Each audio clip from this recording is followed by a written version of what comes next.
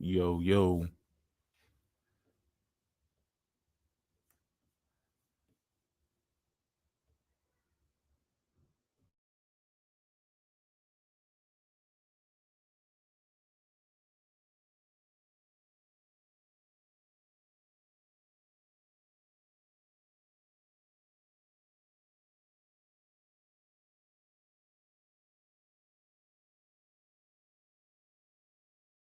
Can y'all hear me? Is we live?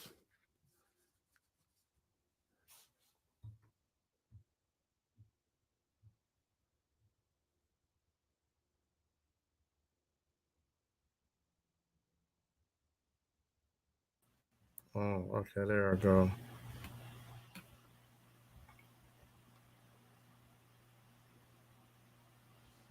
Yo, yo. Okay.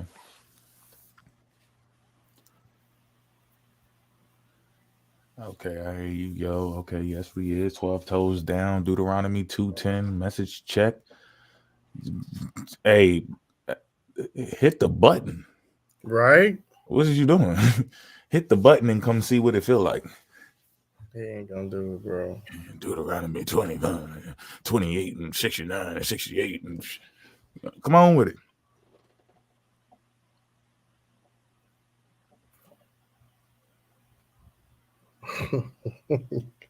He ain't gonna do it, bro. It may look like snow, but it's not. The video shows large particles in the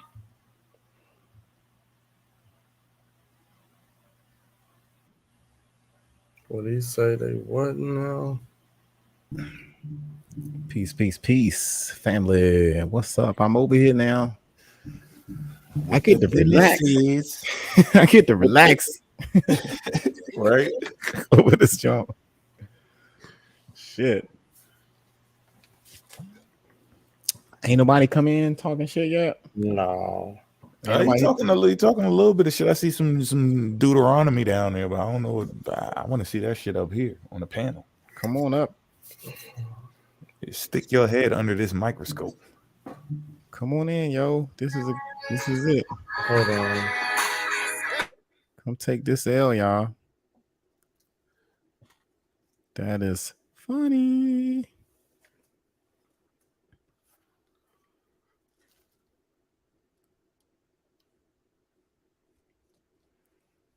Peace to the chat. Peace to the chat, y'all. Thank y'all for crossing over, coming over, and supporting what we did. Shit, pushing what 9-10 hours we did. Jeez, man. Like these shit intense, man. I don't think y'all understand what we put into this shit, and this shit's no joke. So we appreciate you guys appreciating us. You know, liking and sharing. So y'all go ahead and watch that in its entirety, run it back, share it. Whatever y'all got to do to get this information out to the public, you go for it.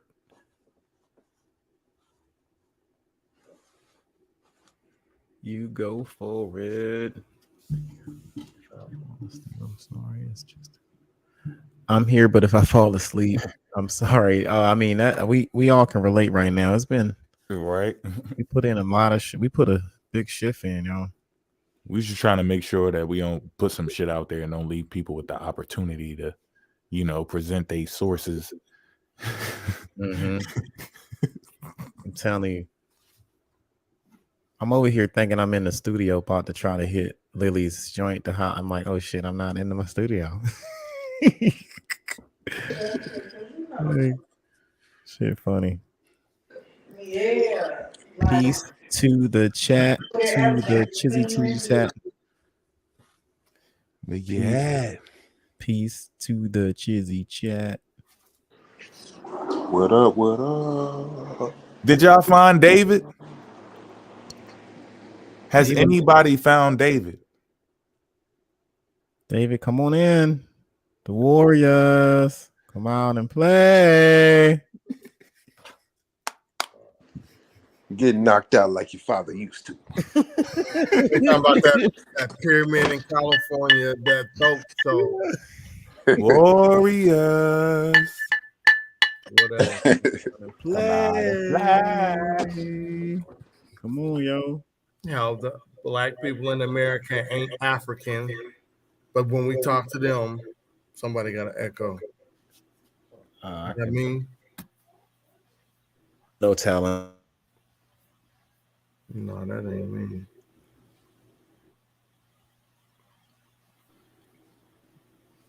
We're good.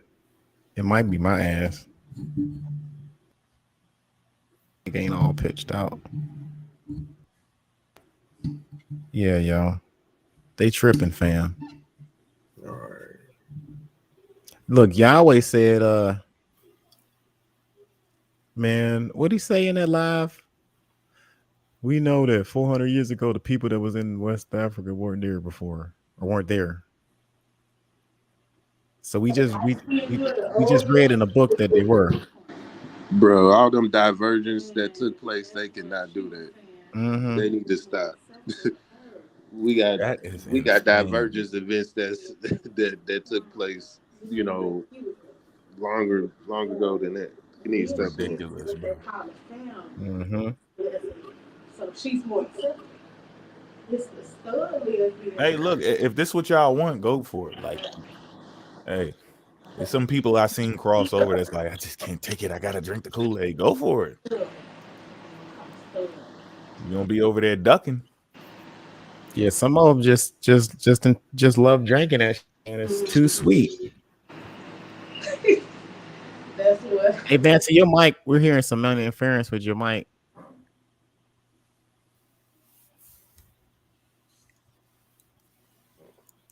Yeah, they just want to talk on TikTok, bro. Yeah. That's what that is. I noticed that a lot of them do that. They want to get on TikTok and talk. And then they want to say, well, go look at my video. Go look. No, nigga, we can come over here and look up the source. Fuck the video. Yeah. No time for that shit. Check out my video. Like, look at my hypnotism. Yeah. I think Earth Look Speaks at my is a prime microwave example power for that shit. You know what I mean? Like he's known for doing shit like that.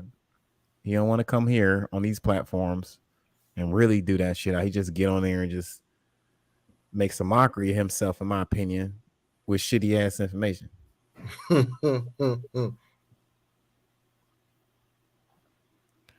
link is in the chat. Ain't nobody coming in here. Yeah, they not, bro. Hold on, I'm gonna go live on TikTok, bro. Hey, don't be afraid. Don't be let's afraid, go, man. I got time today. Do not be afraid. This is your time to shine. Debunk us. We've been talking damn near 24 hours of shit straight. Please come in here. 24 hours of straight gas. You can't pull nothing out that motherfucker. Straight nothing. up. A smidgen. Let's go. And it's got to be what we talked about. Well, y'all say something for 20 seconds, we'll deconstruct that shit. We've been talking for 20, and I'm just counting the two, relative presentations. We got more than that, but I'm saying these last two that were hyped up and promoted, and people know about it. They were watching it on their lives. We've seen people acting like it was about to rebuttal it, but it drifted off somewhere else, and y'all started smacking each other upside the head because you're frustrated because your shit in checkmate. But I'm trying to say, like, that's 24 hours of straight cap, right? According to you, it's 24 hours of cap. We can dissect and create presentations off of less time of your cap. Mm-hmm. You should be able to do more with 24 hours of cap. I'm saying. At least. What the problem is? So the link is in the chat. Yes, the link is in the chat. Don't be scared now. Where you at, David? Let's come on over here, David. Come on over. Let's have a discussion about all this crazy shit you talking about. David, come out and play. Let's go. Let's go. David. They just want to stay on the TikTok, bro. That's their little safe You place. know how damaging it is when you tell people something, but then you got to leave TikTok and actually look it up in front of the people you've been saying is actually factual, and then it debunks you. Mm.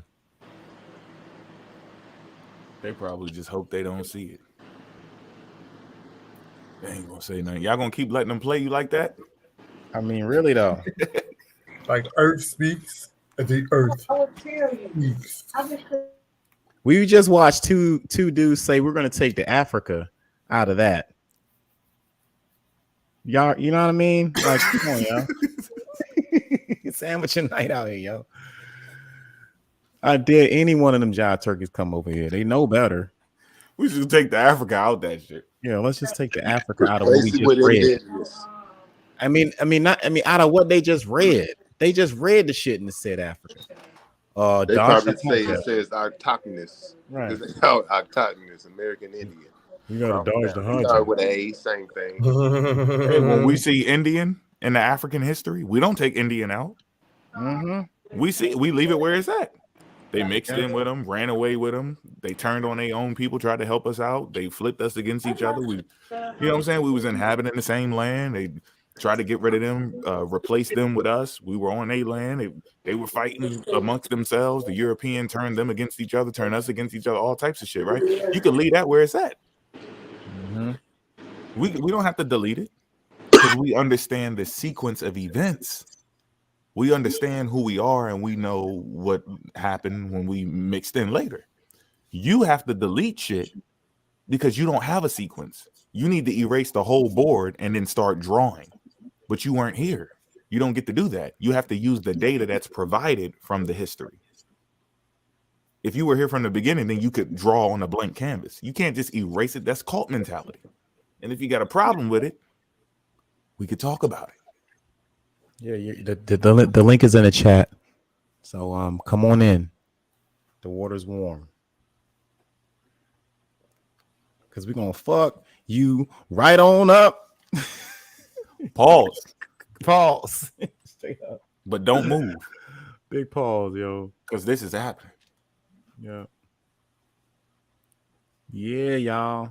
All that shit. And you know, come look at the videos that we put out.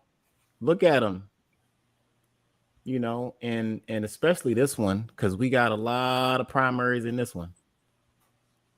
This one I made sure y'all know a lot. A lot. I made sure. This is why this motherfucker doubled all the primaries all day, just to let y'all know I wasn't playing with y'all. Y'all lucky Sutton didn't get up there because both of them. I ain't got it in there. I'm not gonna say nothing. I ain't got the book in there. Dude, it don't matter. You still got it. Saying, yo. Yeah, I do got it. Those are the people speaking for themselves. That's crazy. I think we need a part 3. Oh yeah, it's coming. Look, I already told y'all. Part 3 coming, y'all. We just getting started. Yeah, yo. They probably see Africa and black in the book, and they be like, "Why is this not in the back of the book?" They can't get away from it, bro. You got the slave narratives. That's the people's first-hand accounts. And then you got the Underground Railroad by William Steele, who's a black guy. That's in the PowerPoint. You can't run away from that. We got you at all angles. We got the DNA. We got the ships. We got the log records. The captain's logs, pretty much. We got the plots. We got the private plots, conversations, the investments. The fucking, everything. We got it all. The indoctrination. Everything. Right. But y'all want, are black people in America, are they from Africa or are they Indians? What the fuck type of shit is that? You prove it. Fuck, we gotta prove it for. That's the thing, man. The link is in the chat. Link is in the chat. Right. I'll give you. Hey, look, you could keep some Indian. I ain't worried about it. You ain't gonna tell me I was always Indian. Because according to the science we dealing with, you can't even tell me the Indian was always Indian. Mm-hmm. You see what I'm saying? Like it's they don't know how much they got to deal with when they do that. You're not just it's deeper than taking away from the cultures from the last couple of 100 years. They even messed up with the fruit salad. I mean, with the veggie salad. I mean, thinking that it was the. Did y'all see the Dalmatian dog? If you've seen the face of the Dalmatian dog when y'all replay this, go pull up some maize. Mm-hmm. Pull up maize and put that shit right next to the face of the Dalmatian dog that went through the same type of human interaction of artificial selective breeding. Damn. And it came up with all these defects. It's the same thing with your blue, white, red, corn, all them different colors. The same thing with the Dalmatian dog, and it has all these what's it called? Defects and deficiencies that end up inside of your body. And you can't even break that shit down. It's nothing. And that's why people get excited. They get excited about look what I did to the earth. You're excited that you destroyed the original corn, which is Teosinte. They don't even know what the fuck that is. The original. The OG. But it's gone. You destroyed it to create some shit that you can't even digest and get your energy off of. You just poop that shit straight out. That's a joke in the whole black community. We just shit out corn. Whole. Where you at, David? You corny guy? You like corn? I don't even think You eat corn, don't you? You corny dude, bro. That shit is funny. He came in there talking about corn. I'm gonna destroy these Pan-Africans with corn on the cob. Right. And he's so disrespected when it comes to Africans. Jeez. They weren't even over there eating. We had to give them food. And we had to feed them. They didn't even have their own spoons to feed themselves. We were so privileged than they were. Hey, and I didn't even get to the bees. And I didn't get to the maize in Yoruba. The Yoruba got maize on a pottery. I ain't even getting into that. Oh, the Yoruba? Oh yeah, they think that's like a closed conversation, and it's even worse because that maize that they're drawing will be more related to the ancient corn, not this GMO shit that they bragging about. It's GMO. You're bragging about GMO foods that fucked up their fucking land. Don't get it. Hey, we got corn. Yeah, corn comes straight out. It don't get digested. That shit. Straight out. It comes straight. Straight push. Right.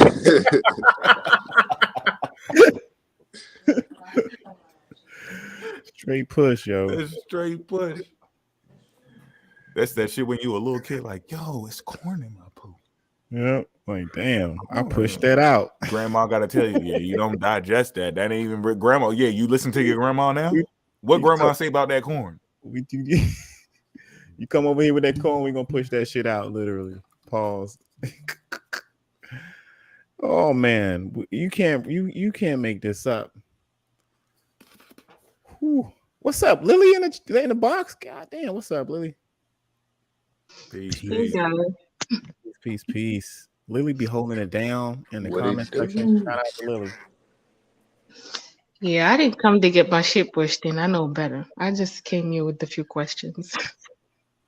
So, yeah, I have 2 questions for Port City and one for Vanta. Mm-hmm. So, Port, as far as the slave trade is concerned, is there a record of any other groups of people being enslaved in the same period that the transatlantic slave trade happened? At this same period, you did have other cultures enslaving other folks. But it's in the book from what I've read and what I've gathered, that the direction of the slavery just kind of changed direction and course. But you had the Arabs enslaving the Turks and stuff like that. You had the Mamelukes and stuff like that. I think this was a little early. The Barbary slave trade, bro. Right. So you had other enslavement going on, but I think the enslavement of the African superseded a lot of the other slave stories that we do here, because you had the at least the East Islamic slave trade that took place, and then you had the Zanzi rebellion of Africans rebellion in Iraq actually, and this is like 500 AD. Mm-hmm. So I mean, the African enslavement have been going on for a long time, but there once was upon a time where you know that the Slavics and stuff like that, the word slave and all that, they'll tell you that a lot of the Mamelukes came from that Slavic region and stuff like that as well. So as far as the Americas, it's only the Africans that's the documented. From what I read, it was Africans, typically from the coast of Africa. The enslavement of Africans was initiated on the West Coast. We're talking about West Coast American slavery was initiated by the Portugal. They came into the Angola and Congo, and they converted the king to Christianity. So a lot of those enslaved Africans that you see in the Americas were from Angola, from the Congo, and you have records of that in New Netherlands in the 1600s, where Peter Stuyvesant, we talked about last week, he signed for enslaved Africans from the coast of Guinea. So that went on. As far as this documented, we have 1441. You had Prince Henry. We talked about his father, William, as well. So this goes back as far as the Atlantic slave trade and stuff like that. It's just what happened was those colonial ships kind of increased the frequency at which Africans were enslaved, because once those sugar plantations and stuff was set up and colonized, the need to have Africans to have a workforce and have a labor force to be able to do that work. You know what I'm saying? They needed a supply of Africans. Now, initially it was the Indians, because when they came over here, you had the indigenous over here and stuff like that, the Tainos and the Arawaks. Those were the people that Christopher might have came in contact with. Those are the ones who had the horsehair.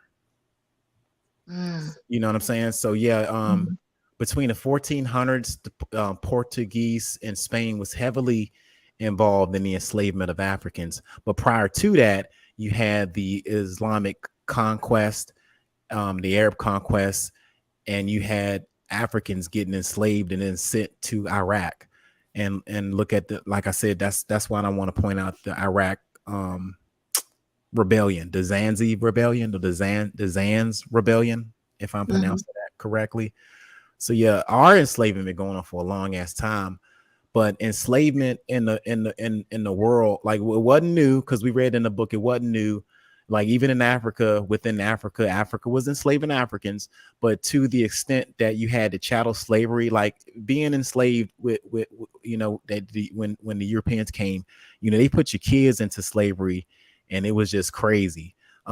Within the continent of Africa, you had different tribal communities that looked at enslavement differently.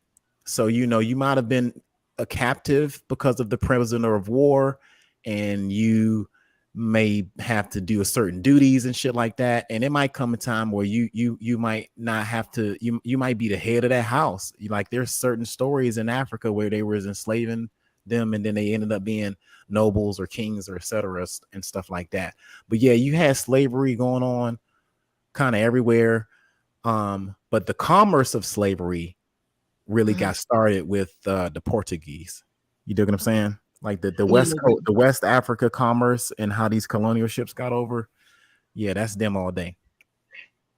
Oh, thanks. I got one more question. So the Moors. Mm-hmm. Um, so you mentioned something about them being, the middlemen as far as the slave trade. And the Portuguese, if I'm not mistaken, they wanted, fresh off of Africa Negroes in the Americas. Yeah. So what's the connection that the Moors have to America if they claim that this is their land?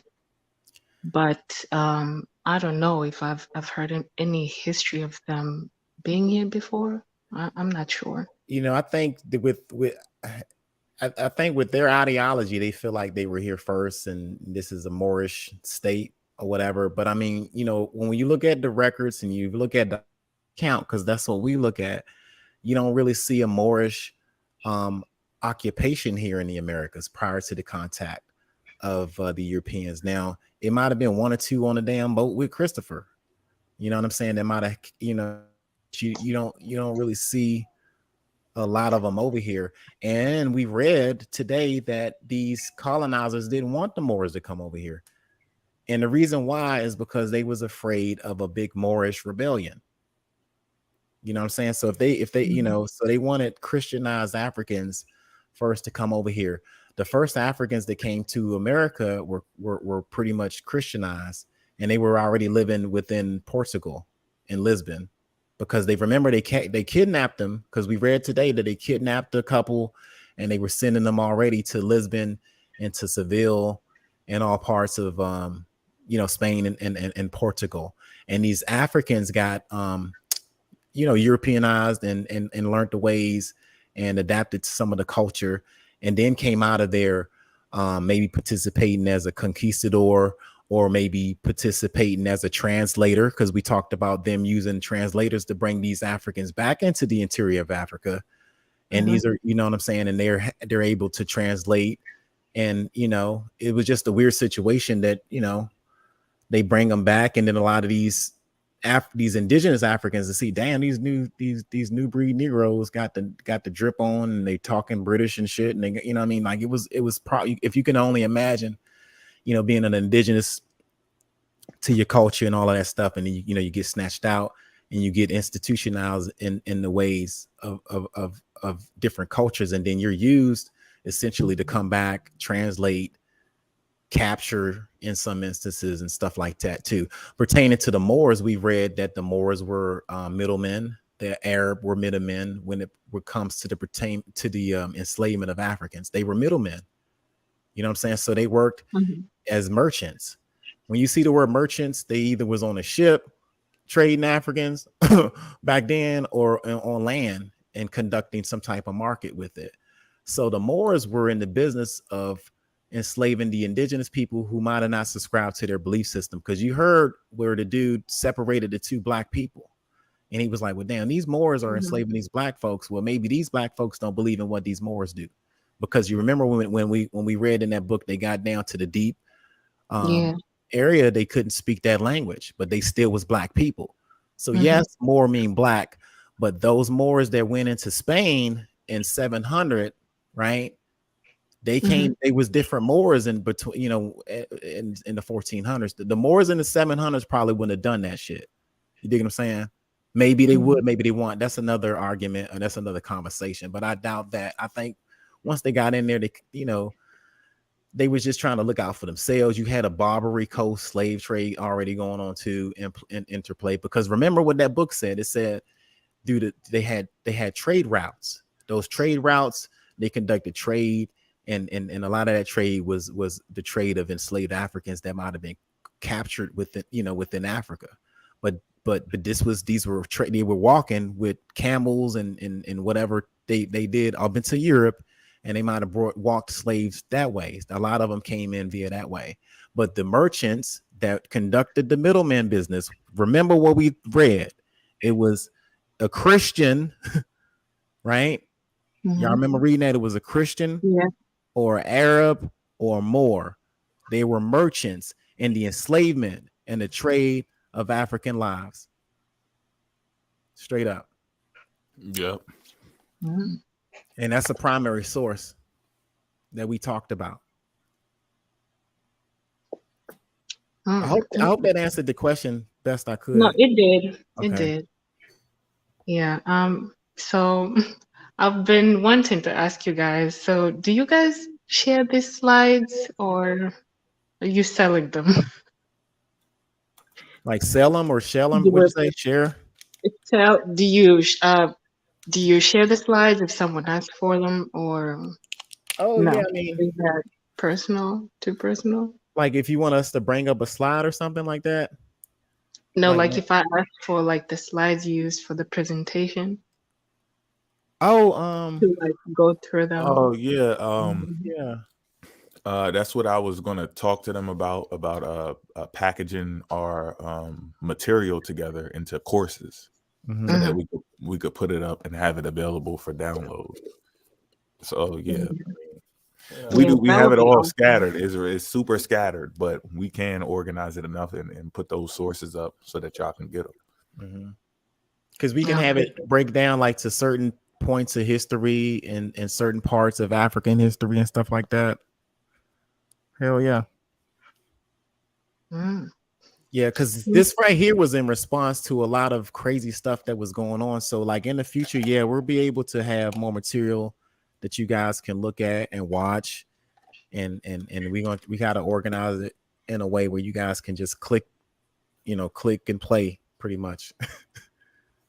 And sit back and chill. Yeah, that would be awesome because this is a lot of dense information that I feel like I would need to go back and revisit and like see. Yeah, we said y'all got to get y'all pen and paper. Yeah, you got to, man. I mean, because I had to too. Like I had to sit down. I had to open up each book, and just point out each things that was pertaining to what I was talking about. Like it was pretty comprehensive. I'm not gonna lie. And just finding this information and stuff like that. We pretty much researchers right here. You're looking at a team of good young disciplined researchers. And I use the word discipline because we can come together like this and not argue and not break up. Our team is still tight. Their team broken up. I mean, you can just see is the information that we put out is pretty ironclad. We just collect the information. So yeah, we got the religious presentations that are coming up with Mo with his book and stuff like that. That's gonna be a thing. I want to talk about how Christian, because this is a lot. It's really heavy because the way this shit down is you got to explain it several times in different ways. I want to talk about how Christianity came in there because that's something I need. I'm gonna need Mo with that part. And Bro, you missed that shit. We did that shit a long time. Oh, you gonna be able to come back on my shit because I want to talk about the knights, the order of Christ. I'm sorry, the orders of Christ, or the Knights of Christ, or the Knights Templar, and all of them motherfuckers. Knights Templar. Like the family needed to see all of this packaged up again. Because those were the ones that Portugal sent to Africa first. It was the missionaries. Remember seeing that boat, the Caravel, with the damn cross on it? See? They brought all that.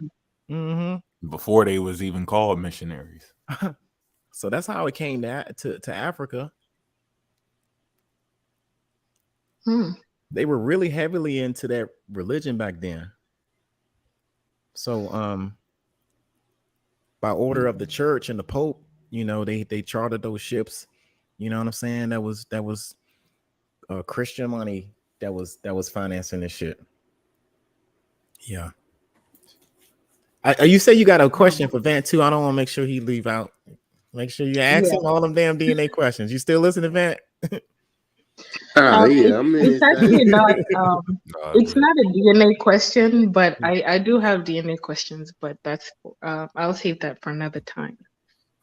This is for the presentation that he did, and he said something about the Aboriginals being separated from, I don't know if it was the rest of the other Aboriginals by the Central Desert. I was just wondering where this desert was, because the slides was moving up too fast. I didn't get to see it. I can send that to you, the article. But yeah. Put your email in the back chat, Lily. Yeah, go Okay. to the private chat and put your email, and he'll send it to you. But yeah, they was getting into a couple the divergence that happened with the Australians as well. Yeah, it's always due to climate change. But yeah, I think that I don't remember the particular desert, but yeah, that was the issue. I had to reread it too, because like I said, I'll be reading that stuff with y'all. I just can break it down. Okay. Thank you, guys. Thank you so much. I appreciate what you guys do. It's very important. Yeah, and I And just the wanted to. what you guys do is very professional. Oh, you good? You good? I just wanted to throw out there for just a little bit of understanding about the Australian DNA. Just like the out of Africa theory, there's a you could think of it kind of like a reset. It's more complex than that, but once they get to Australia and they're separated from everybody else, they're in that land, and then from there they do the same thing that happened that took them out of Africa. You see, they're splitting off after they're so they're diverse already from splitting off, and then they start diverging from themselves. Mm-hmm. They're like starting off a whole new migration after they separated from the people that, after leaving Asia, Europe, and Africa. So it's like the same. It's like history repeating itself.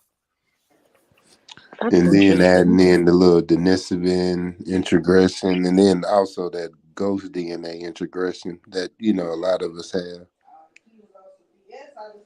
So yeah, but that was perfectly said.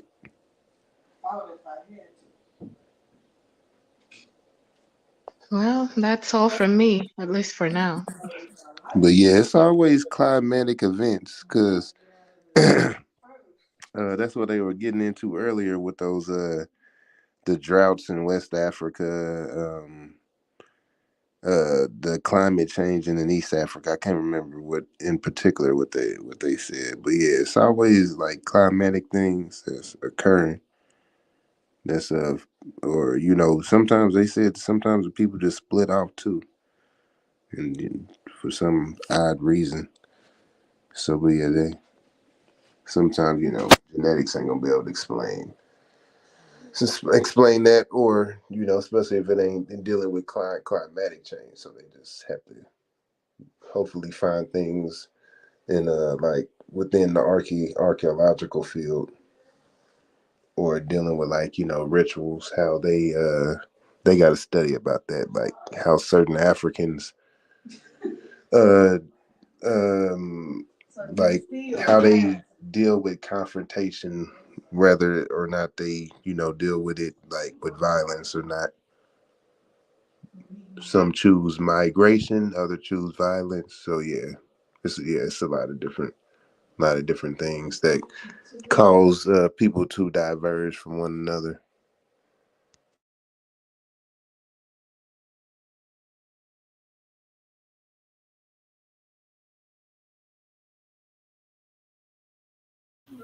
Yeah, let's get some feathers in the chat. If anybody wants to come in for the Q&A, or you got any Black Indigenous that think they want to smoke, come and get it. I mean, the window's still open. No, we got to stop for they think we bullying them or something. They ain't. It ain't personal. They know what it is though, but they know what was happening. Yeah. They should know. If they wanted to come up, they would have came up. David been screaming for the longest, and they. You know what? David ran him off, Mo. Who? No, we did. You ran him off, man. He went over there to the YouTube, and I'm telling you, that's exactly what happened. Naturalism and Yahweh was watching it, and they was watching our first videos up until we started getting into the Egypt with American. Like, oh, I fucked up. I ain't fucking with them with religion. Mm-hmm. Hey, David ain't go as far as everybody else went, so he could have stepped up and just had a conversation. Yeah, David could still come up here. I mean, they ain't personal. Yeah, he got enough humbleness left, He getting out of pocket. They trying to gas him up, but he still got enough time to be like, look, let's talk.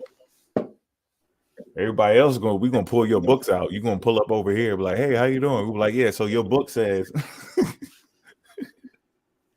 real quick. Mm. Robert never came back. That's it. Did he actually say on him? Yeah, fam. Y'all already know. Link is in the chat. Come on, stop by. Ain't nobody coming.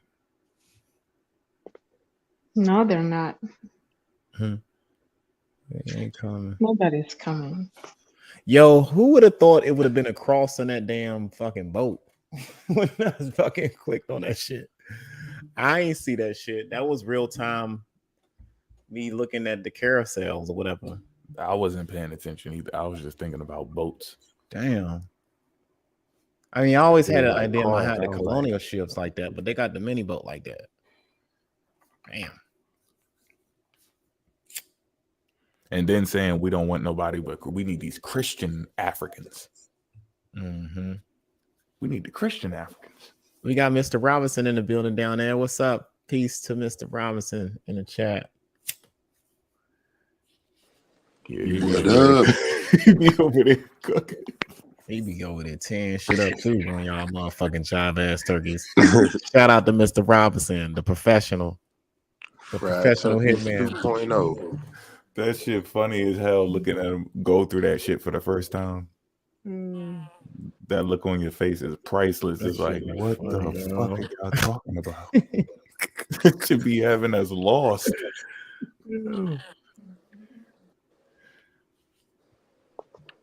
Mo, I have a question. Yeah. So especially with them using religion to convert everybody and then enslave them, doesn't that make a case against us participating in these religions, especially now, years and years after these things happened? Yeah, that's what we were talking about earlier when remember when we was in the lives and we was like, man, we need to get this shit out the way so we can get back to religion. We dug so deep into this shit, like we knew that it had something to do with Portuguese pulling up and Arabs going into chasing people back to the East Africa and warning them like, yo, the Muslims after us, they trying to convert us, and the Portuguese coming into Africa and everything. We knew about it, but we never connected it to like all the way to like, this is probably what the issue is from the jump when they're requesting, look, you got some slaves for sale? Cool. We're going to pick them up. We're going to put 6,000 down. Boom. When you get over there, make sure they're all Christian. I don't want anybody but Christian slaves. That's it. So the reason why they wanted that is explained through our behavior today, how we're still trapped in it. Because it works. They knew like this is a powerful program. If I can get somebody who's a Christian, I can keep their mind gone for so long that they won't even know where they at, even once they figure out what I did. Because they'll start thinking that they're the character in the book. They'll switch sides with me. Oh no, I'm the chosen one. You're still screwed because you're still in the story. It don't matter if you're the slave or the chosen person. Each person is a bad guy in the story. Each person is a scapegoat because the Godhead is the one that's in control. That's controlling the whole thing like a puppeteer. So yeah, it's all intertwined. It's all connected. The slavery wouldn't have worked if the people who fought for their ancestors were still alive, no matter what spirituality it was. Once you cross over and you're believing this other comic book story, you have no ground. You're not connected to your mother. You don't even feel the death of your father and your mother and your cousins and uncles and people who came before you that you probably watched. You watch their lives get taken. You watch them sacrifice themselves. You watch them fight and lose, and you're holding on to this other hope. And sometimes that hope is false hope, and we still have the same thing today. Whereas we can't get our people over here in America to connect back to their roots because it's too hurtful what we've been through, and they just want to give it up and go, you know what? Some angels gonna come out the sky. We're actually the chosen. Matter of fact, I didn't even come over here on the boat. I was already over here. They're erasing all trauma And that's exactly what happens to you psychologically when you go through something. You kind of like erase it from your mind and cover it up. And that's exactly what's going on, you know. So it's all these things have to be nipped. The history is tied into the religion, and it's also tied into the terrorist acts against humanity. Like that's what happened to us. These are terrorists that were terrorizing us throughout history. You know, so you know we can't sugarcoat it. And their technique was just different. They're not just jumping out of a helicopter, you know, just putting guns up to you. They psychologically approached you. They had plans, as you heard when Port was reading through those documents. They're saying like, hey, look, you was a Christian. Okay, cool. Oh, you got the Muslim. Oh, well, he need to stay with us. Well, you gonna go get him? Yeah, we could trade him. All right, bring him back. Okay, so well, if I turn you in, what you gonna do for me? Like there is a whole business behind it before you even meet up with those people. They analyze you. What are they doing? Are they aggressive? Okay, I think we could take them because they're not aggressive. So we could, and they're writing letters back to other people saying, look, forget those people over there. If we go attack these people, I think we may be, you know, we might have a better chance at getting more cargo. You know, this is their property. We may have more people if we attack them because they're less likely to attack us because they're peaceful people. So they were targeting people by how they behaved, and they would send people in there and they're like explorers. Exactly. Expedition. We come in to trade. We want to know what knowledge you got. We want to learn your ways. That's all fake. They're coming in to study you, and then they're going to infiltrate, and then they're going to take over, and then turn you into a commodity. And that's exactly what happened. We read it today, y'all. Is there a place they enslaved where they did not take religion with them? I don't think so. Say that again. No, I was just saying, is there a place that they enslaved that they didn't take religion with them? I don't think so. There may be a few, but it's never going to compare to what you can, like the effect you can have on somebody when you actually indoctrinate them. Because you could have people just beefing with each other, and then you could take advantage of that situation, and that could get you a little bit of leeway, right? That could help you out a little bit, but eventually they're going to catch on to it. They're going to be like, okay, look, man, forget both of y'all. Like, I'm against both of you. But if you have those people controlled, you got rid of the elders, they're not talking about their knowledge, we need to break free, you don't even think you're a slave and none of that. You're just thinking about this story, like he pointed out in his book earlier, where he's like, oh, this is a curse. This is different from someone approaching your land and just attacking you. And it's just, you know, a fair fight. If I win, I win. If I lose, I lose. And that's it. When it's like this almighty power punishing you, they're overriding your natural way of thinking. This isn't you defending yourself. This is you trying to figure out, okay, what is my purpose? What did I do wrong? You're in Stockholm syndrome, trying to figure out what did I do to be put in punishment by this God who sent these people after me that I have to be ruled over by. And then they say, you know, you didn't follow the laws. They give you the Bible and you keep trying to figure it out. And here we are, 2023. Everybody's trying to crack the code and figure out how to follow these indoctrination pieces of literature that they gave us and figure out how to do it right. You know, you got people who go into outer space. You got people who think it's part of their heritage and their family. You got people who think you can use numbers to crack the code. They got the Holy Spirit. They can read it different from you. All types of different ways to do it. But nobody has ever actually broken this so-called code in this word of God matrix and then set their people free. It's just something that you keep on trying to do and you never succeed, but you're still under the foot of your oppressor the entire time. You can make a cult and then destroy your own people, but you won't get out. You can just create false hope.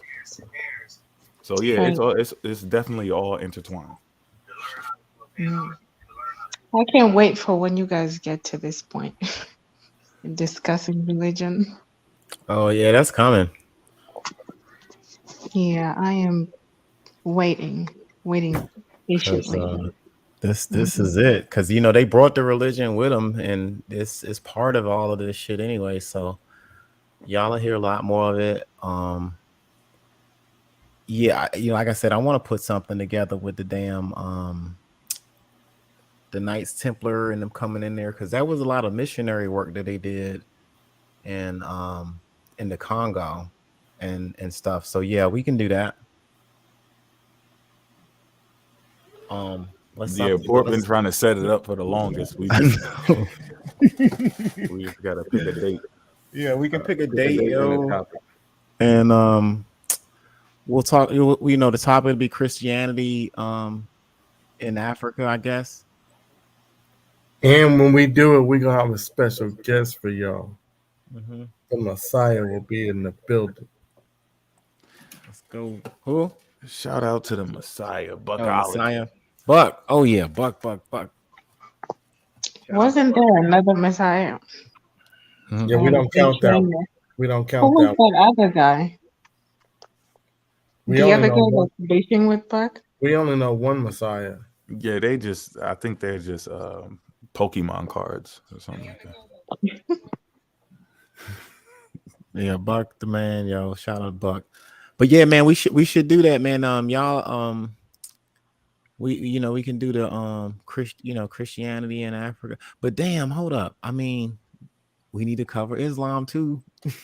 Oh yeah. Are we gonna I got some more stuff to dig into that. I'm looking at this I gotta be. Islamic scholar, and he's trying to say that the Islam that we are practicing, that it didn't originate where we think it originated from. Well, that's something we can dive into. I think he put it in India. Mm-hmm. I gotta check the source because I think I don't think he put it in the Middle East. I think he put it in India. That's what's up. Asia, yeah. Yeah, we can cover that. I guess after the Christianity jump, because the Christianity is just that more applies to the Western standpoint of how things went in history. So Yeah, but I need somebody in the chat to go to Swarthy Gemini. Schwarthy. Yeah, that's his TikTok name. Don't always change his shit. And tell them, hey, we in the YouTube. They want to come. They can click the link, and they can come in. But it seems like all they want to do is talk on TikTok. They don't want to pull up the source. None of their sources. Yeah, they just want to argue and create some type of show kind of shit. Bring the sources. Link is in the chat. Let's go. Come on. Let's go. Ain't nobody over here fumbling. Right. Come up and hey, look, you ain't even got to show no sources. Just talk. Speak your piece. Link Either way, your shit gonna get pushed in. Link is in the mofo chat. The Liz Inc.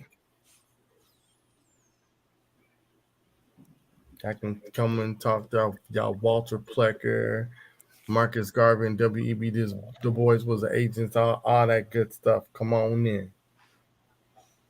Just put your toe in the water. Just tap it a little bit.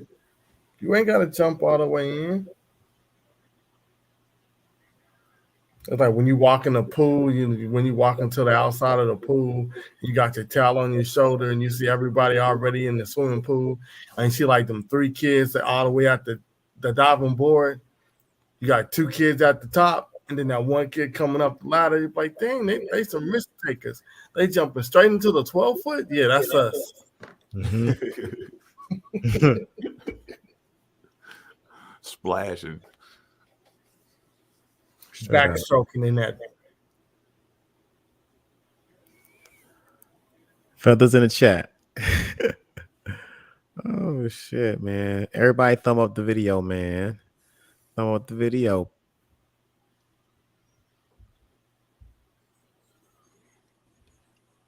Hey, if you got questions, you can ask questions up here or you can ask them in the chat. It don't matter if you shy, you don't want to come up here. Shout out to Lily for jumping up here, asking them questions. Good questions, Lily. It took so much courage for me to do this. I'm not big on, platform. Yeah, those are good questions.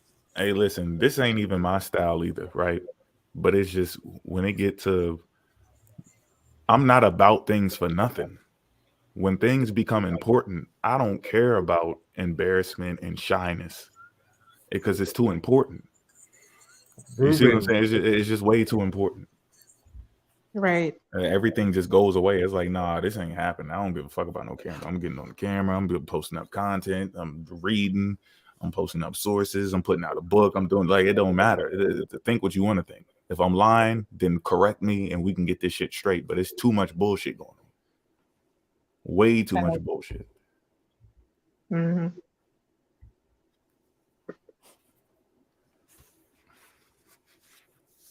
And who the hell would we be if we just let them sit here and keep talking to us about stupid shit we already figured out?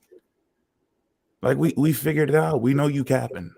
We understand what you guys are suffering because you disobey God and everything. And we're sitting here praying, the most humble people, listening to your every word, going through the suffering. And you're getting away literally with everything: murder, terrorism, poisoning, like war, starting wars, crusades, changing the scriptures. We caught you changing scriptures and justifying it. And that's the word of God.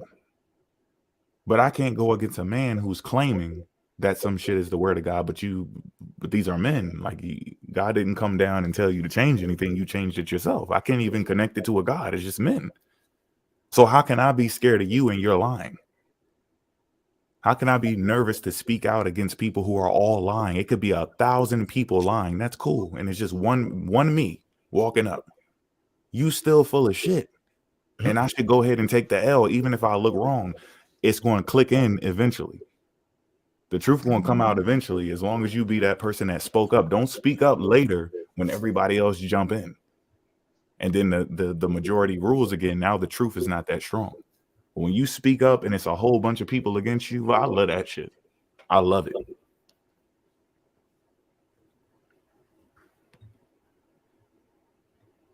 We got 2 people at the bottom. I don't know how to get them in. Where? In of YouTube?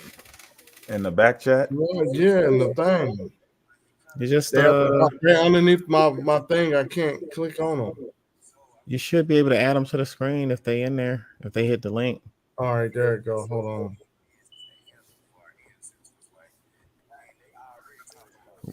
Shout out to Robbie. What's up, Robbie Rob? Hello. What's going on, everybody? Peace, fam. What's good? Peace, everybody. Peace, thick, back, bold, and beautiful. Peace. Hello. Good morning. Peace. Peace. Good morning. My mama said. Oh, I was gonna let her go before I drop this question, but I do want to say that it was a great presentation. I was in and out all day. Had a lot of stuff that I had to run, so I'm gonna have to go back and see all the information that was presented. Good deal, man. We missed you today, man. You can be a part of the next joints too, yo. Yeah, come on, man. You gotta hit part 3. Hell yeah. Definitely. I've been working on something, but I had a question just to make sure that it actually I'm looking at the right thing. So I've seen a video recently, and they were talking about the Indians were speaking Hebrew. Mm-hmm. The source that I saw them do was I think it was around the 1600s, and I wanted to make sure. Is there a source for that? Who's speaking? Who said they were speaking Hebrew in the 1600s? And what region of the world were they? I believe it was South America. I got to go back. I'm trying to find the video, but they were saying pretty much when the British came over, they found a tribe that was speaking Hebrew, and they thought it was one of the lost tribes. They found a tribe in South America, right? And they were speaking Hebrew in the 1800s. No, I think it was around the 1600s. You got the video where they said that in it? Yeah, I'm going back. I'm gonna go back, but it was I'm not gonna say his name now because I'm probably gonna blast him. But a Son of hint, David. he was the one Now, that flipped the map. He was the one that flipped the map.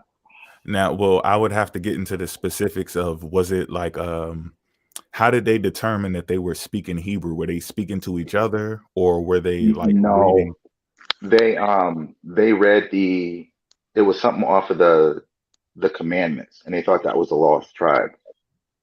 They were reading off of a text? No, their speech. So they were saying some kind of the language, and it was pretty much saying a little bit of I guess it was the commandments or something. Mm-hmm. But I wanted to make sure, because one of the And things that I yeah, go ahead. and it's 1600s. I believe it was the 1600s. They 16. sent yeah, let me see if I can actually look it That's up. But I wanted actually to, that's a big enough window for people to have because that's where it started at in South America, right? So that's a big enough window for people who are speaking, because Hebrew wasn't dead, right? I would say Hebrew is dead, so they couldn't be speaking it as a language amongst each other. Like, it wouldn't be like their lingua franca. If it's their lingua franca and those tribes are down there speaking Hebrew, that is something that is very important. But if they just knew like quotables, if they quoted certain things and they had certain things mixed into their, like, loan words mixed into their language, then that's obviously somebody trying to indoctrinate them. They're reading off of a script, because Hebrew was around just for a religious literature. The language survived only through the Hebrew Bible. It wasn't a spoken language. That's how it died off and tried to get resurrected twice. In the 3rd century, it kind of withered away into religious literature, and then it was resurrected I think in the 19th century as a spoken language. But it survived the whole time as a religious literature or literary script. okay. Oh, I think I might have found it.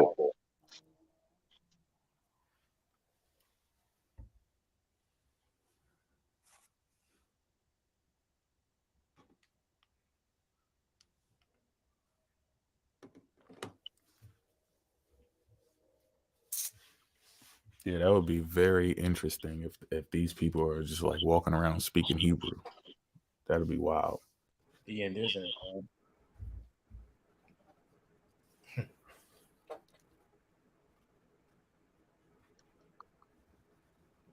Paleo Hebrew.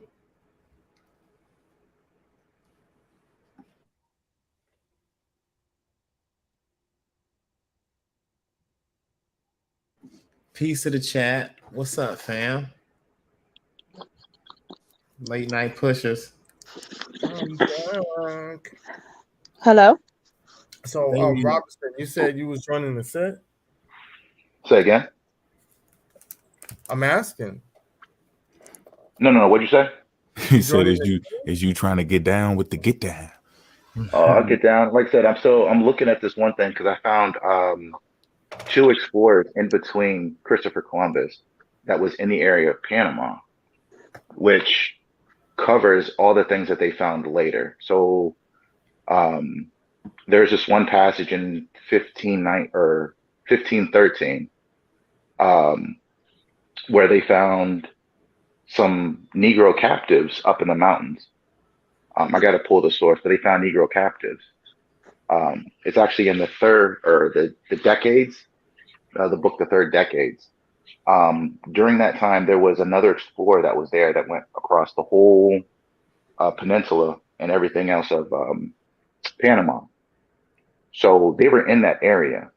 So what it looks like is nobody really talked to each other. Spain didn't talk to the British, and they were coming off of one viewpoint. But like I said, I'm tracing that one now. So I found the explorers, I found the pirates that were in the area, found the ships that might have been shipwrecked right in Panama. So pretty much. Year is this? Huh? What you got a year on that? Yeah, 1501, or actually from 1500 to 1511. And this is where the inhabitants are speaking Hebrew? No. So that came about in 1600. Okay, so what's the 15? So the 1500s actually when the Spanish explorers were in the area.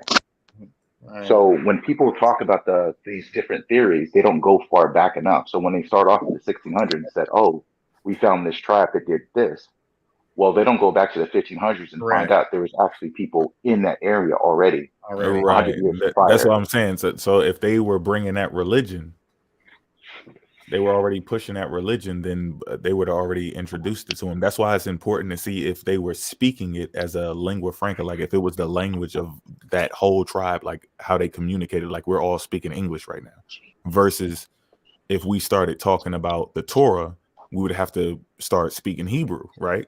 And then talk Mhm. about what that means in English. And then even if we use the New Testament, we got to go into Greek and then go back into English and see if everything still lines up. So if those people are just reciting things that somebody else told them and they're speaking Hebrew, because they, like Port was pointing out earlier, people would come over with multiple translators. Correct. And it would be easier for you to teach them how to speak it, just reading the text versus trying to explain it to you in English, which is a completely different language that has a lot of loopholes and forked tongues in it.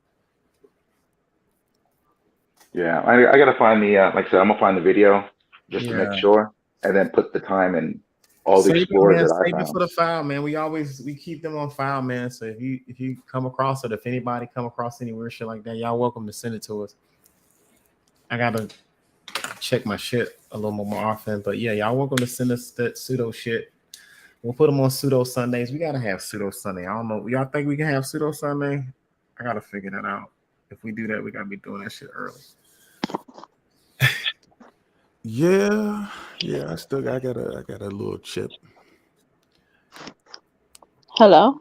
Hey, Hey. Big Mike, Bo, Peace, Bo, peace. Hey, hey. How are y'all doing? Good morning. Good morning. morning. I want to say I very much been enjoying these presentations, and it's very much needed since they want to take away our African history in this country. This is some good information for the kids to see. Thank you. Yes. I have a question. It could go either Port City or Mofax. Since Africa was colonized and they went through their ordeal, and they were able to still hold on to their culture, their food, their language. And the so-called Black indigenous say they're indigenous to this land, and they don't have their language or culture or their own food and anything, because they always say that they was never slaves, so they didn't have anything holding them back. They was free men. They was never slaves, like they other themselves, like look down on the slaves in a sense. Mm-hmm. But how are they, like how Africa was able still to maintain their language and culture and everything? How come they don't have their language and culture? If this is their original landmass. That's they fronting.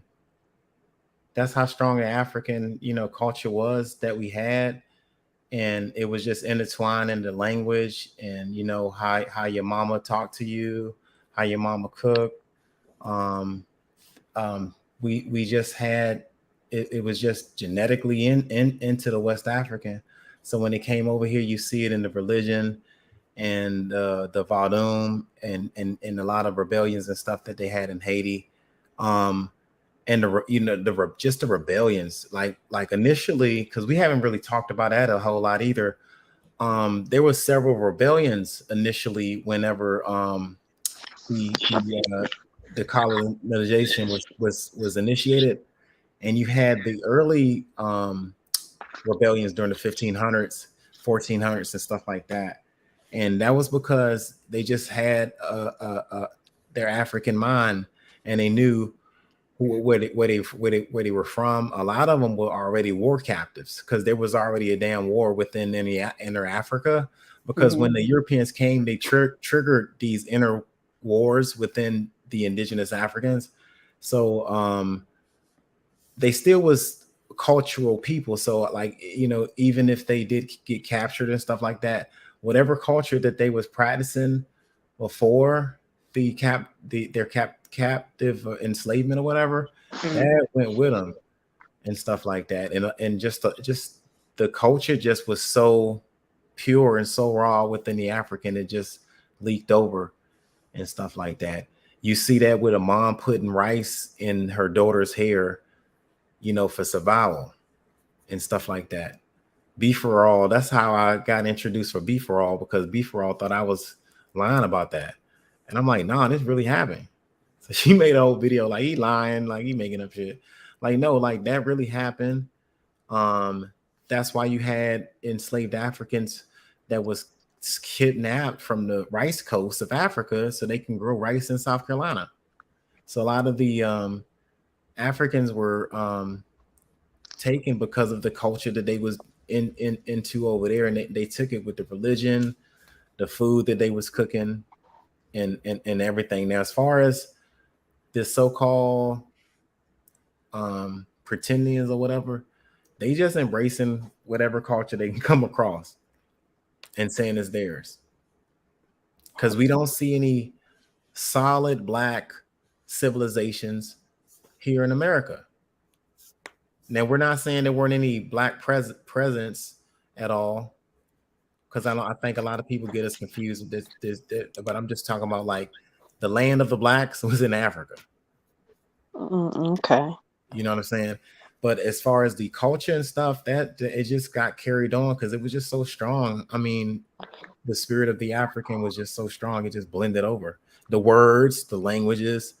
What's the word? Is like tote, the word tote, like a tote bag to carry. That's an African word. There's a lot of African words that's intertwined with the English words and stuff like that too. But yeah, I hope that answered your question about the culture. Okay. Because I wrote down a couple of questions and I don't want to, you know. Yeah. For MoFax, I have a question. Can I add something to that? Mm-hmm.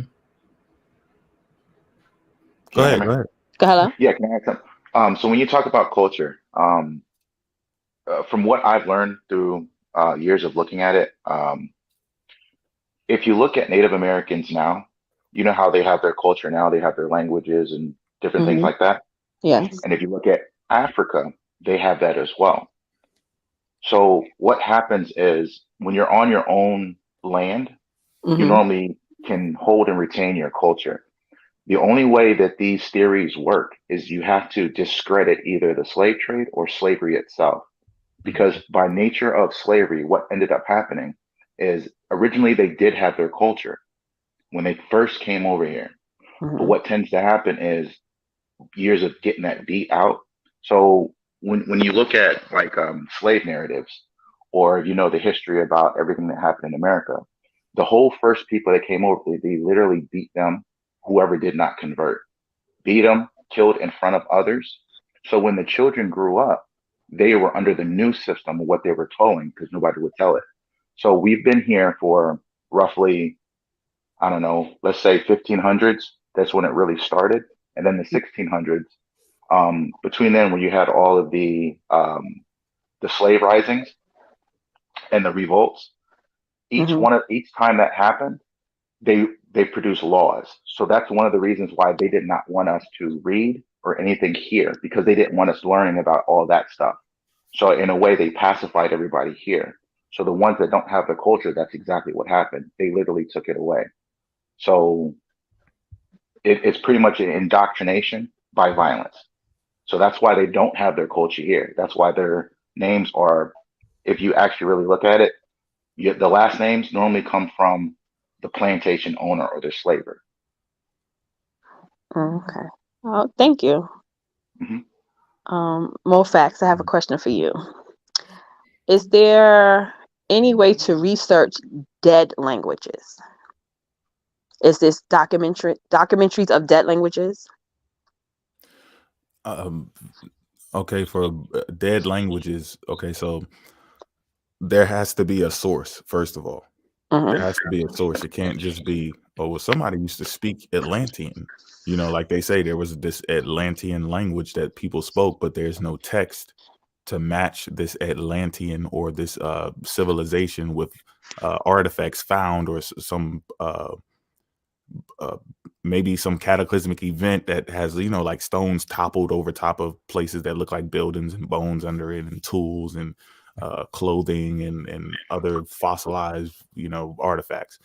If you don't have that, and then writing to go with it, then you don't have a people, um, you know, uh, a civilization that has reached, a certain point, because there's civilizations at all different parts of the spectrum. But if that civilization is not advanced enough to have reached that point where they're writing a language, then it still wouldn't make any sense. So you still wouldn't look at, a little scribble scrabble on, one stone, and you got 20, 30,000 people in that surrounding area, but you just got this one stone with some writing on it. That wouldn't make any sense. It's obviously not in place.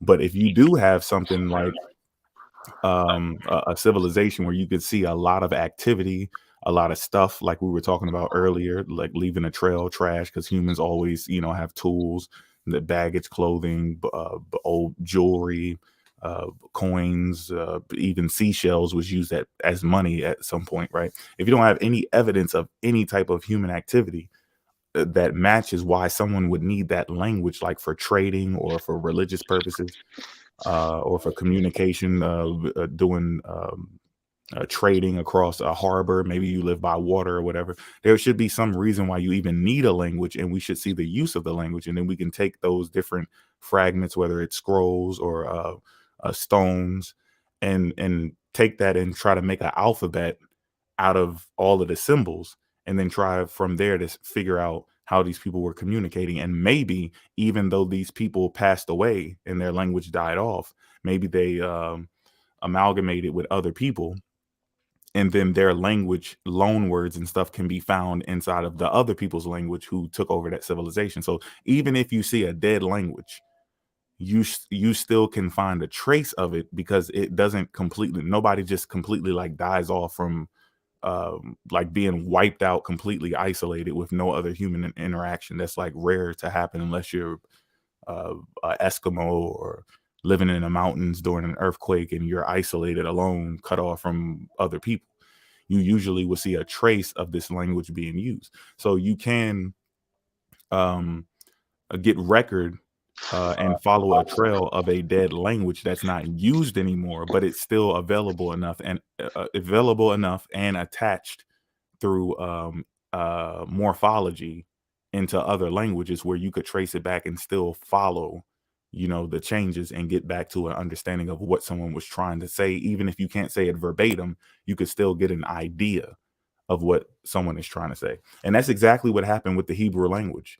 The Hebrew language was stuck in a religious form, and you could speak it, but not necessarily in a conversation. It was more as it was stuck in, we're just reading scriptures, we're singing songs, we're saying prayers, and we're reading scriptures, and that's it. It's not for the daily communication when you're out in the market, you're going out on a romantic date, you're helping your kids with their homework, you're doing business with someone, doing a business deal with trading some fruit or some shit like that. It's not used anymore. So as long as you can follow that sequence and it's alive through something, you could trace it. But dead languages, as in like Atlantis, and it just comes out of nowhere, or the Mayak languages and all that, no, that stuff is just nothing. It's not connected to reality. Okay, thank you. I have another question for Vincent. You stated that with 17.1% of African American DNA is ghost DNA. Do you think it could be because that since we have admixtures in us, it could be from that?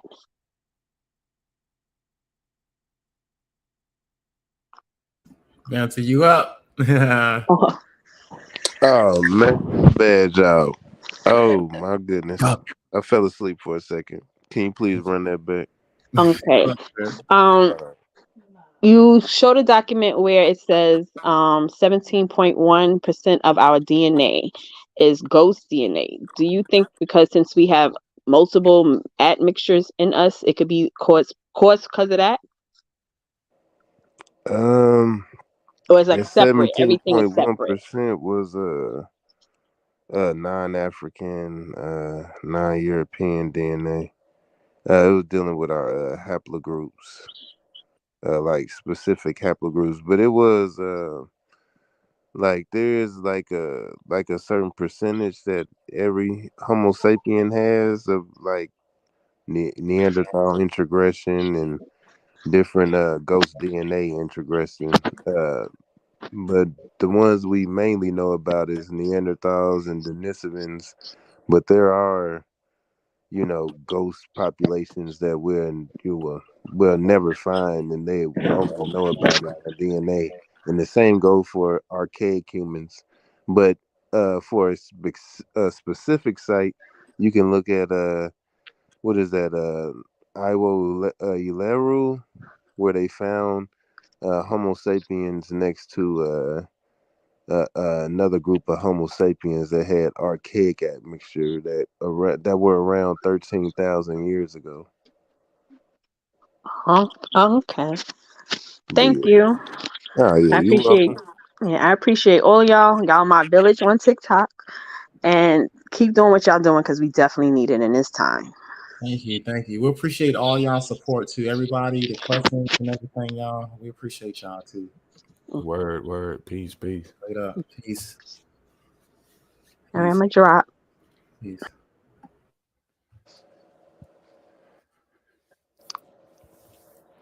Peace. Right Hey, on. but Robbie, you ain't answer that question, G. Ain't nobody coming in here. They do the damage though. I appreciate those questions. So them questions was on point for sure. And if I don't know it, I'm gonna be like, I don't know it. I'm not gonna tell y'all some straight ass story that's gonna be like leading y'all to conversion. So, are you presenting anything or no?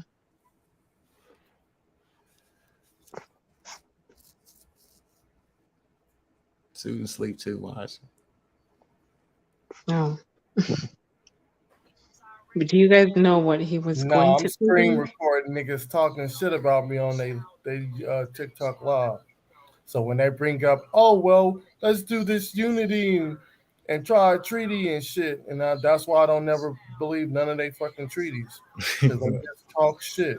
Man, fuck them. Yeah, don't even worry about them, dog. We just did a crazy ass presentation. I wouldn't even sweat them, dog. We're gonna stick to the song. We're gonna stick to one song on.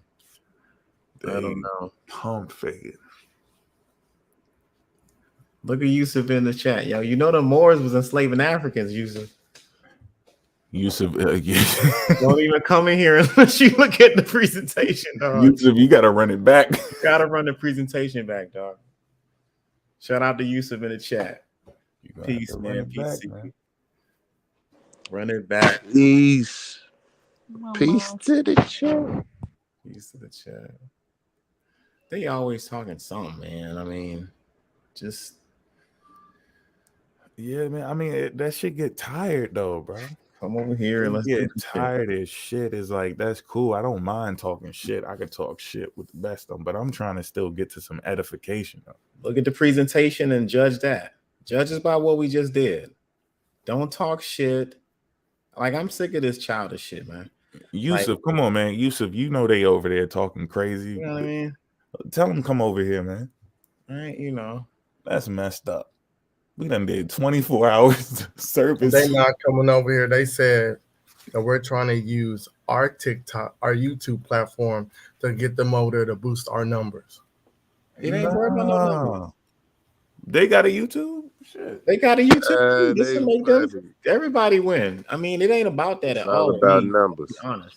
It really ain't. For numbers. I'm more concerned just about right general information to people. That's how I started in the first place. But they could go live on their YouTube. Yeah, I mean they and we could still pull up all time on their shit. I don't understand what they mean. They always looking for follows and views and all that shit too. As long as that's why they get on these lives with a bunch of people. You know, it's like don't act like I don't understand, but whatever. Look at the video and let's go bar for bar, source for source. Let's do it. They're not gonna do that. They just want to stick on TikTok. Yeah, we've been serving people information with we ain't had nothing. That's how everybody start with nothing. Just presenting information. David said we ain't nobody. He But said it's like the, he everybody came they on got. live and showed us that the Mississippians were older than the people in Egypt, Here we and go. we dismissed it. And then he said when he left, we put him on the screen and was like, "Look, we just debunked him." Like, bro, you was there when we debunked you. That's wild. Damn. He said that over here? He just said it. Where? Where he at? I'm gonna send it to you. Oh, no. See, I thought he was here. No, man. They on Dope Live talking trash. They know we live, though. They know what today is. It's their anniversary. It's our anniversary. Okay, none of that stuff touch Adam's calendar, Napta Playa. Yeah, yo. I'm sleep. Western Sahara Stonehenges. I'm sleep on all that. Great facts, y'all. That's old road. Great fizzy That's facts. how they do us, though. They think we looking for clout, bro. That's messed up. Ain't nobody looking for no damn. We just trying to educate. That's it. We're having a conversation about sources. We ain't talking shit and all of this back and forth. It's just a conversation about the sources. Bring your sources up and let's go. I don't understand what the problem is. Because they ain't got no sources. You know what I mean? Like you just gonna sit there and talk shit to us and about us? I don't understand that. At least with us, we got sources and we can be like, look, page such and such or this book, and Yeah, we trying to make sure we doing it right, bro. You come over here, you just hit the present.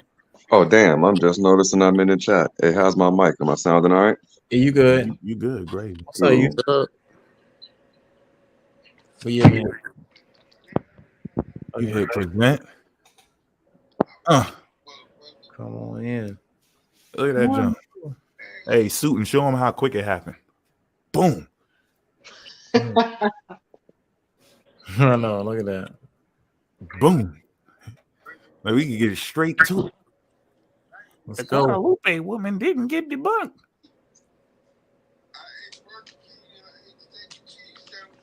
What are we looking at? What am I looking at? Dr. Felix Hermanier, the fossil of Guadalupe. This is where they found out that bones can petrify. Materials, anything, but tools can petrify in certain areas quicker than they thought. Like it doesn't have to take hundreds of thousands of years or millions of years. Slow down, Mo. Tell everybody what petrification means again. This is where the sediment solidifies over certain modern objects, even though that sediment is usually locked up together from what they studied from other geological studies in other areas of the world. But they found out in places like Guadalupe or Guatemala that certain conditions can have petrification faster or have that sediment solidify over things and make it seem like it all happened at one time, when it's just some bones that fell there maybe thousands of years ago, and then it's some broken up sediment from millions of years ago that can petrify and break off and petrify and break off. Yeah, I fully get that. I fully understand that.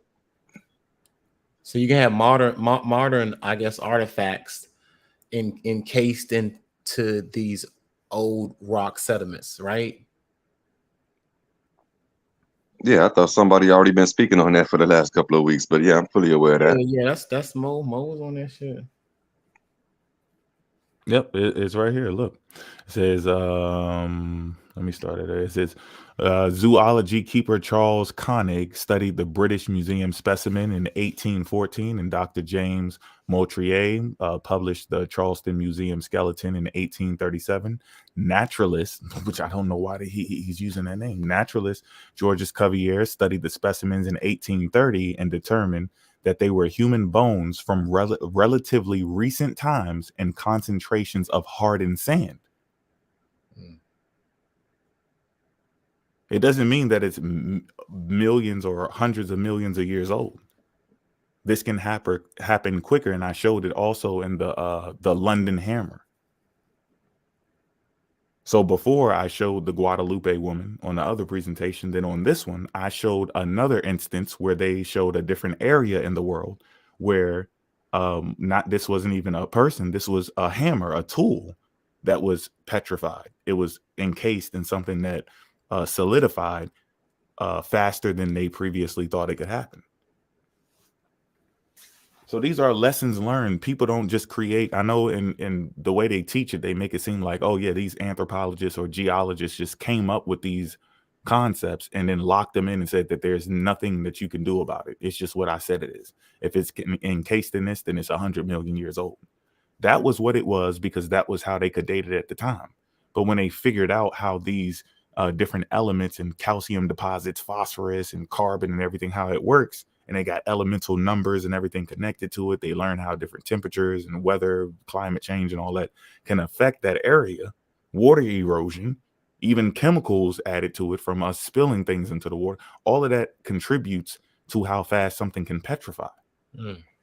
So this is a new study, and then it gets updated, and then everybody else before it gets left in the dust, and they're like, no, it can't be. This has to be a 200 million year old woman. So that shit, real quick. So that shit that he said the night that we had our debate, because he brought this bullshit ass shit up.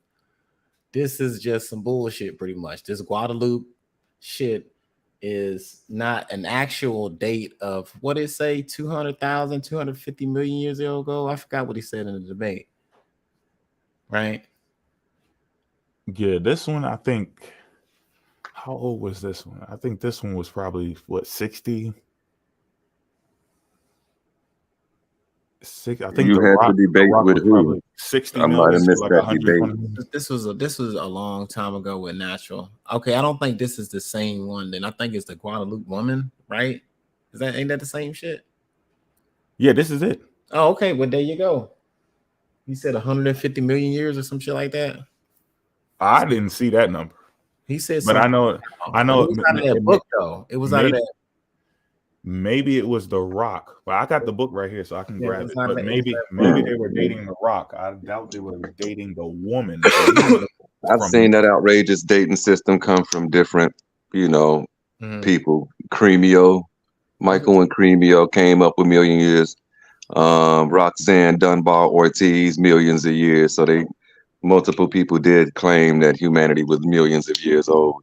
And it was probably based off the same dating system that you're talking about. That was obvious that the sediment could harden quicker than they expected, et cetera, et cetera. But millions of years of us being as we are anatomically today, we were a million years ago, a couple of people have said in the academic world.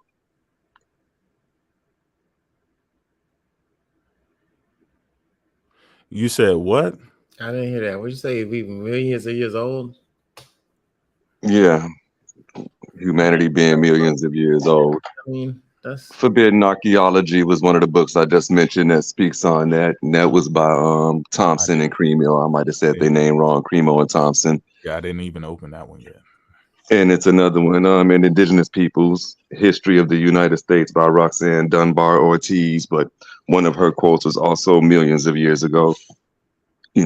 So I have seen it. Well, you're aware of the book Forbidden Archaeology. So yeah, both of them come out with lots of evidences and things to give me a headache just reading about, as far as bones and finds and things of that order. But they were arguing modern humanity is a lot older than 300,000 years old. Yeah, but where are they placing them at? South Africa. Yeah, I'm gonna say Africa all over. They these guys might even argue you that some of their argument is out of West Africa is Africa. bogus, and that there is older stuff all over the world. It's just being Oh, suppressed. yeah, it depends on what you're talking about, because they got the footprint in South Africa. Yeah, and look, well, hold on. With that site footprint, in hold on, West Vanta. With that footprint, I've seen people take that footprint and use it as if it's in somewhere else. Like, I just found out from Vanta not too long ago that shit was actually in Africa, and people are taking that shit and making it seem like it was found somewhere else. Oh, they crazy. They wild. There's one. It's two in Kenya. The guy footprints in Kenya. One of them is like a horse's hoof, oversized horse hoof. And then the nuclear site in West Africa, Gabon. That some scientists said wasn't natural. Some said it was. It's like 1.7 billion years old. The little spears, the the Clordos beers. What else? Shoot, there's footprints in other places too. Asia, Indonesia. That's pretty big. Dolmens, megalithic structures. I don't know if I got that on my page or not, but I had a series about megalithic structures found in Siberia, Eurasia mainly. But yeah, they found across the globe too, though. Eurasia. What would you, Yusuf? What would you say is the strongest evidence of African people in the Americas, pre-Columbian, pre-Spanish? What would be the strongest evidence of African presence in the Americas? The haplogroups alone. So we can just say the blood would be the strongest evidence. Anthropology, craniometrics. If people still want to call that pseudoscience or not, I don't know. Linguistics. I don't agree with that. Craniometrics. It's the terminology that they stopped using. They still use craniology. Okay, cool. And they use But, dental morphology as well. It's just people don't use negroid and all that other. It's hard to pull up a strong evidence now because, as far as the layover, the reset, the way I see it, it's like they got a story for everything. Now, where did all of the slaves go? All of the slaves in the transatlantic slave trade landed here, here, and here, and 10 million went there. But my argument would be like, no, before 1492, before 1450, those islands was already full of Africans. Brazil, Mexico was already full of South and West Africans before the colonizer got there. And now when we see this large presence, we call it post-colonial instead of pre-colonial. And supposedly we can't see it in none of the genetics, and supposedly we ain't seen it in the blood. But you don't see any eyewitness accounts of like a large amounts of Africans. You dig what I'm saying? What constitutes large amounts? What was the population back in the day? 15% African, 30% African. I'll ride with a 30%. The land of the blacks, Yusuf. Shit. The land of the blacks. Yeah. Hell, I tell you what, I found an old Chinese map. It was a Chinese trade map. I think y'all seen it before. All over here, dog. You know that. And it's like, where is the land of the blacks over here? Where there was large numbers? Because I don't know if you watched the presentation or not, but when these Europeans went to Africa, they was all black folks, all Negro. Like they knew exactly what these people looked like. And they saw large amounts of them, right? When you have the accounts of these Europeans getting over here, you don't hear them talking that same language. Copy that. You know what I'm saying? Now, good evidence is this map. It was a Chinese trade map or a Chinese merchant map. So this map is somewhere between 1200 and 1400. You pull it up. You got it? Someone digging it up? Okay, yeah, I wait till somebody pull it up. But it's going to be irrelevant. It's going to be irrelevant because this entire globe, this map is going to be all in Chinese. It's going to be a 1400s, 1300s, 1400s Chinese map. Every continent, every island is labeled on this Chinese map from the 1300s. And on this Chinese map, if you was to get it translated, because I'm sure y'all going to do your due diligence and figure it out later anyway, Africa was seen as the land of the blacks, and they had descriptions for all the land masses. Certain chunks of the Americas, it was called the land of the blacks and the land of the reds.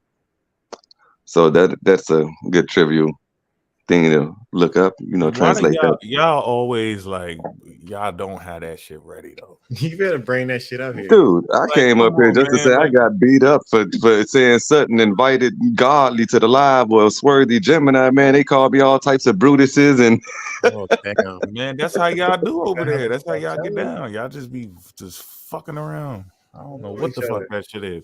But look, bro, we need to if you find a map like that, you gotta save that shit. Like I'm about to hold on. I'm 100% saved it. Let me look through my files. Y'all can see but I'm not this shit on here. I mean, we I'm sure soon to give you autonomy where you can share your shit because that's what we are. We all sourced up.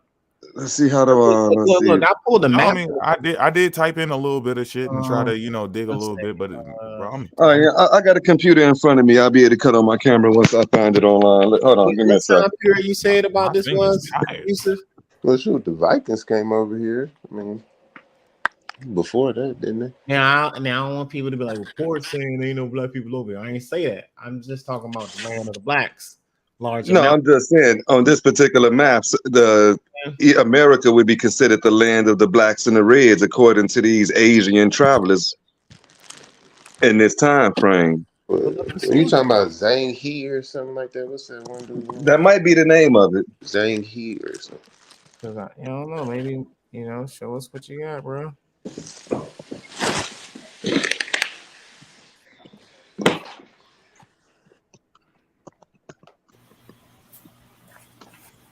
Yeah, don't get it twisted. We don't have no problem with somebody being here. That's not a problem. I would completely disagree with a mass multitude. That's something that I need my shit pushed in with. I just Hey, can't see Yusuf, a what large number. I could see little groups. Well, I never gave out a percentage, but if I did, I would always argue 30-40%. 30%, 40% of these two continents were melanated or melanated mixed. African mixed.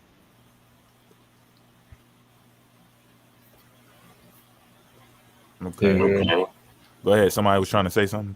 Go ahead. My bad. Yeah, can you hear me? Yeah. Hey, Yusuf, what year map you said that was? Give me one moment. I'm trying to dig it up now. I'm just typing in ancient maps, and I'm gonna start with 1300s. Give me a moment. Okay, 1300s. Well, here, let me hit you with this one then. So, in the year 1474, there was a man. What happened? We lost you. You cut out. You cut out. Oh, he Oh, probably can you hear me? Yeah, you cut out. You cut out. I'm sorry. I was looking at the name and make sure I got it right. But in 1474, there's a man by the name of Paulo Toscanelli. I gotta look that again. But he had a map that Christopher Columbus used. In that map, North America was not there, and that's the reason why Christopher Columbus thought he was going to get another trade route through the spice trade, because that route was closed. So they thought that they were going to go, east to make it on the other side of Asia, and they ran into North America, and that's the reason why when he stopped at the Haiti, he thought that was the Indies, but they thought that was actually the east end of Asia. Like so if your map is China, Japan. Yeah. And that map shows like Japan, and it shows where people talk about India Superior. But if you actually look at the way that map is, it's the other side of Asia. So they didn't know that North America was there. So if your map shows that there was North America, then why did they use a map in 1474 that did not have North America?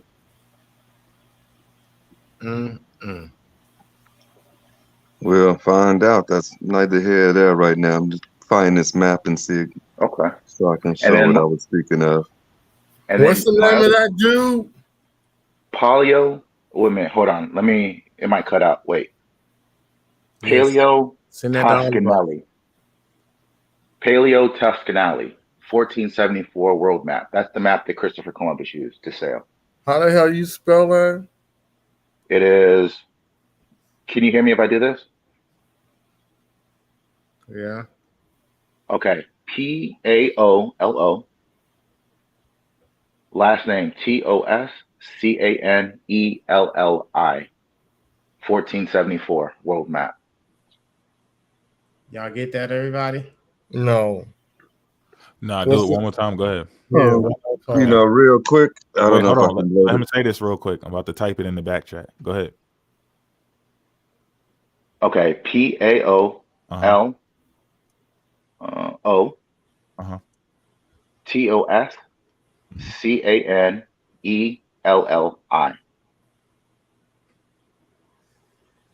And that's 1474. Any other keywords? With that? You just put his name in, 1474 map. Map. All right, boom. All right, I put it in the back chat. If y'all want us to copy it and put it in the public chat, I can do that too. Let me see. What's that map? Oh, go ahead, Yusuf. My bad. All right, this map, actually, the one I was speaking of, says 15th century. So this is going to be somewhere in the 1400s. World map, high resolution. I can't get the name, and when I visit this site, my computer is jamming on me. But let me show you the image. So when you do see it, can y'all see that? Yeah. And if you use the zoom in, all of the continents and the land masses are pretty much accurate, and all of the continents and land masses are labeled in Chinese. When you translate it, it's going to say the land of blacks and reds as far as the Americas. I'm legally blind. I Africa, can see it barely. Yeah, but okay. So well, hold on. But what is the source? Like, we gotta find where this came from. Yeah, who made the map? Point to North America. No. Point to North America. Hey, Yusuf, is that your laptop? Well, this is a tablet. Damn, I was gonna say, won't you hop on the damn thing so you can share it, so we can see it? Yeah. You know, I'm used to cracking books, brother. I'm so not used to these tablets and technology, man. Hey, we just take pictures. We take pictures and we buy the PDF. We find a page in the real book, and then we get the PDF and find the same page and put it up there. Point to North America on there. Turn your camera back on. Because that's Africa right there on the left. And then you keep going over, and what's that right there?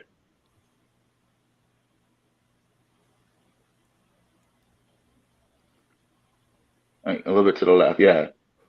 That don't that don't look like no North America. That's Gondwana. That's Atlanta, y'all. See, that don't like. Okay, point to California.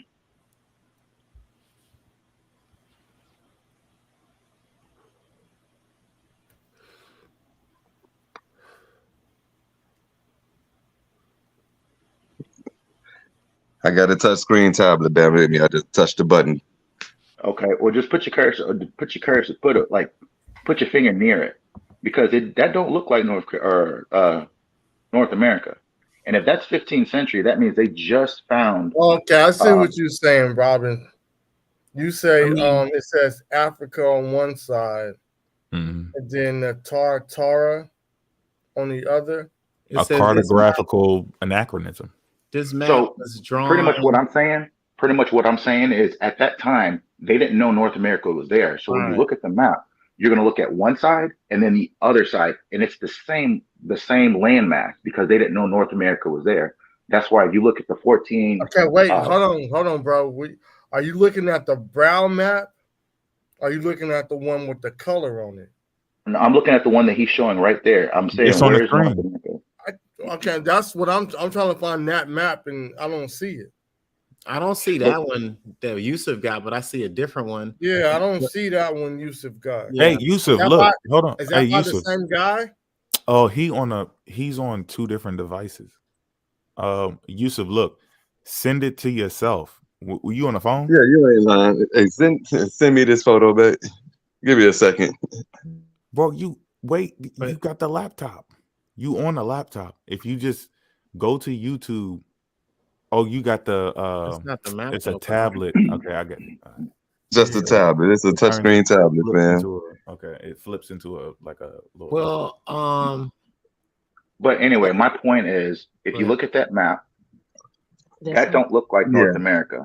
And at that time, if North America is not there, they're probably thinking that Asia, from Africa to Asia, that's it. Because when Christopher Columbus sailed, he thought he was going to reach the other side of Asia, and that's what they were looking for, another route for their spice trade. Right. So when they ran into North America, that's when, after that time, because when you said this was like 1300s, you turned around and said, no, this is 15th century. So this is right around the time. Yeah, well, according to the source on here is a different map, but it says between 1482 and 1474. It was used by Christopher Columbus for the first voyage to find the westward route to Asia. The map led him to falsely believe he found a route to Asia, rather than discovering America. So Exactly. like my man said, at the time they didn't know about these areas because they just now was beginning to chart.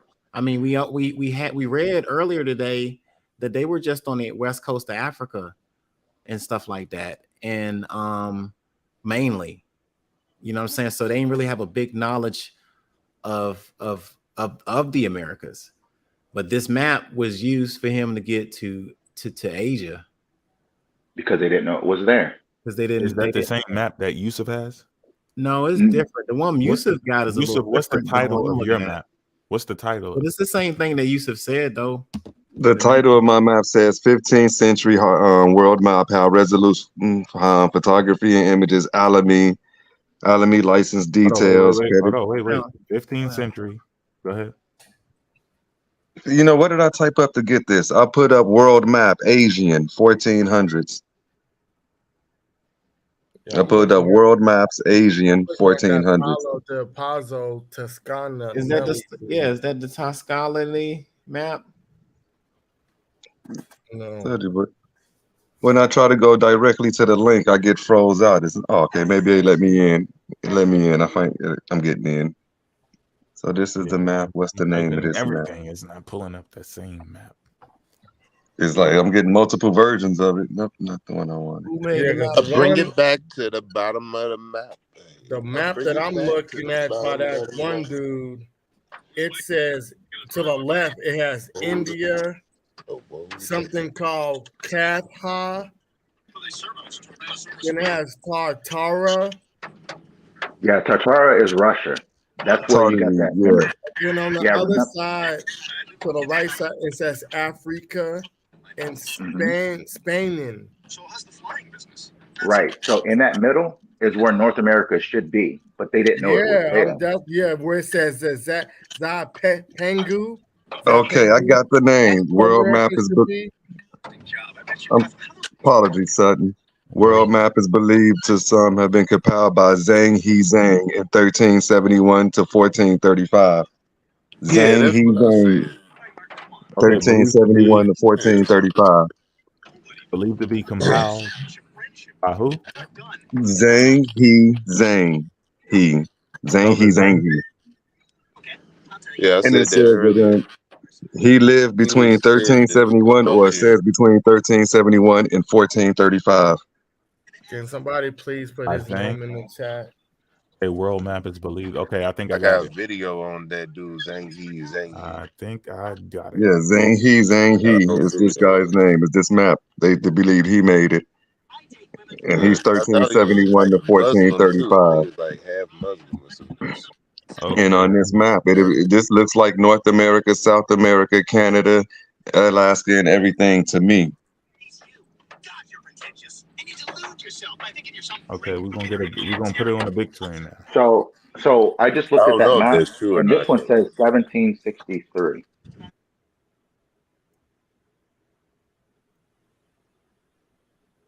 Zanki? Hold on.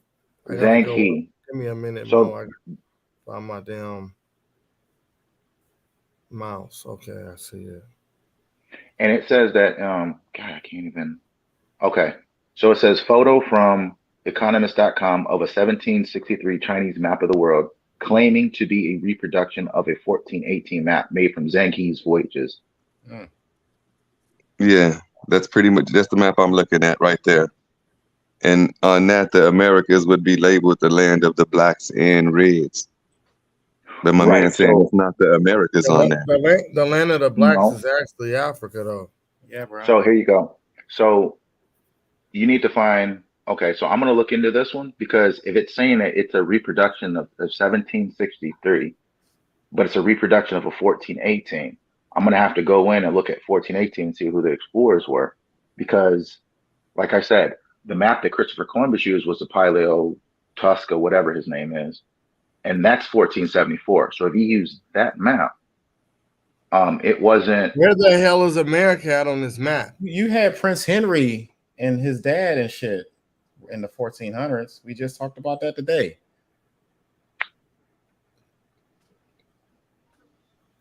And Prince So, Henry yeah, I'm was gonna. somewhere close to Yeah, him. that looked like what you just showed. That looked like Africa, and that's supposed to be America right there. Right here, right? This look like Africa, right? Yeah, that looked like Yeah, Africa. like Africa. The left side looked like Africa, Asia, Europe, Yeah. etc., and then the right side looked like Alaska, North America, South America, Central America to me.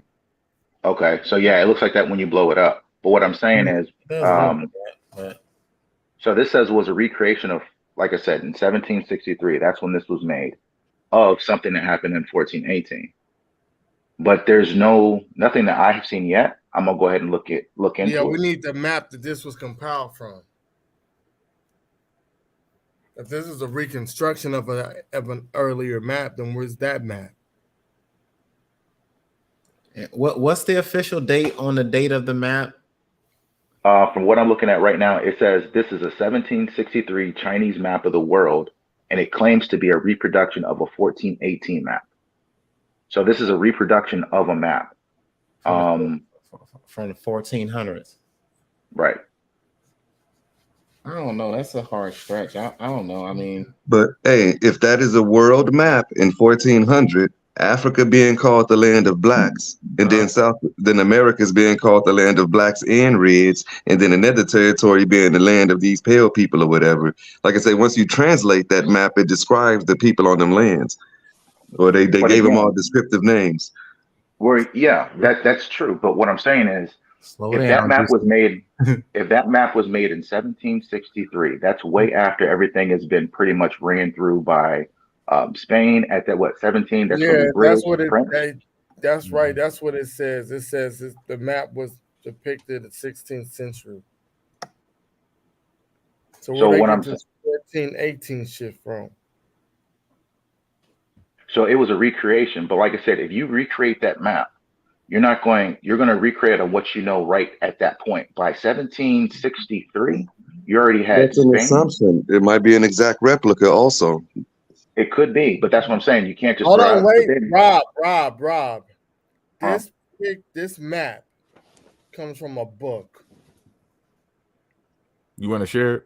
Yeah. It says his book in 2003 entitled 1421, The Year China Discovered America. William Morrow HarperCollins laid out extensive but widely disputed evidence that Zhang He sailed to the east coast of today's United States in 1421 and may have left settlement. Matter of fact, I'll just send it to my email. Yeah, we got to put that on the screen. We got to put that on the screen. What that shit say? I ain't. Yeah. Hey, son, it's actually 2 books. So it's actually a 2-book series. 1421 and another book goes hand in hand with that. Oh, don't with the tell us 8. now. Don't tell us now, man. You know, I didn't remember till he just read that, but now I'm aware. Look, so I'm thinking. Yeah, that do. All right, that do happen. That do happen. But They got we some gotta be YouTube cautious. videos on there. I'm the guy that brought up the map in the first place. Come on, hold on. That Debated can like happen, they but we got to watch your ass. So hold on. So wait. Debated Let me like just they make sure. said. So just to make sure. So the Debated if you made it Chinese. over here. So the Chinese went there and then they looked at the whole area without any kind of resistance at all. They just charted the whole America and they came back, right? I'm just saying that map looked pretty filled out with them continents and them islands. That's what I'm saying. Well, yeah, if you do it way after everybody's been there, of course. it would look Going like back to it could be an exact replica, and that can be some 12th century, 13th century Mandarin we looking at, and not some 17th century Chinese we looking at. We don't know. You know, translated. Why you being a naysayer without properly investigating? We're not. No, I'm just giving you devil's advocate. I am gonna look at it.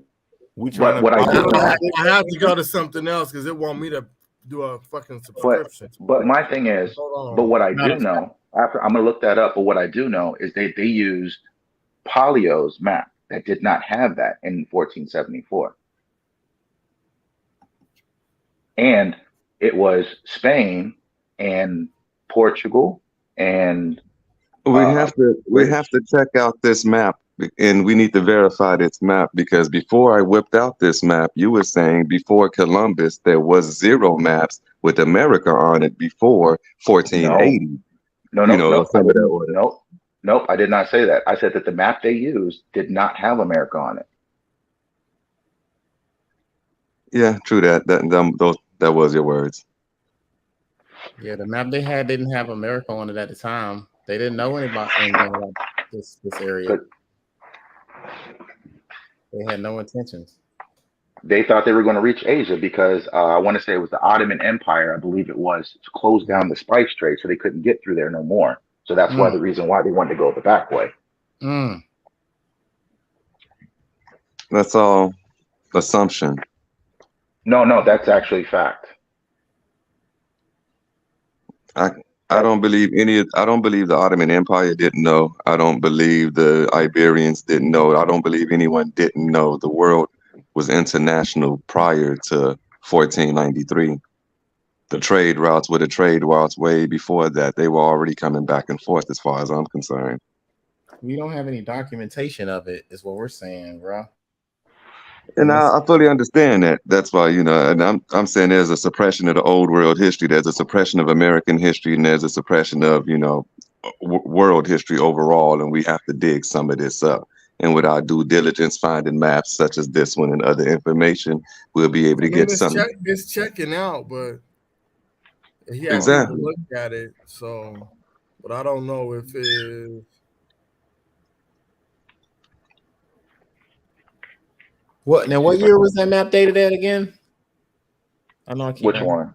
1418. From 1340. Let me go above. Because they're placing it between 13 something.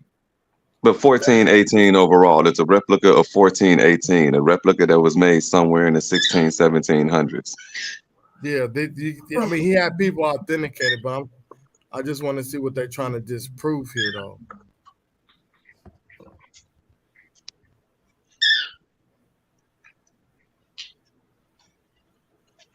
Okay, so they got a dude named Godfrey Wade, and he points out some rather glaring issues. First, I'm gonna go back just because they actually are. Some dudes are saying that it was identified. It says the document says in the 18th century copy of. Can y'all see my screen? Yeah, you could blow it up a little bit.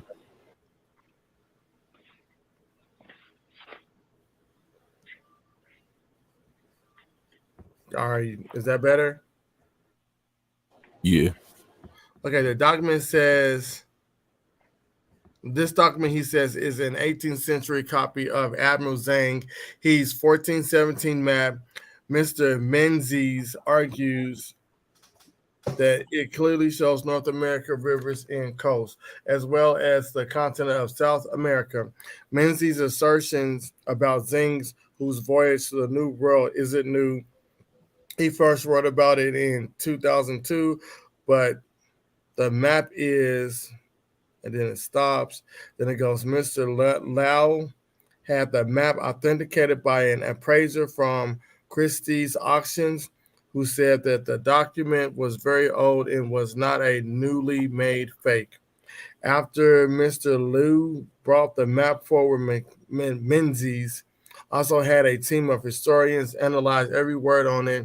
He concluded that the original that was originally written in the Ming Dynasty, a Chinese period that lasted from 1368 to 1644. Now look, it says go back up where it says Mr. Menzies. Right here. Yeah, Mr. Menzies' assertion about Zing, he voyages to the New World, isn't new. He first wrote about in 2002, but the map is. The voyage to the New World isn't new. He first wrote in 2002 but the map is. The map is new. This is a new map we talking about. Okay. Yeah. So then we're gonna go to the historian. And it says, he also claims to have a map showing the names of specific Peruvian towns. Thankfully, as Shang Hayes points out, there are actual historians on the case, namely Geoff Wade, however he wants to say his name. Just Goff. he points out some rather glaring issues. It is a dual hemisphere map, a cartographic tradition exclusively European. Now y'all know what. Now hold Go on. ahead. Y'all know what dual hemisphere is, right? No. Do you have that? Is the picture on that article? Yeah, as well? yeah, it's that flat joint, right? The picture. Yeah, it looks. Dual Remember when Oh, you did that's like you talking about the thing Mr. Robinson was talking about? Yeah, you I know don't how you think do they- like you know how is you that do they like ain't got it. They you ain't know got how you the do picture map. you know how you do like compare and contrast. You have similarities, in the middle, and then you Yeah. have contrast and I forgot what the hell you call it. It's like a Venn diagram. It's two circles and they're inverted. That's what that map looked like. Like it's Right. two. It looks like two globes. It looks like a infinite 8. Mm-hmm. A dual hemisphere. You want me to keep going? Yeah, go ahead. Go ahead. Okay, California is represented as an island copied straight from the European maps of the 17th century. China is placed at the center of the map as it was in early Jesuit maps of the world produced in China. It is based on a rough copy of a Jesuit map of the world. The Inuch Zing, he is referred to as Ma Sam Boa. No one would have dared to use his original name given that the emperor had assigned him the surname Zhang. So that's a Jesuit map. A Jesuit map. Interesting. I'll be damned. The amount of non-coastal detail, including ravine systems extending thousands of miles from the coast, indicate that these maps could not have been produced by maritime voyagers. The information in the map was obviously assaulted, whatever that word is, emphasized. Is that the word? I can't point the marker where you at. Correct. Hold on. I gotta Oh, find amassed. it. Obviously amassed over time. Oh, amassed. Yeah. Amassed. Okay. Amassed over time by cultures who had traveled widely. It fits perfectly within the history of European Cartography, map making. Okay. But is a complete anomaly in Chinese cartograph. The Himalayas are marked as the highest mountains in the world. This fact was only discovered in the 19th century. So what does that mean? That this map don't go back. No, I want Yusuf. Yusuf, what do you think that means? Yeah, I'm hearing them. You get it? Yeah, I'm already No, 'cause looking at I them. don't want to make it seem like you up here and it's a whole bunch of people against you. Like, what do you think that means? Like, does that make sense to you? Like, if these are anachronisms in cartography, you know, like you have an anachronism that doesn't make sense when a European tries to say, "Oh, I discovered the saxophone." And Yeah, I'm completely following that. Now, I'm looking at this other road map right here, Mercator map We 1512. got another map, but we don't. He had another one lined up. Hey, dead ass. OG style with it. He like, yeah, I got the left lined up for.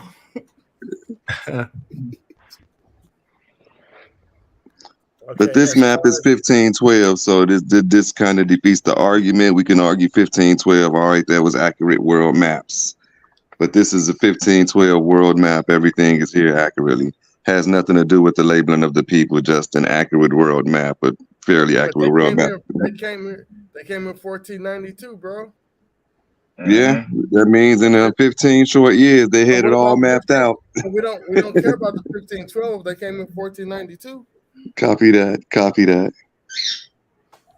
But what my other question I did have for you, because I think we talked about it last time. You were saying linguistics, right? Yes. What language did they speak? What language did who speak? Did I guess the Indians at the time? There was multiple tribes spanning these two continents that spoke over 5,000 different languages or dialects. 9 times out of 10. That's not a proper question. Well, did they speak any like Hebrew or Paleo Hebrew or anything like that? Yeah, I would say some of the languages definitely had Aramaic words within it. Some of the languages would have had Asian words in it, et cetera, et cetera. Man, which one? Okay. Both. They both. There is Hebrew and Aramaic words that go in here. What's the Aramaic word? Okay. Well, wait. My question is, what year did they find that? What year did they find what? That the words. Did they find that when they first touched down, when Spanish first went in there, or was it later? I'm gonna say when the Spanish first touched down, it was already there. Did you have a source for it? Yeah, I do, but I'm not finna dig it up. I gotta dig it up. Okay. Yeah, I do have a source for it. I got different sources stating that that there was already Aramaic and Spanish and whatnot. I'm sorry. This nigga scared. Huh? Yeah, the Aramaic dialect like language is here already. Because I don't know if you ever seen any of my videos on TikTok. I'm a really big date person, so whenever someone makes an assertion or a claim, I would always like to say, "What date are you talking about?" And that's why I asked. So if you ever come up with that or a source for it, I would like to know what date that they found these languages that were similar. That's just something I would like to know. Rephrase the question for me because I don't fully understand it when you say it like that. Okay. So when you talk about linguistics, when they first met the natives, they would notice like what language they were speaking. So if you would say that they had languages that had Aramaic, Hebrew, anything like that, it would have to be what date that they first met them. Was it 1501? Was it 1600s? Because I do know that they did find a tribe in the 1600s and said that they spoke, I don't know if it was Paleo Hebrew or Hebrew, and they thought it was one of the lost tribes. So I don't know if there's anything earlier, because there was one source I did see that they said that they couldn't match it up with anything. So I just want to know what your source is that said that they had those similar languages. Well, going back to, like you say, if you go back to some of the literature, what you call the historians of the 1800s that put in books in the congressional records, they claimed that the Cherokees and other tribes had Aramaic or Paleo Hebrew terminologies, names. And they thought that they were the lost tribes as well, as according to some historians back then, even in the 1800s. I have a couple of those on PDF myself. Okay. And so if that's what you mean, I can pull some of those up. It might take me a little second. That's exactly what I mean. I would like to know when was the date that they found that language present? The exact date that they found it present, I don't know. I mean, now this book that I'm speaking of is an 1870 book. Of course, it's present in 1870. Now, from some descriptions, go ahead. Well, here, let me rephrase it. So when the conquistadors came in there, or British or whoever came in there, there was a date that they actually did their voyage. So that date on when they said, because normally it was either the conquistador or the priest or translator, there's a certain date that they were in that area. That's what I'm asking you for. You're asking me which explorer landed where, when? Just chronology. Like, okay, let's say, so Columbus touched down in the West Indies in 1492, correct? Correct. You had multiple. Ultimately, Okay, so you had multiple explorers go into certain parts of South America in like 1501, 1502. They went to Panama, all along there, 1503, 1513. You know, they found Negro captives up in the mountains from a shipwreck, they thought.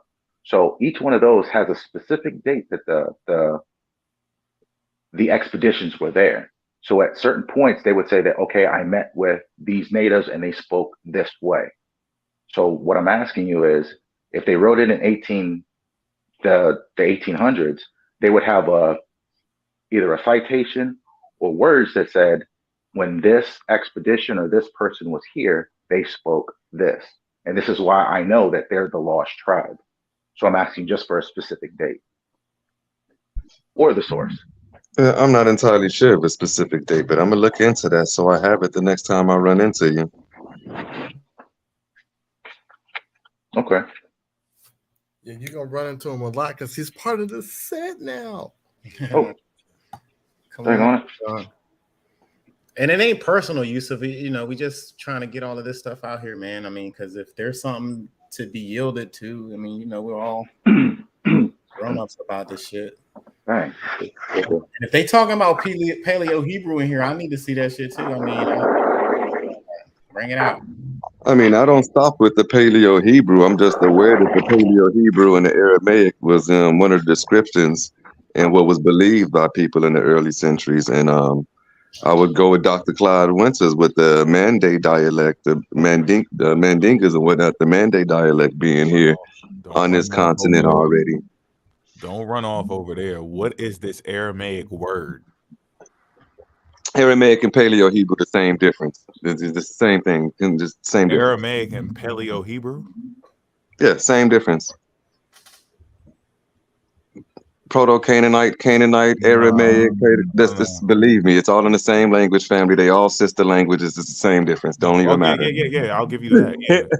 It don't even matter, brother. Look, yeah, but it does. They're sister languages. They sister languages, and I'm saying a variant of all of them. Everybody like to say Paleo Hebrew. I would say a Canaanite. I would also say Aramaic. Going back to what Clyde Winters was saying, the Mande Barbara, the Mande Barbara in South America is another indicator. Yeah, but I mean that's erasing Semitic. I mean the Proto-Sinaitic is them holding on to the biblical narrative, when it's Proto-Canaanite is given is back to the Natufians, to the Africans that were in the area. So, like I said, it's the same difference to me. Canaanite, Proto. Yeah, but Paleo Hebrew and Aramaic. A Canaanite are branches of a Canaanite language. That's not the same difference. It's not. No, we can't call Paleo Hebrew Canaanite. No, Aramaic. We can't call Aramaic, but Aramaic and Hebrew are sister languages. So that means that there's a certain amount of correlation between them, right? Yeah, they do have correlation, but those letters are more stretched out and lean. They're like a cross between. Hell, we're not even talking about scripts, brother. We speaking strictly just verbal. We ain't even get on scripts. Arabic script and all of them scripts. What were they using? Syriac and other shit. Look, that script is a whole nother conversation. Yeah, I mean, even if you're still talking about the sounds, it will be like the ahs, or they turn into their L's, like aloha, alaha. Going back to the Syriac, that's how Arabic breaks off and goes and connects to the Syriac, and Aramaic breaks off and goes to the Hebrew. So those are two different. That's going in two different directions. The Proto-Sinaitic and the Proto-Canaanite debate is whether it's going to go to a tribe of the Shesu people, or the people of Yahweh, going to the Semitic people in their own lone morphology of the language, or it's going to go back to that comb that they found, that they sold and traded to the Canaanites from Egypt, which is an area that they ruled for, I think, over 600-700 years. And on that, it has inscriptions written in a language that shows precursors of characters that they developed in their language later. So it's not Proto-Sinaitic or anything to do with Moses receiving a language or any type of divine intervention. So, long story short, you're saying don't use them interchangeably. They got nuances to them. Yeah, they do, but you can't take the African out of it. Like Semitic. I never took the African out of anything. Semitic. I know, but I'm saying, you said proto. When you say I call it Canaanite, proto. Proto-Canaanite, proto-Hebrew, proto. It's all the same to me. It's like they're all related. I can't distinguish them apart in certain instances. That takes away from Africa. What takes away from Africa? It takes away from Africa because Africa is even connected to the Greek. Well, what takes away from Africa? I'm so lost. When you say Proto-Hebrew, I mean Paleo-Hebrew. Paleo-Hebrew takes away from Africa. Yeah. Okay, we'll not call it Proto-Canaanite or Canaanite. Does that take away from Africa? That's a little bit better. You can't All right, say well, we're gonna call it Canaanite then. Fuck it. Proto-Sinaitic. As long as it's not Let's call it Proto-Sinaitic. Proto-Sinaitic then. Okay, whatever. Because we know that the Canaanites are today by genetics. They're the We know 100%, you know, dark-skinned, deeply melanated people on the continent of Africa was deeply involved with the making of these languages. yeah, they never even wiped them out. They said they wiped them out. Yeah, he wiped out all the Canaanites. No, they still here. The DNA from those people that was found in that area where the biblical people in the Bible are supposed to be at, inhabiting that area, taking over people and everything. It's just one group of people that connect to that DNA in that area, and they're still alive today. So nobody wiped them out. Nobody wiped those people out. They are known for metallurgy. Their languages are still traced to that area. Their gods are being borrowed by people way before you even get a Moses to even be in Egypt. Like that, they hold their own. That's African. It doesn't matter about the Suez Canal and what the regions they place in the Bible and all of that shit. That's irrelevant. Those are African people over there who developed those languages. Other people did come in there, and they came through the water. They warred with people. The Greeks split off and they had beef with each other. They became the Philistines. You got the sea peoples that came through. You got the Philistia that was set up in southern Canaan. You got Canaan people who were being taught how to rule certain lands and create civilization from the Egyptians. This language is passed down, and there's no break in it. There's no confusion like, oh, where does language come from? It's a direct line. You see, even when you get to the Greek, you see the letters shift. They just twist. If you look at Greek and you look at Hebrew and you look at the Phoenician letters and look at the Aramaic, you just see that they just shift. They're just twisting. The letters they're not just completely different letters or a different rule of speaking that language. They're just shifting the letters around, and that's how they figured out that most of Isaiah was misinterpreted. When they get when they say precept upon precept, line upon line, line upon line, that's not even what that said. But when they plugged in that Aramaic language, that branches off into what you get the Aramaic, which is why Muslims say you're just saying the name of God. The name of God is Allah. You take the A off, it's just Allah, right? You know about that. And that goes back to that language. But that Hebrew is after that language. Yeah, they'll tell you it's just saying the one and only God or the God, Al-Illah, the God. La ilaha illallah, there is no God but the God. The God doesn't have a name. He only has attributes, 99 attributes, according to the Sunni Muslims. Right, not to get all ideological, but just for the language morphology, you can see the connection. There's a connection there between those languages, but it's that's why I jumble them all together and don't do the nuances. I really just in my head I jumble them all. You know, between the Proto-Sinaitic, the Canaanite, the so-called Paleo-Hebrew, etc. They all, the Arabic, Aramaic, Hebrew, they all kind of intertwine. You know, I got one for you. I'm listening. So I noticed there's only one way for all these theories and everything hidden. I know there's only one way that this could work. So I got a question for you. The question is, do you think the transatlantic slave trade was accurate in the numbers they reported? Not entirely, no. Can you explain why? Why not? I haven't finished crunching them, but like, all right, as far as the United States, well, okay, that's irrelevant. No, I mean, it's all relevant. I'm just... No, because I was finna equate, all right, well, the transatlantic slave database says there was so many exports to the Caribbeans and the United States. If X amount of slaves was hitting the United States at these times between 1500 and 1800, how was there so many black slaves? The so-called black slaves in the colonies these aren't African imports. These black slaves are not the African imports. They're something else relabeled, but that's a completely different topic. But no, I don't trust the database in itself overall. Okay. I don't think the numbers are totally accurate.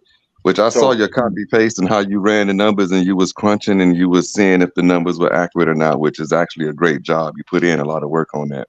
What did you come up with? So it's pretty much almost accurate because it says it's an estimate. The 12.5 is an estimate.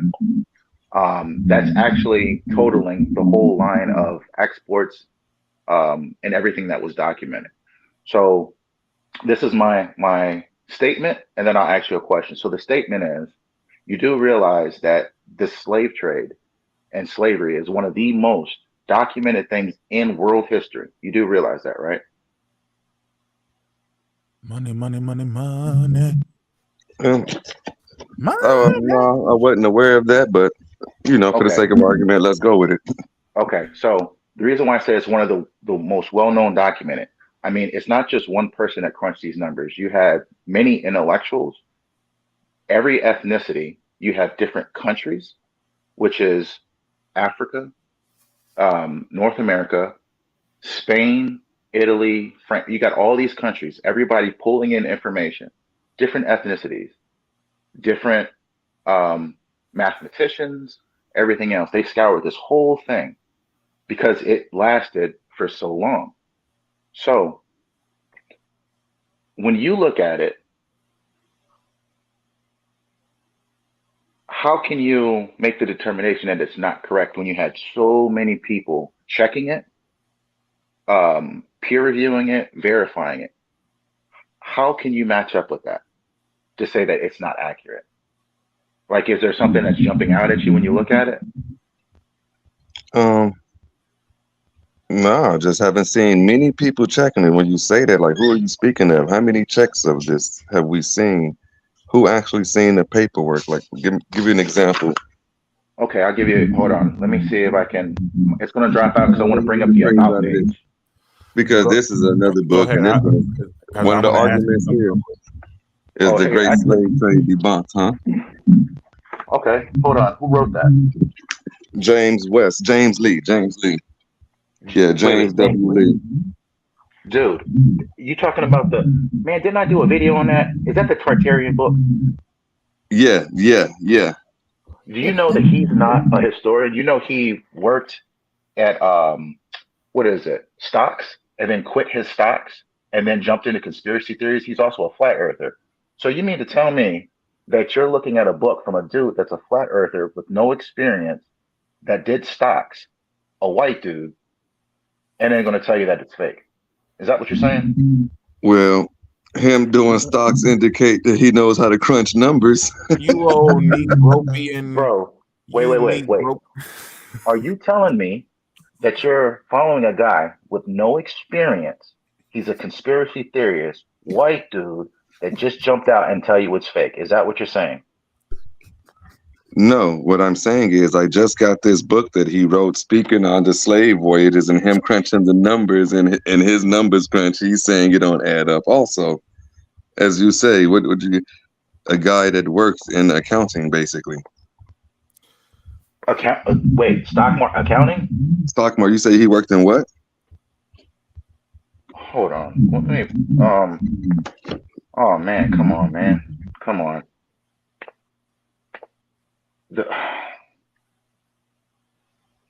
Here, let me just read you this. Wait, can you send a link? Can you send a link? No, this is off the trade database. I'm on my phone, but I'll read you exactly. It's the about. I did this in the last presentation. So. Oh, okay. So Yusuf, this is the about. This is the about. Say again. Hold on. I got you. Hold on. Okay. Hold on. Database. Hold on. We can't slip over this motherfucker. We cannot slip. Boom. Hold on. Let me go back. I got you. Oh, you bringing it up? Yeah. Hold on. Go back over here. Boom. Shooting, you got me?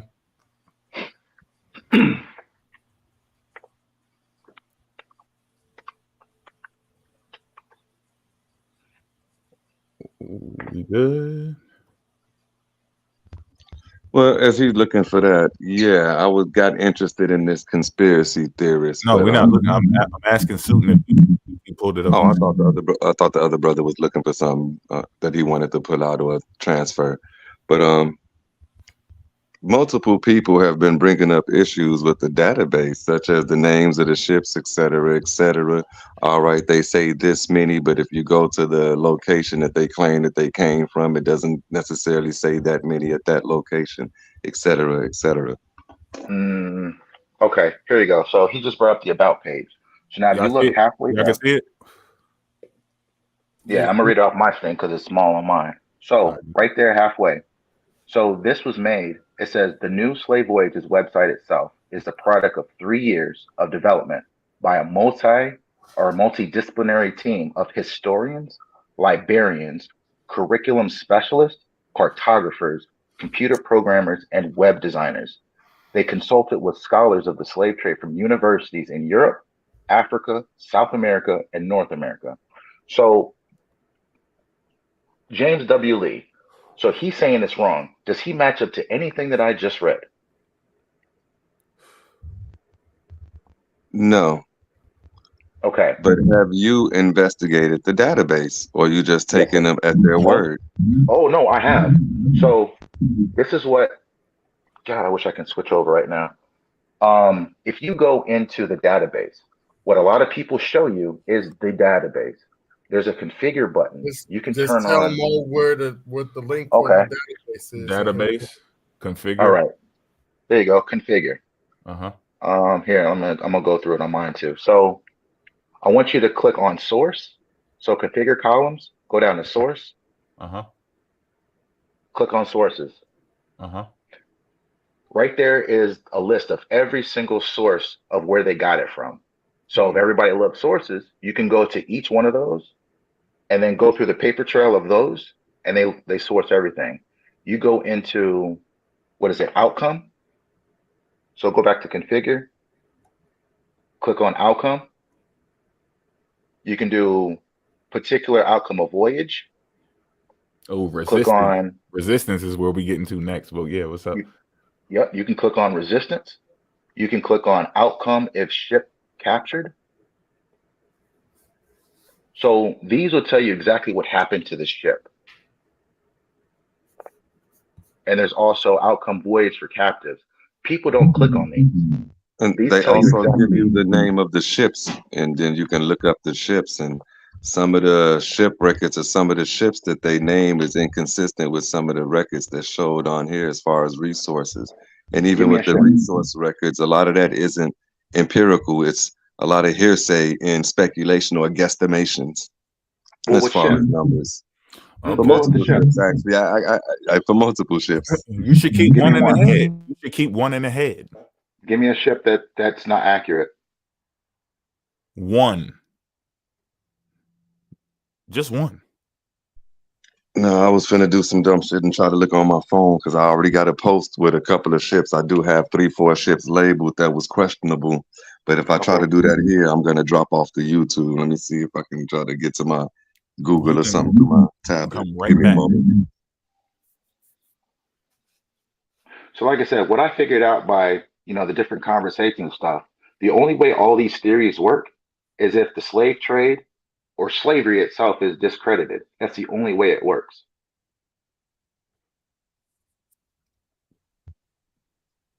You have a certain, you're right. I can actually agree with you on that. I agree to a certain degree on that. Not saying that slavery didn't happen and transatlantic slave trade 100% happened, but I say these numbers got to be wrong, or the only way it all fits is these numbers can't be accurate as far as the 10 million that survived. But let me continue trying to pull up what I was trying to pull up. You said 10 million that survived? Yeah, I believe in the transatlantic database it'd be roughly 10 million people that survived the voyage. 12 million overall ships, roughly 2 million died. 10 million made it to, the Americas. Okay. So let me ask you this, right? What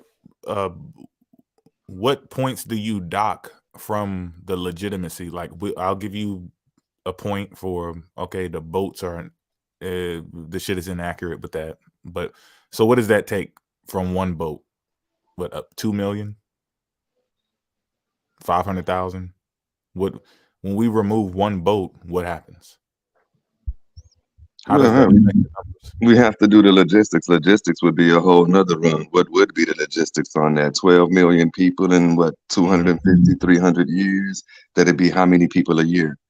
And that would mean how many boat trips a year? The average vessel or the average boat at the time could hold how many people? The greatest at the time maybe can hold 300-400. The average boat may be holding 100, et cetera, et cetera. That means each boat would need to have taken about 3-4 trips a year or 3 trips a year, but they couldn't take any more than 3-4 trips a year because of the time it took to travel across, et cetera, et cetera. Logistics crunch is something else that needs to be done, which I'm in process of. It's just I'm lazy. Time out. Okay, time out. So what do you think? Okay, so this is why it doesn't make sense, and I understand where you're coming from. You're thinking that they all came from Africa over. That's where all the boats were pretty much coming from, correct? No, not entirely. Going back to I know the database, so I know where most of the boats are coming from and land, and it's like everything that you're going over, I went over also. But still, logistics. No, I'm saying what you just said. No. You're saying you're the logistics. So I'm questioning you on what you just said. You're saying the logistics going from, from over there to here. So you're saying from Africa to these places, correct?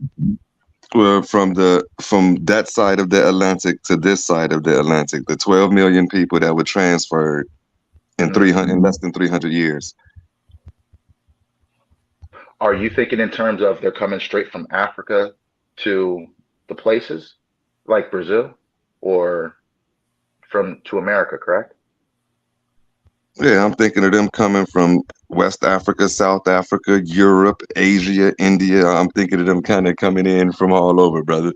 But nonetheless, the transport of 12 million slaves across ocean, the logistics of that alone, what the requirements of that, and then so how do you explain? Because they didn't originally do that, so they went to places like Haiti, what's on the other side of Haiti? Apologies. I consider the islands part of the Americas. Okay. So Cuba, Haiti, Barbados, all of that I consider part of the Americas also. Okay.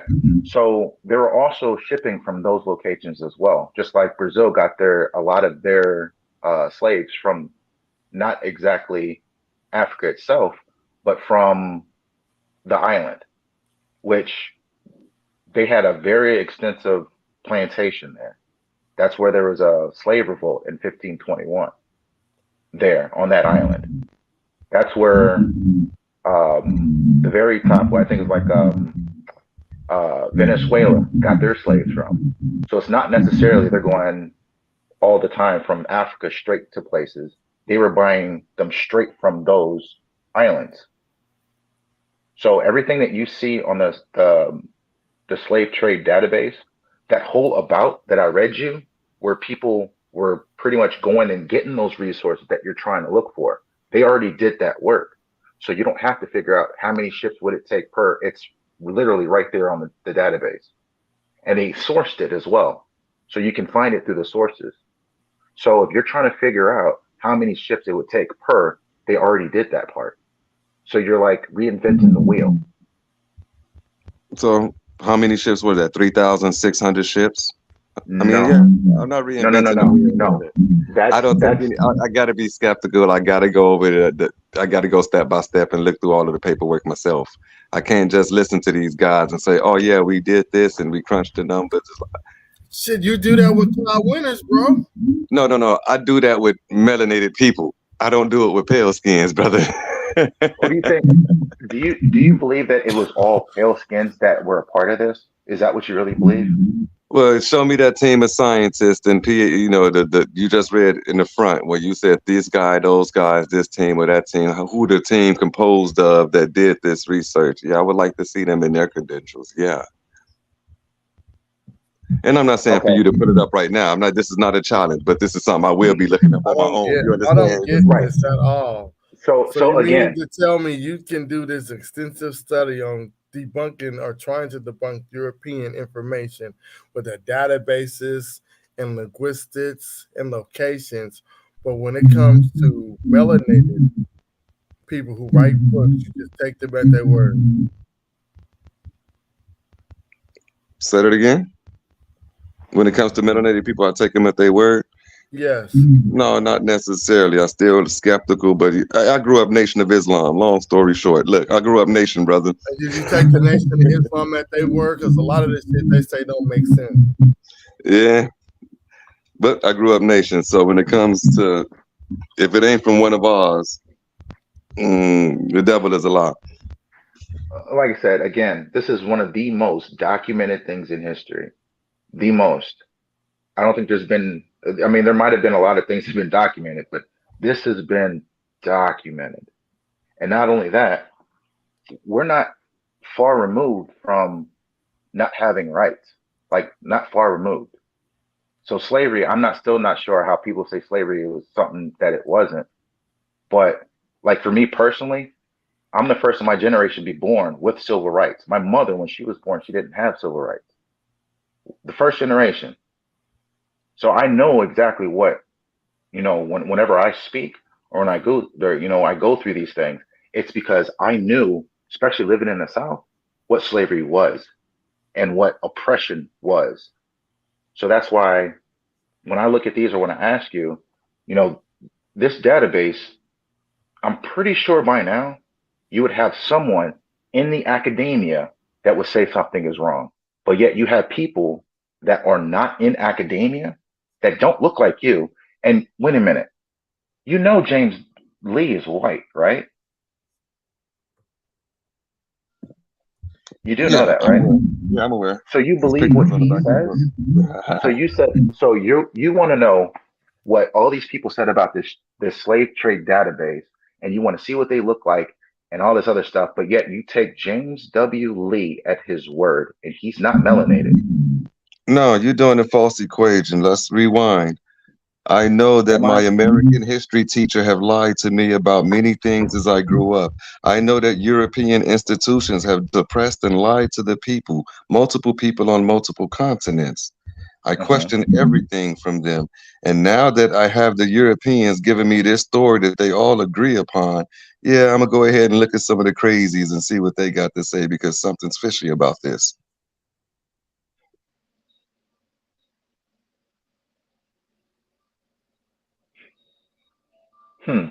Okay.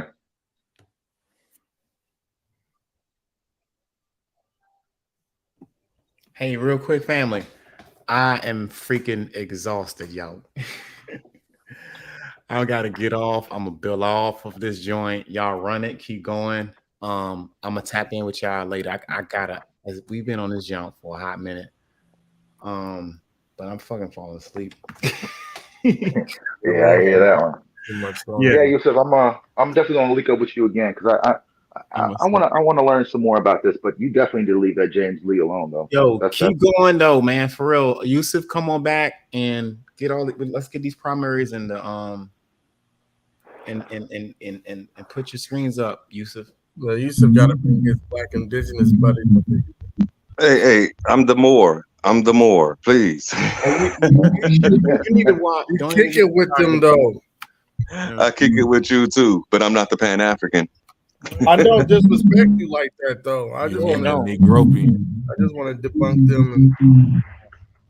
Hey, but look, let me drop out, man, because I'm freaking dying right now. Peace out, man. I love y'all, family. You have a good one. Hey, peace, love.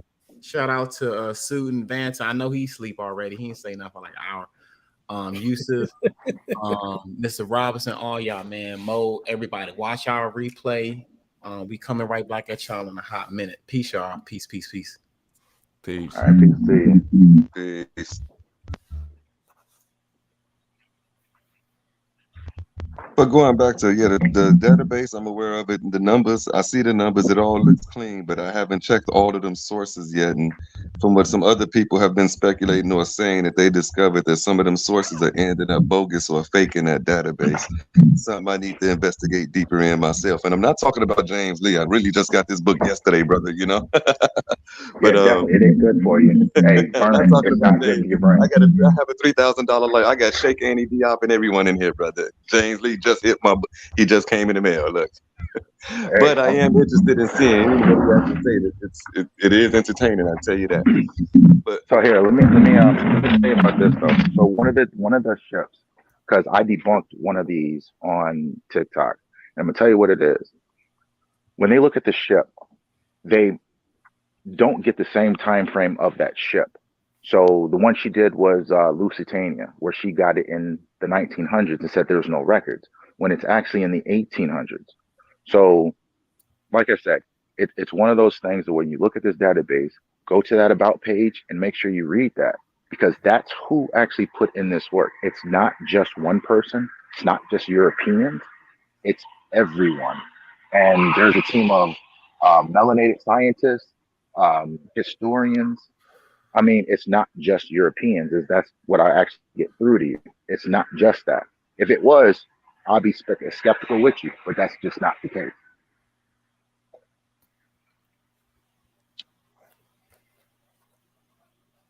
So that's what I just want to get through to you, or get through to anyone that wants to disagree on this database. For one, I mean, it's sourced. It has all the sources that you'd probably ever need. yeah, for right now, I am one of the people that disagree, and I am one of the people that looks into it. I just not as much as I should. Going back to I'm lazy, but I can sit here and quote a lot of the numbers off to you. I can the disembarkments, the embarkments from what locations, what hit Barbados, what hit Jamaica, what hit Carolina, what hit Virginia, what went back to. I can tell you 3,600 boats. I could tell you how many trips. I could tell you 12,000. 12 million. I can tell you 10 million survived XYZ. But I just don't quite agree with the numbers. It all fits in pretty, but now I want to go down that deeper layer. You're saying you went that deeper layer and it all checks out. What trumps the numbers? Say it again. That's what trumps the numbers. I have to verify the numbers. Get by like what do you okay, let me put it a bunch of people that took skull and bone oaths, a bunch of people that are Freemasons that are telling me this, it's like I gotta verify the paperwork, Yeah, but a lot of these a lot of this paperwork is coming from people who didn't even know that the information would get out. It's not that this wasn't something that they like, yeah, I'm gonna publish this. This is something that was, left over in somebody's family in their attic, their personal journals. It was in their will and testament. They didn't know it was going to be published and it turned into some stuff that we're going to be counting. They didn't even know we was going to get out of this shit to be able to look back and be talking about scholarship up here today. They did. They were just writing down what they were doing, business plans. Hey, look, I found a bunch of niggers. Hey, look, I got this. You going to sell me this? They didn't know what was going on. They had no clue. Like we have to keep history where history is. These people didn't know that. We're stumbling across their information and we're counting from what we're seeing. And that doesn't even include what is not documented. Because we have the slave trade before it's documented. Then we have the slave trade when it's illegal.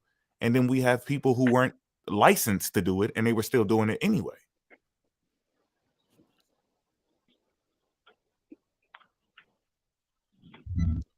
I could agree with that. I can agree with all of that. And you're saying the numbers may very well be more as far as the way you see it, because there's so much not documented. And I'm saying that maybe there's a lie and it ain't that many people. They're going to say, we got 2 million guys from Ghana. But when you go to Ghana, they're like, no, we never sent 2 million. We sent 300,000. We sent 500,000, but not 2 million, not 2 million. But you have to verify the numbers. You have to source that though, because you do have a lot of people that don't even know stuff happened, because at that time there was certain people, like, it was illegal after 1808. It was highly illegal. So nobody wanted to be caught with slaves. None. I mean, look at the Clotilda. He literally burned his ship, got into another ship, and then went to the went to the place. They would go to that extent. They would change the flags on their boat so they wouldn't get caught. How many people does a Clotilda hold? I think that was what do you have, like 100? Yeah, exactly. 100, 200 max. And this is the late 1800s, going back to the logistics. I have to crunch it. That was 1860. Yeah, that's late 1800s as far as I'm concerned. Mid 1800s. It was Now, legal. It was illegal in 1808. Illegal. okay. My point is the size of this ship, how many slaves was actually on there, how many, back to the logistics of the overall trade. But it's all there on the slave database. They literally, the ship manifest, they have manifest because, they didn't want us out of it. If you go back to the earlier newspapers from 1770 to 1860, they literally spell it out. We were supposed to be enslaved forever. And I can source that. I'm positive on that. 1452 Roman Pontifex, I want to say. If not, by 1493 it was extended. Put them into perpetual slavery, all of the Saracens and the pagans.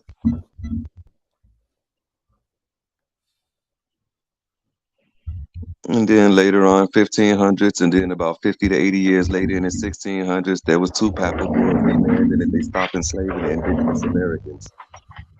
Sublimis Dues or something of that order, as far as the papal bull name of that one. So if you're well versed in history, and pretty much if you go through Spain and everybody's history and you look at that slave database, how can you deny it? Because it follows history to a T. I haven't seen it in its entirety yet, but right now to me it's looking like now something's missing, something's not adding up, something's wrong. Okay, so what is is there an African source that's trumping the database? Like, what's overriding where it's like, nah, this isn't accurate on this database here in slave voyages because this African over here, like where whose information is challenging the database? Well, you got to step back to the bias that I come from. The bias that I come from is so-called Africans and Black people were always in the Americas. And if you wanted to erase that history, how do you do it? You just try to act like all of the Black people on this continent is here from the slave trade, and then you fix the numbers to make it appear that way. And you don't think that any historian would have found that? Found that discrepancy? Name me one historian that said that it's wrong. Said Any that what's color. Yeah, any color. You can choose any color you want. Any ethnicity. Name me one. The database was wrong? Right. I can't, none that I know of. So over what, 400 years, and there's been not one? They're all just 400 years. I thought you said, man, someone that said the database was wrong. Well, the database is okay. The database pretty much there is, covers but the right slave now trade. I don't know their names. It's like a white professor dude, and then a white lady professor, and they say that the database is wrong, but they believe that the Black people being here in this land also. So.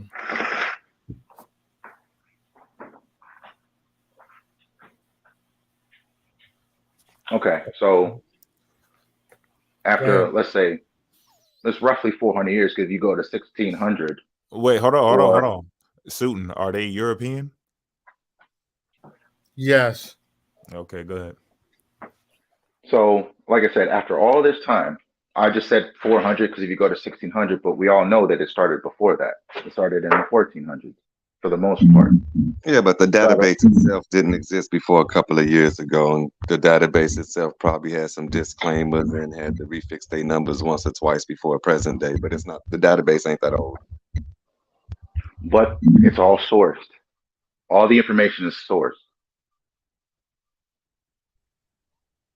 I don't know if it's all sourced until I go through them sources myself and see if they're accurate or not, or if there's even a source there, or is it going to be some link that you can't get to. Okay, so pretty much you're saying that the database is incorrect because that's how you feel, correct? I'm saying I'm skeptical of the database. Okay. Okay. That's fair enough. I don't have no, got the red paint on their hands. They're guilty. No, but I'm suspicious of the database. I'm skeptical.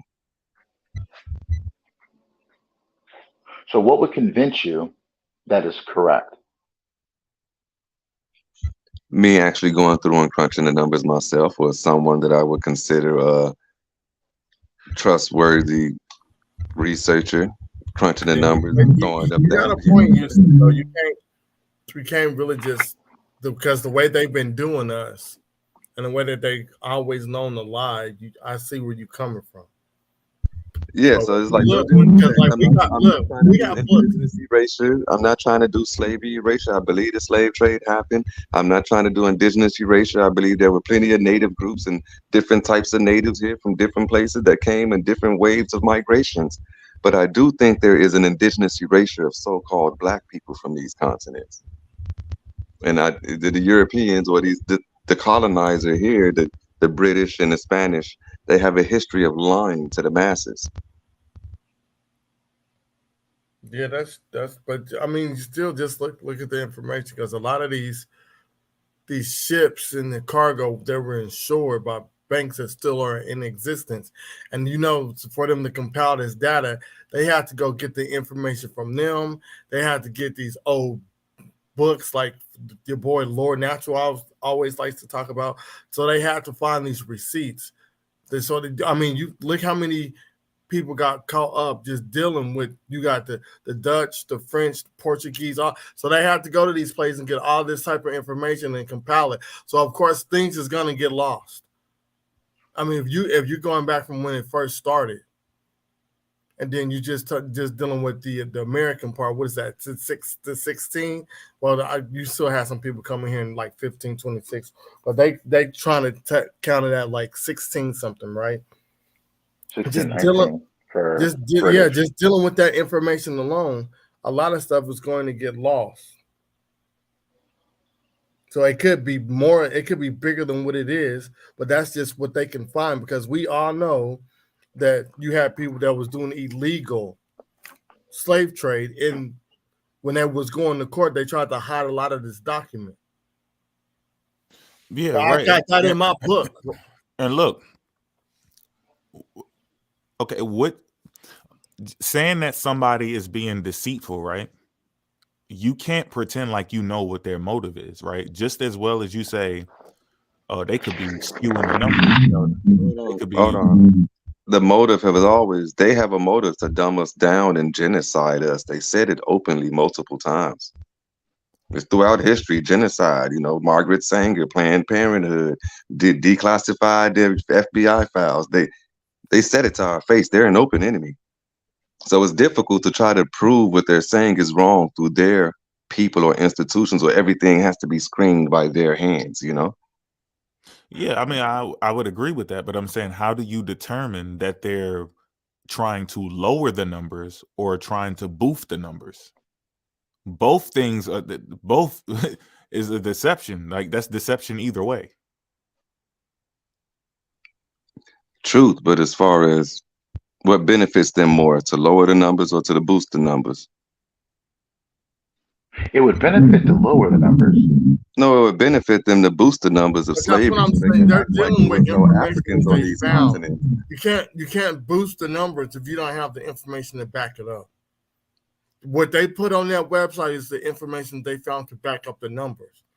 We're not dealing with the information that they lost. We're not dealing with the people that got lost over the Middle Passage. Because a lot of people were smuggling and they were dwelling in illegal slave trade. We don't have that documentation. So just because they're counting it up to 12, right? It could be 15, it could be 20, it could be 25, hell, it could even be 30 million. They don't have the information because all that stuff was lost.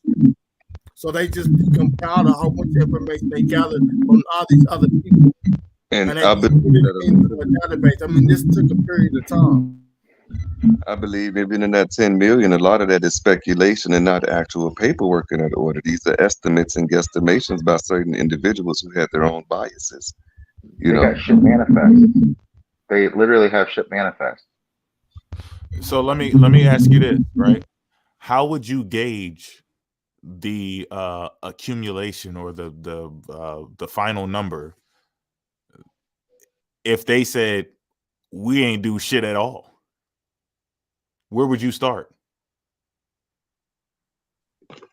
Say that again. I'm sorry. If they said we didn't slave nobody at all, slavery, the whole thing was fake, where would you start? Start with saying they're a lie. Yeah, but you see what I'm saying? So even when we have high numbers, you say it's a lie, but you don't start us anywhere, right? Then when we say, okay, they say to the opposite extreme, well, we didn't slave anybody.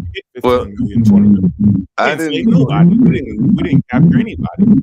I believe it happened. I'm just not in total agreement with the numbers, and I'm trying to extrapolate a percentage or a number, but I don't have one. You follow me? Because I ain't did all of the work myself.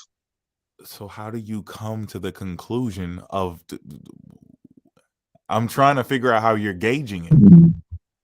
There has to be a method. You can't just say like you get it. Is this a feeling?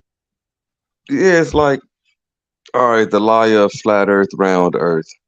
Is the sun X amount of million miles away and X amount big, and the moon so much closer and X amount small, and that's why they look exactly the same? That doesn't have size? anything to do with it. That one, man. Hold on, you understand me, but there's a set of numbers that make both of them sound beautiful. The sun and the moon can be the exact same size at this distance, or they can be, the sun can be so much bigger and so much further, X, Y, Z, because of perspective. I haven't crunched the numbers. You follow me? It's like, I just think no. That doesn't have anything to do with it though, because you're looking at the migration or people, actual people. It doesn't matter what the sun, the moon, anything like that. You're looking at people in these places. You can go in history and find out.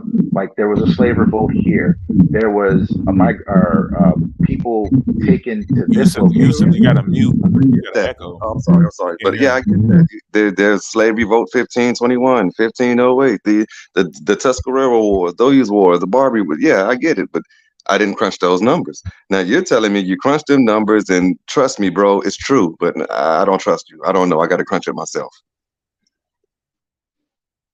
Now you asking me why am I skeptical again?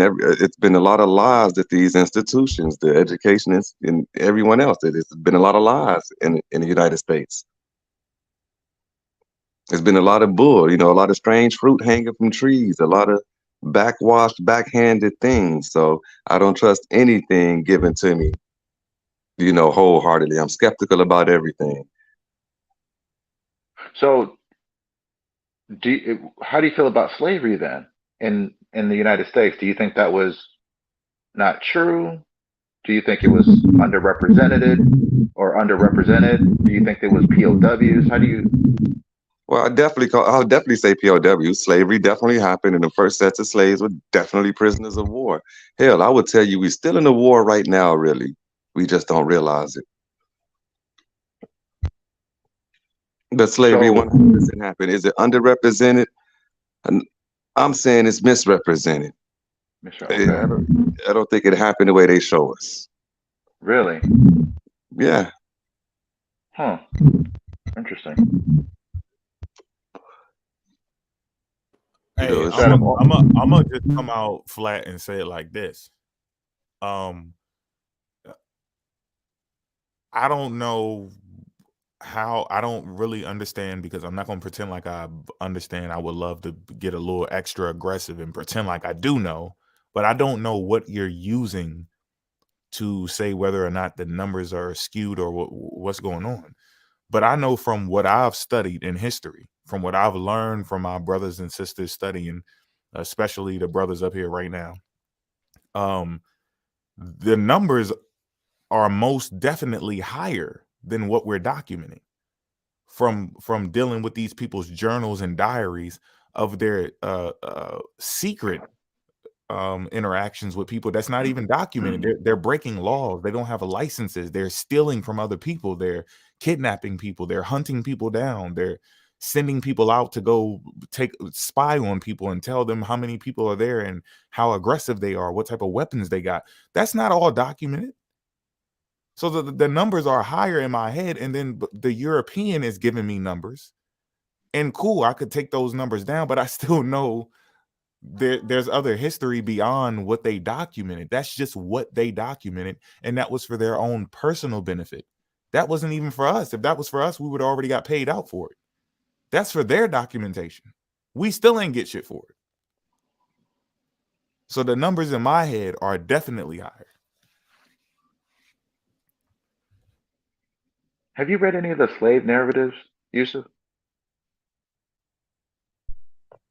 No, I'm not prone on reading slave narratives. Okay, so that's what it is. All right, let's check this out. So if slavery didn't happen the way it did, there's over 20. The engine, as far as I'm concerned, you know. They what? It's a part of the engine. You said that I read slave narratives. Why do we have slave narratives? That's like, you know, back in the day, someone saying, "Did you read your Negro Bible?"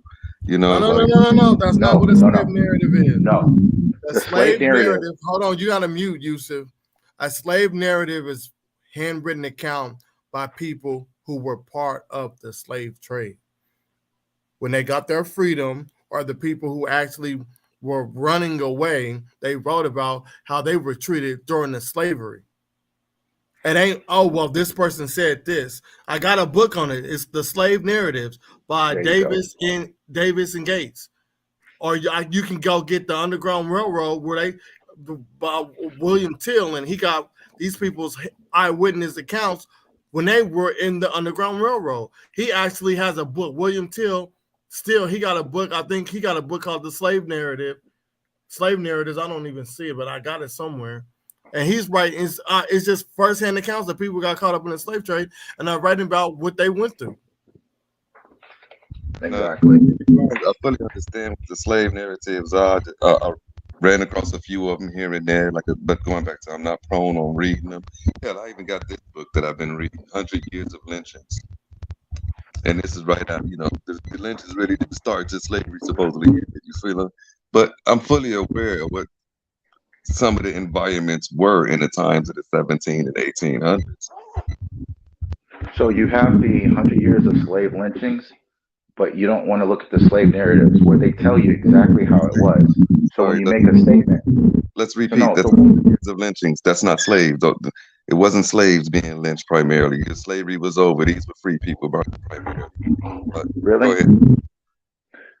They were lynching all throughout history.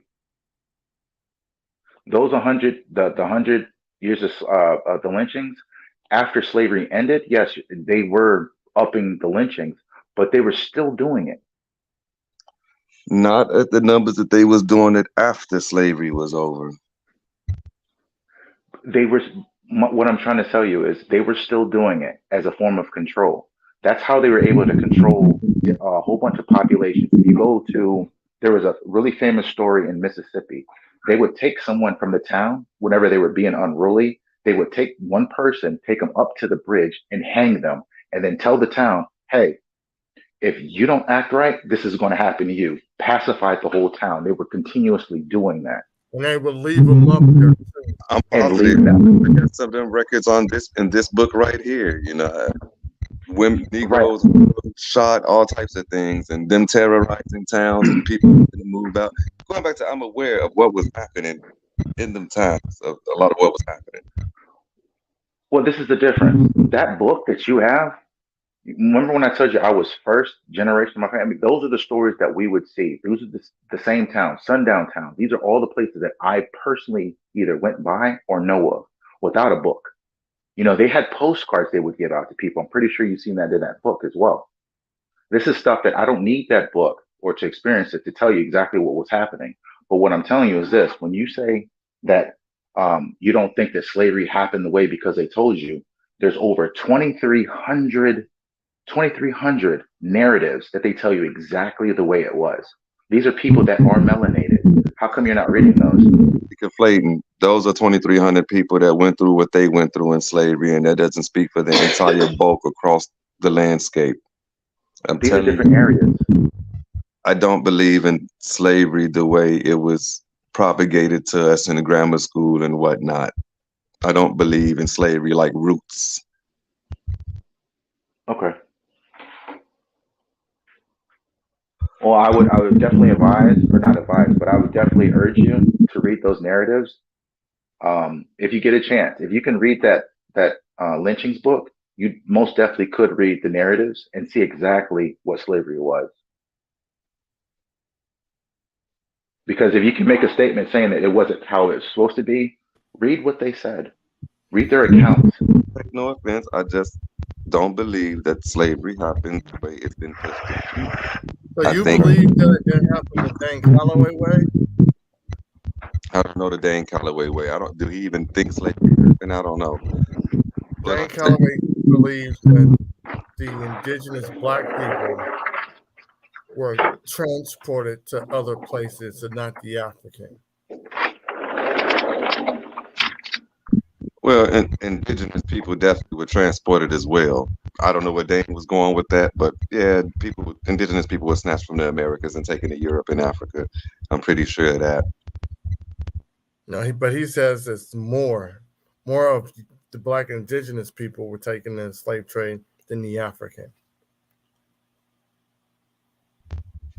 I don't know, but I don't watch Dane, so I don't know what he's speaking on.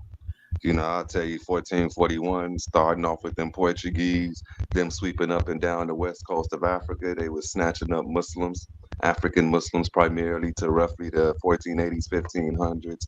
And then they kind of extended deeper in Africa and just, y'all know the story from there, I'm sure. And I'm positive slavery happened, and slavery in America was horrible. But what's probably... You said 1441 it was snatching up Muslims. Yeah, they were snatching up Muslims, man. That's new to me. West Africa, or you was to read Columbus and the American Holocaust or the African Holocaust, a couple of other books. It was in East Africa. Who was in East Africa? I was saying that 1441, the Portuguese, when they was going up and down the coast of West Africa, were enslaving Muslims. Did you double check that info, or did you just believe it? No, that info, it's kind of everywhere. I double checked it. Okay, I was wondering.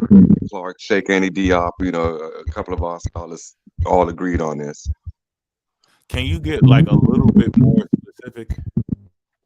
Like what land are they going to? Like what? Because this is Islam, right? When you say Arab, are you saying like Arabians? Boy, but I said they was arresting Muslims, African Muslims across the west coast. All right. So I just talking about Sierra Leone, when they was hitting the west coast, when they was driving in, when they was snatching up what they considered African Muslims. The Moors were the enemy at the time. The Muslims was the enemy. So a lot of them boys were Christians enslaving Muslims. Oh goodness. That's tough. That's tough. Sounds so new to y'all. Let me try to put up a twist. Yeah, that's tough. That's tough. I mean, because I'm. Hey, okay, I'm gonna grab mine. It might be. This is Christopher Columbus and the African Holocaust. Yeah, that's John Henry Clark, right? I got that book. John Henry Clark right here. He might have wrote about it. Let me grab another one real quick.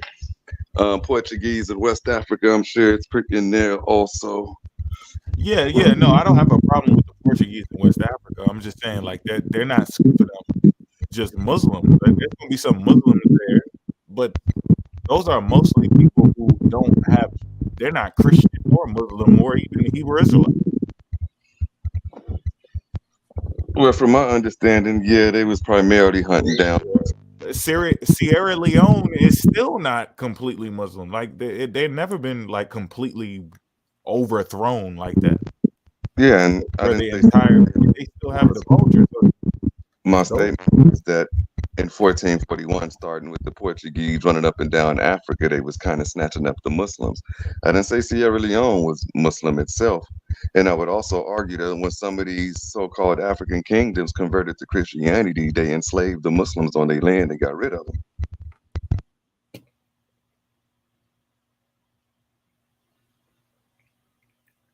That's tough. Okay.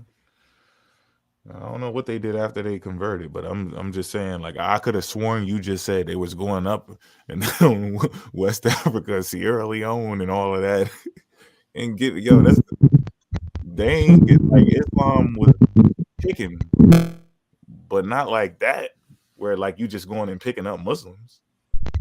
Yeah, from what I The understand, Christians, it behooves them. That's I could pull a book from I could pull a quote from Portuguese in West Africa, and it says when they pulled up on the west coast, it was like immediately when the boat was in eyesight, the men, women, and children, or the men and women Moors, right away attacked them, and they caught like 12 slaves from that first run out that village that tried to fight. Yeah, but see, my records show you partially right, but when they picked up a certain Muslim, he told them if they let him go, that he would flood their ships with slaves.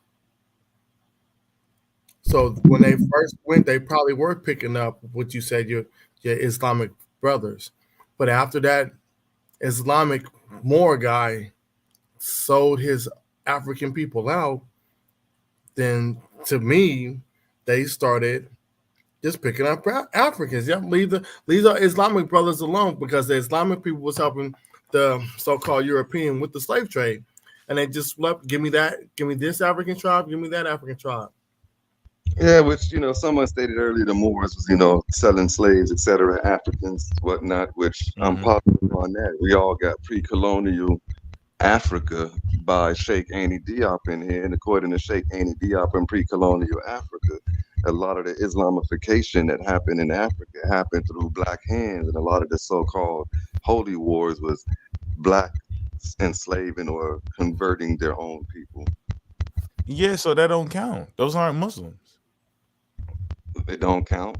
No, they don't count.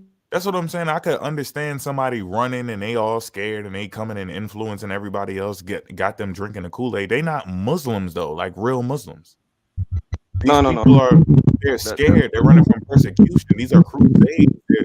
And that's the North. That's North Africa and East. That's not West Africa. No, that was sorry, I'm smoking that Zah. That was me blowing through the quotes. But in pre-colonial Africa, the first excuse, then he gave 3 main points to the Islam in Africa. Pre-colonial Africa and how Islam in Africa. His first theme was it was the Arabo-Berbers came peacefully. The kings let them through, and when the king converted, or when the head of the tribe converted, a lot of the people automatically converted. Another thing that said that Islam metaphysically kind of coincided with African tradition, so a lot of Africans didn't see it as converting at all. And that statement that I made about when the bloodshed started, it was black kingdom on black kingdom, force. He brought up one wave of white Berbers that came through with force, but every other wave was black. Yeah, I don't think we have a problem with that. But I still that's brethren. I'm being lazy, but yeah, this our brethren. I forgot I'm not on TikTok. I ain't got to worry about getting clipped as hard. Yeah, you good.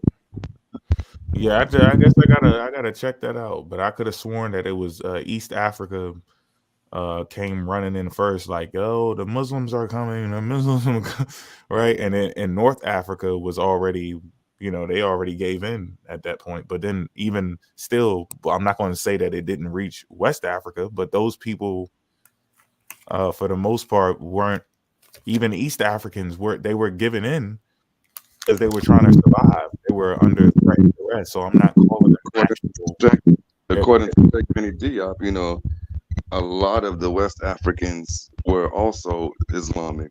So he would say members of the Wolof, members of the Yoruba, members of these different groups of Mali, they were all Muslims as well. A lot of them converted to Islam as well. A lot of them converted to Islam. But that's what I'm saying. A convert don't count. Say it again. A convert don't count to me. Like my father's a Hebrew Israelite, right? Yusuf, you gotta turn your tablet down some. Yeah, if you turn your volume down, you probably won't have that feedback. But like right now, my father's a Hebrew Israelite. But he's not really a Hebrew Israelite though. Like I understand life and how everything transpired for him to get to the point where he's at right now, where he thinks that. I get the whole process, how he got to that point. He's not really a Hebrew Israelite.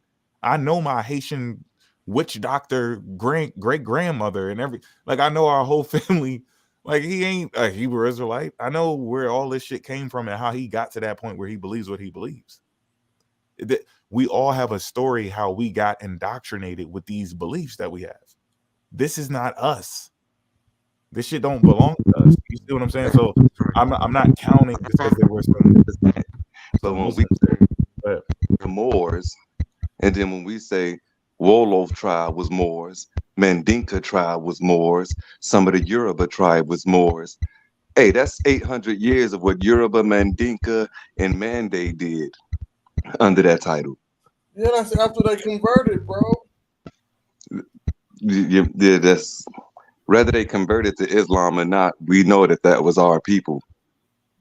Yeah, but okay, but you have the people who are, so you have their practices that they have already, right, by default. And then you have a certain point in history where other things start being infused into their language. Like Arabic is infused into some West African languages. That's not part of their original language. Those characters are infused by the people who conquered them.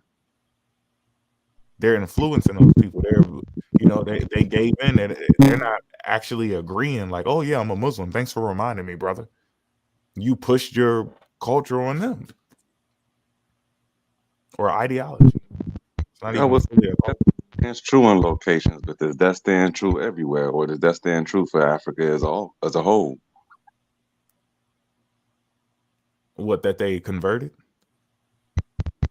Well, no, not that they converted, but that they got converted by force. I mean, I understand fusionism or blending of languages, blending of cultures. Because like whatever you are, right? I don't care. I'm not trying to convert you to whatever Rob is, whatever Sutin is. I'm not trying to convert them into anything. There's people we know that believe, and we have conversations with them. They don't have to do nothing. We just deal with truth. Like it doesn't matter if there's something that you need to switch to, but you're holding on to something else. Like, that means you're trying to appease the other person. Like, I'm gonna use some of your shit, but why? Like, did you gain anything from it? You're going into slavery. People are trading you now. They're selling you. You're getting kidnapped. You go like, why did you even adopt all of that? And not to mention, a lot of these people, these tribes, agreed to adopt the ways of their oppressors for a while. Like, we're just going to do this for a little bit to get out of it, and it didn't go as they expected. And generations came later and didn't know that this was just something that they accepted so that they can survive.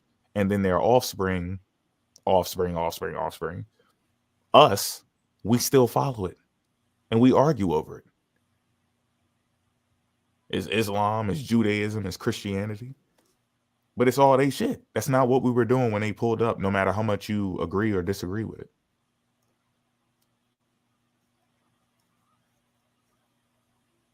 Yeah, he dropped down. He ascended. His tablet probably died.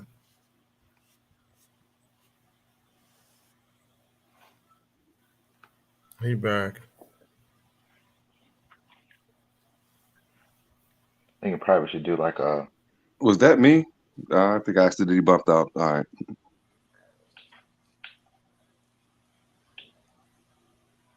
Yeah, I was saying that's not something that we were involved in. I don't know how far you reach back into history, but I was just reaching right now. I was reaching as far back as 1441 when the Portuguese was specifically hunting dark-skinned, African-looking Muslims. I don't know if they were specifically hunting them, but well, that's the accusation by John Henry Clark and Sheikh Eni Diop in so many words. And that's in West Africa. Correct. Well, Adahu the Moor and the people that captured him is singing a different tone. That's tough. There could be a gap somewhere. I done saw. I'm sorry. That's some tough shit. Yeah, straight from Cali, man. But I was gonna say, now I done saw this pre-colonial Black Africa on a couple of y'all shelves. I know y'all done read it at least once. No, I ain't got that book. Every time I say I'm gonna get it, I end up getting a different book.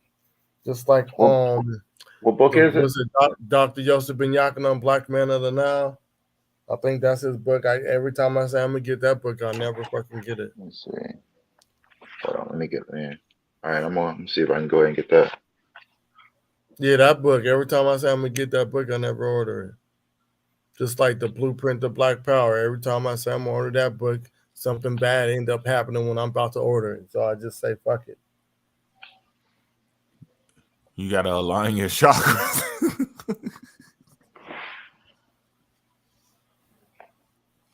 Like my tire will blow or some shit.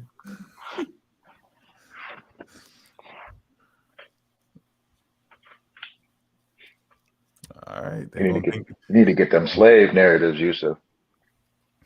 Nah, they don't fuck with that. Slavery is out. You need to read that. Goodness gracious. Hey, But no, like I say, 100% the slave trade happened. No, but I'm saying like what I don't get, right? We could debate this all day. About logic demon. Why does the slave trade have to be affected by anything that y'all claim, whether it's indigenous American or Africans came over here earlier than we previously thought? Well, you said y'all. I just don't get. I just don't get why y'all trying to fix the numbers for this nigga. I don't get it. Who's y'all? I don't know who's y'all. I mean, my claim, my only claim, my only real claim ultimately is Africans have always been coming back and forth to Americas. And that's what, people disagree with when I say that and show me the hardcore evidence and this and that. But that's all I ever said. You missing my point.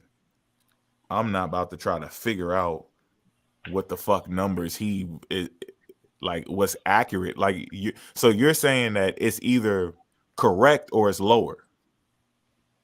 Am I right or wrong? Yeah, I believe it's lower. It's correct, but it could be correct because you're not going to give it more. Yeah, it could be correct. Yeah, no.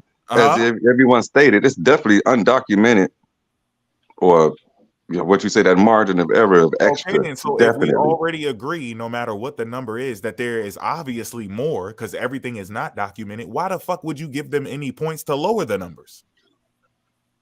That don't even make sense. That's terroristic activity against our people. So why would we go, oh, that's not an accurate number? We didn't even count everything. We lucky we got this documented. Right. And we know he do more shit. They trafficking right now. Yeah. You see? So it's like, why would we ever even lower that number? And Africans can still come over here earlier. Indigenous people can originate in this land. That belief can still be held up without ever even touching not a half of a person on or 3/4 of a person in the slave trade. Why are we even touching that number? It's like we're just helping him out for no fucking reason. Well, we're all in the battle, and then he gets a kick in. Why is he getting a lick in? Like, yeah, kick him in the nuts. Yeah, you taking orders from him. Hey, I can tell you why. Because a lot of the Black indigenous, not you, Yusuf, a lot of the Black indigenous have an agenda that they're pushing, but then they call us agents. Oh, he trying to start some trouble. Hey, Yusuf, I want to let you know something real quick, okay? Do you know there's only one group of people that deny any kind of like the numbers of anything? It happened in Germany. I'm not sure I can say it, but you know what I'm talking about. The same thing happened in Germany. I don't believe the 6 million either. But what I'm saying is there's one group of people that deny that. This is the same ideology that denies the slave trade as well. Well, they got a group. To Yusuf's point, they have a couple of books right before that certain individual took over with the estimated account of Jews that were in that land, and it doesn't match the Holocaust at all. I believe the number's already been reduced dramatically. But yeah, I never believed the 6 million. I don't believe the 6 million in that case either,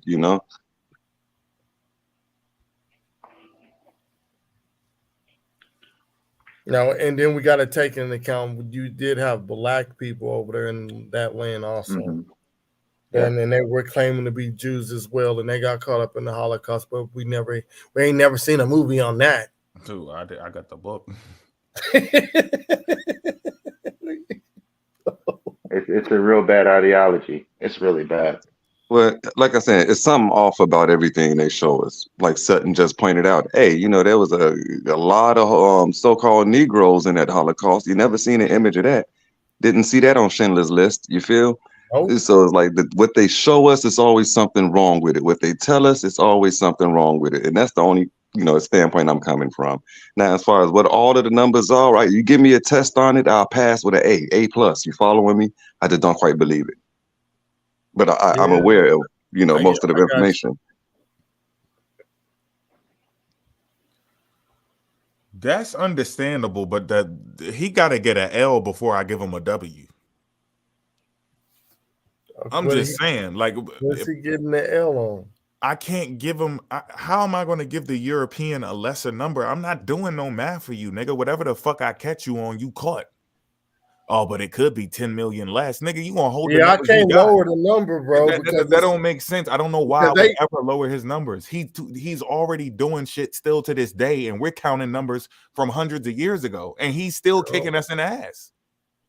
It's not about lowering numbers. It's just about I'm skeptical. They don't even have all the numbers for the slave trade. I'm just skeptical. It's about knowing the truth, brethren. Sales receipts. They missing insurance claims. Then you got people that was doing the illegal slave trading.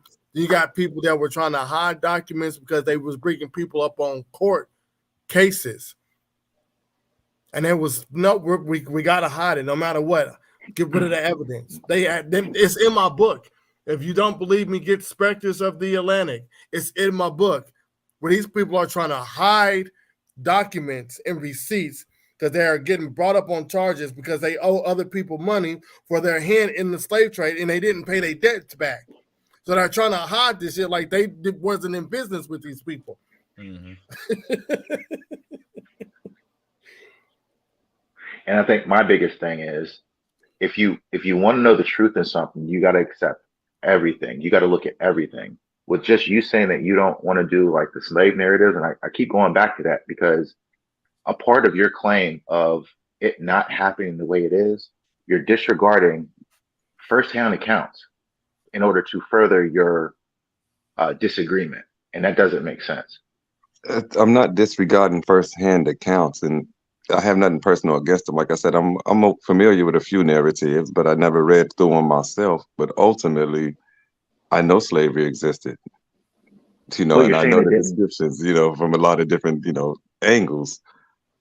But you can't say that it didn't happen the way it did if you disregard half of the things that happened. When I say it didn't happen the way it was taught to us in grammar school or high school. Hold on, wait, Yusuf, because you got to reiterate what you said. You said the number could be higher or the number could be lower, right? No, my initial suspicion is the numbers are lower. The other brother believed the numbers are higher because these boys are hiding things, and there's a definite truth in that. But as far as is it 10 million, whatever to say the number is, most likely we already know there's hidden things. But what if the numbers are off by millions? I want to know.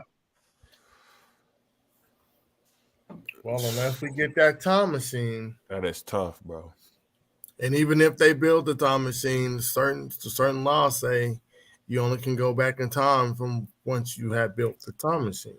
So just hope you don't go back in the between slavery times because you ain't gonna make it too far. But if they build sweet, they were snatching people. That's what I'm saying. If they build a time machine and we was able to get, they ain't gonna let us on it anyway. We niggas. I want to keep it 100. Nah, they'll let you on there. You get snatched quick during that time frame.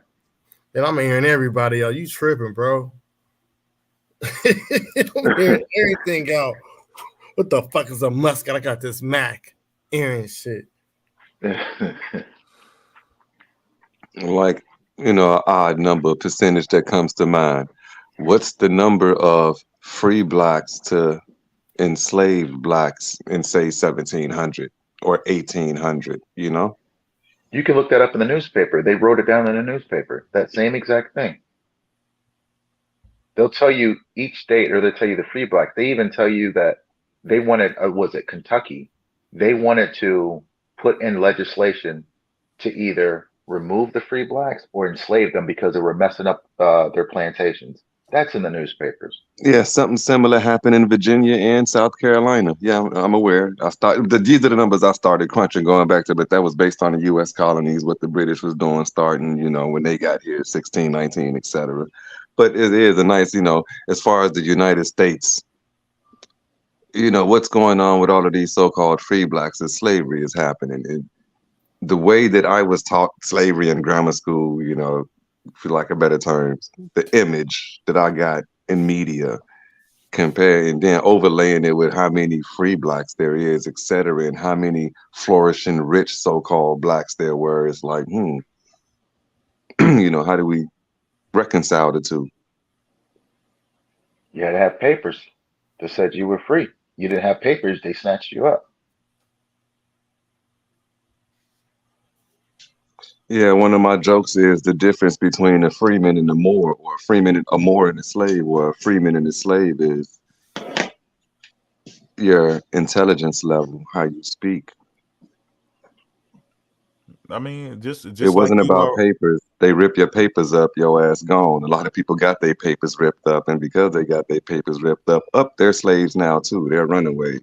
It was And for if the you person that could articulate in that courtroom or articulate in wherever area he was in.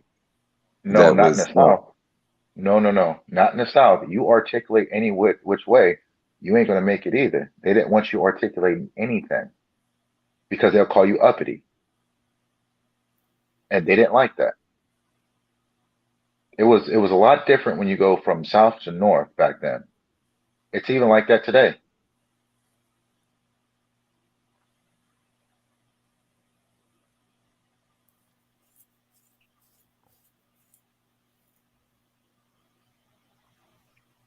I'm confused. So you would say that there were no freemen that articulated that they were freemen to the law or to the courts as they were accused of not being freemen?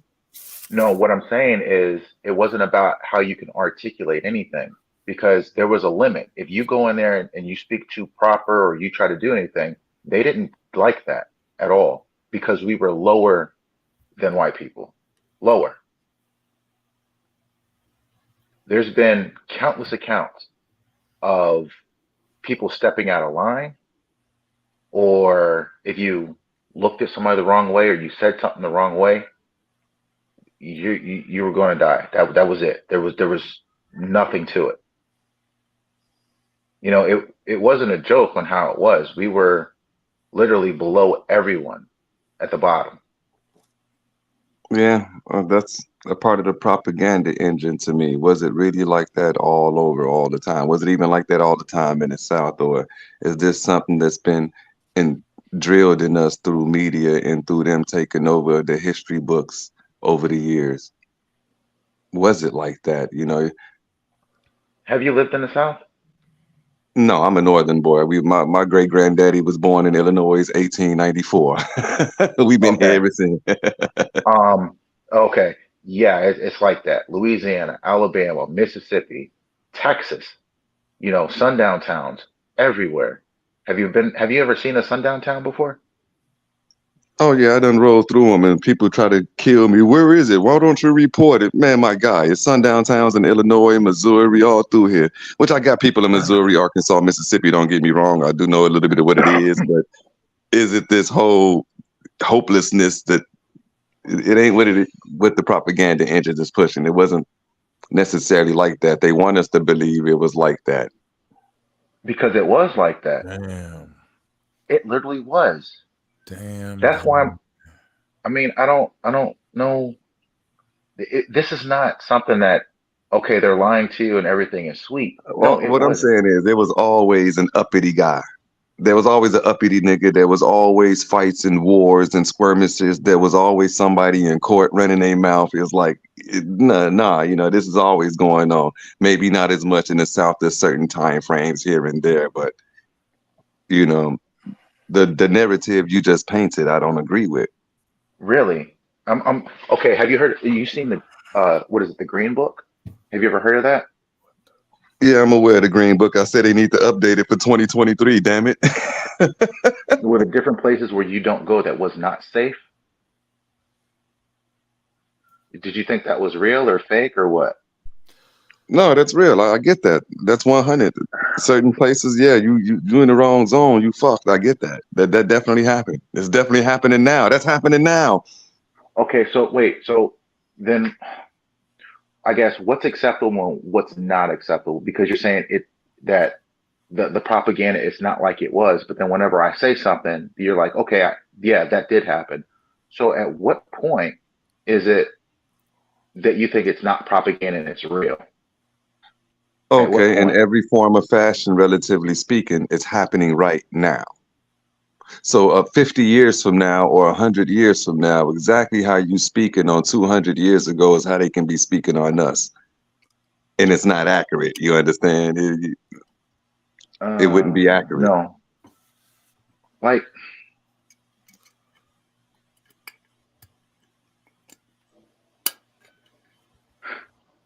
how do you think things were before the 60s? Like, give me like a rough ballpark. How do you think it was? Like life. It's another vague question. What was life in the 60s in Chicago? What was life in the 60s in Alabama, Mississippi, or something? You know, let's just Mexico? do for black For people dark skinned folk, not great. Not great. Like what? Like what is not great? What is not great? Roosevelt, Hoover, FBI files looking for the Black Messiah. You know, the Jim Crow laws, the assassination. Jim Crow's really good. So how was it for black people?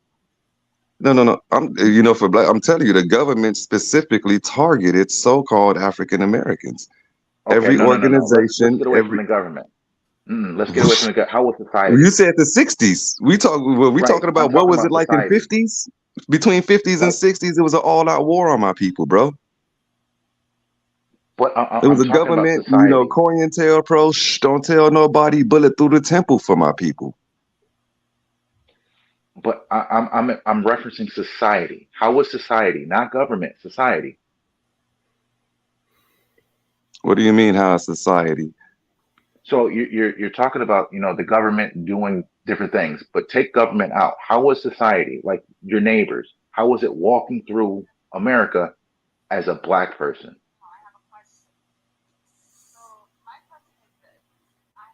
Before the 60s, before civil rights, how was it? Depending on what zones or areas you're talking about. Forget dangerous, overall dangerous. Okay, so now how is that different from the propaganda? Because you said it was a propaganda, it wasn't just like that. So if you say it's dangerous, then how are we talking about propaganda? All right, it's dangerous, but here we are still vacationing in Mexico. Here we are still traveling the states. We in Cali, we in New York, we in Chicago, we in Mississippi, we in Georgia. We moving, we doing things, we making things happen. We still fighting, relatively speaking. But that's why I said before the 60s. And you comparing that before the 60s? And I'm saying that was relatively speaking going on before the 60s, yeah. Damn. Oh, it seemed like you joking or something. Like, are you playing? No, I'm not playing. We was migrating out of dangerous locations, going to not so dangerous locations, building all types of towns and places all over the place in the 1800s and whatnot. Yeah, so the regular people in your day-to-day life that you have to live amongst and interact with, those are not the same as like just running into a bad cop today, right? Not to say all cops are bad, right? But just, I would say, relatively speaking, it is the same. That's kind of my argument. So what is it like? Because earlier it sounded like you were downgrading it. You was like, it's not like, it wasn't like that. Right. What's being exaggerated? That's what I got from it. I'm not getting what's the exaggeration because of that. I'm trying to find a way to put it into words. Give me a second. Yusuf, you got a book that's 100 years of lynchings.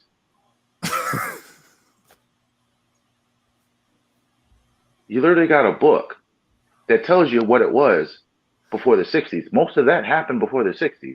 Yes, there were some that happened a little after it, but a good bulk of that was before the 60s. You know, the best way I can put it is, all right, the way we doing right now, we could have been doing 300 years ago. It's like the way we move and the way the racism and the sundowns, it's like everything could be almost identical. It might have not been, you know, the way people paint it, like this other zone of hopelessness. It was like, it was never hopelessness. It was like, if anything, we have less movement and less power now than we had before, in my head. So we had a lot of power before the 60s? Yeah, depending on when you're talking about before the 60s, yeah. What kind of power?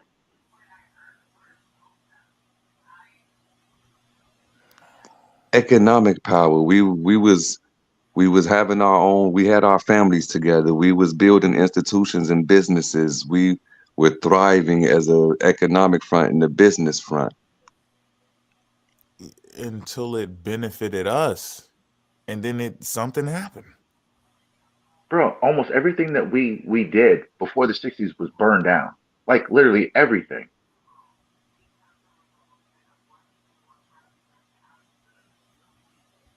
I mean, correct me if I'm wrong. Yeah, I partially agree with that. Burned down, destroyed, under lakes, under golf courses. I agree. Right? Where's the power? Where's all this stuff at? We were literally getting killed for nothing. So how is that a propaganda or not what they claim to be when it was happening? And like I said, you literally have a book that said 100 years of lynching. Exactly. How did it happen? Now we talk about all of the underground, all of these villages or whatever under the lakes. So we speak about all of these places under the golf courses and whatnot. All of the hidden and destroyed things, Tulsa's and Rosewoods and the 4 Black Wall Streets, et cetera, et cetera. It's like that's the power base. This was a power base. The power base was attacked and we lost, but we don't know. I don't know exactly what happened per se or exactly when, but that was the power. That was a power base. You thinking we had some like advanced technology over here or some shit? No, I'm not saying advanced technology. You mean power base like we were politically, solidified. Exactly. Strong foundation. See, then where is that at? They erased it? Yeah, man. They've been bombing us and they've been destroying things. Exactly. And they've been lying and pushing this propaganda in history. So I'm kind of skeptical about everything. It's also... Go ahead. They literally kept us from reading and writing and would pretty much kill you if they found out you were reading and writing. Where's the power in that? Which that was funny because supposedly everything that you would have been reading at that time that you couldn't read and write is complete lies or pseudo.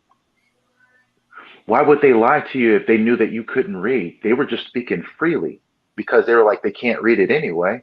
But what did we do? We persevered through that. And some actually did learn to read, like without anybody knowing.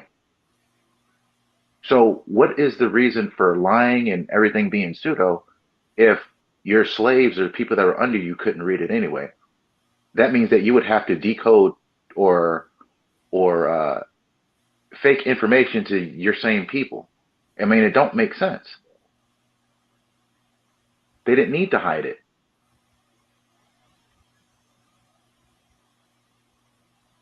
Why did they outlaw reading? All the revolts that they were having, they didn't want anybody finding out what was happening over across seas or in different parts. They literally said that, hey, we can't let them read and find out about all the slave revolts happening because the same thing is going to happen here. That's why they didn't want us reading. They didn't want us knowing. That's why they severed our connection from Africa, because they didn't want that happening, because there were so many revolts between that. By that time, there was like what, 4, 5 generations, maybe 3 generations of people that didn't know nothing, didn't know where they came from, didn't know anything. And then once you start reading and find out where you came from, you're not going to want to be in that position because of slavery. That's pretty much what it is.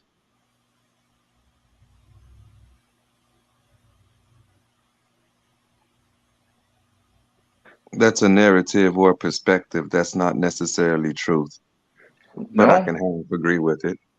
Well, then why didn't they want us reading? Let me hear it. Why didn't they want us reading? Suppression of knowledge, I agree with that part, but you saying because they didn't want you to know about the revolts in Africa or in the islands or whatever. No, it was a suppression of knowledge overall, and it was not about just suppression, not learning about the other revolts. That's part of why they outlawed Islam in my head, because they thought that Muslims made, fighters.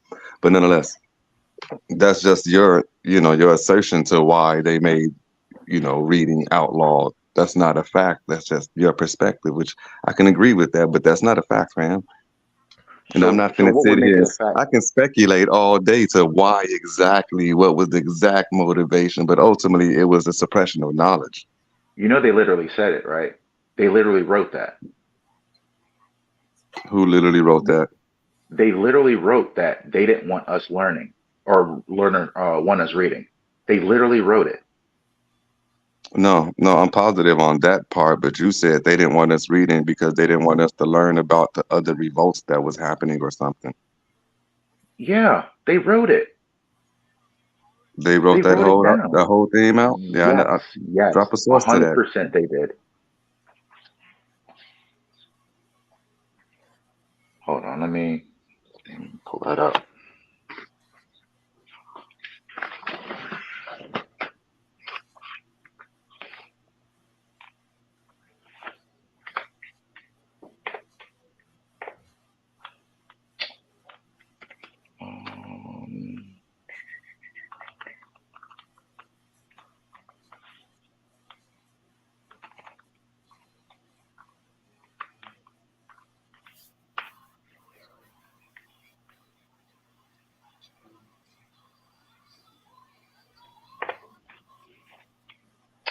See if I can find this.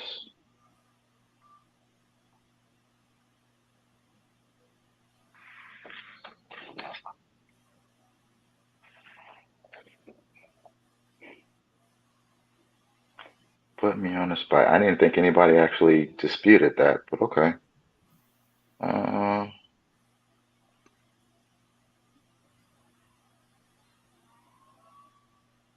Yeah, making it illegal to read specifically so slaves don't read about revolts or not. I didn't. That's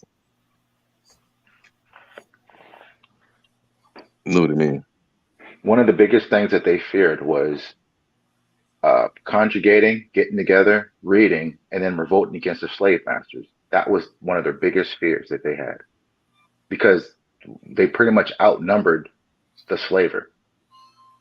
Haven't you ever wondered why there was like very few slave masters? Okay, so that's a slight restatement. So I get that totally, and I would agree with How is that? That's the suppression of knowledge. That's a slight restatement because in the first statement it more so seemed as if they were concerned about, what was written in the newspaper, or like slaves in one location reading about a revolt in another location or something of that order. But now you're saying is in a way to suppress them, keep them from communicating, a suppression of knowledge.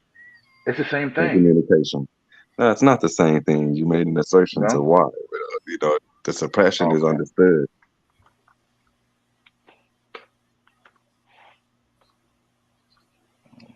But then again, I am tired of shit. I wonder how many times I did misspeak already. Nonetheless, I'm pretty sure y'all overall understand what I'm saying. Hopefully.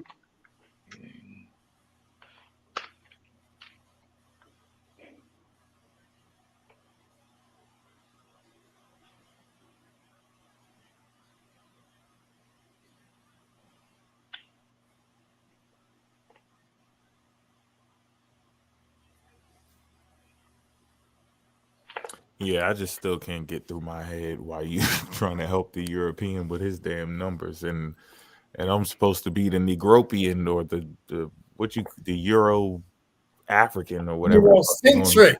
The You're Eurocentric, I'm no? not getting it because I don't give a fuck what Eurocentric Pan African. You know something? Going back to it, I never brung Mo up. I said Sutton and Port City. How you even get in that, Mo? I don't give a fuck. They don't talk like that either. I learned from them. But if you're not Pan African, you're all right. You're not Pan African, which I thought Sutton is a Pan African. Nevertheless, you're what the hell I did you always say? will be a Pan African. But then see, bro, this is what I'm saying.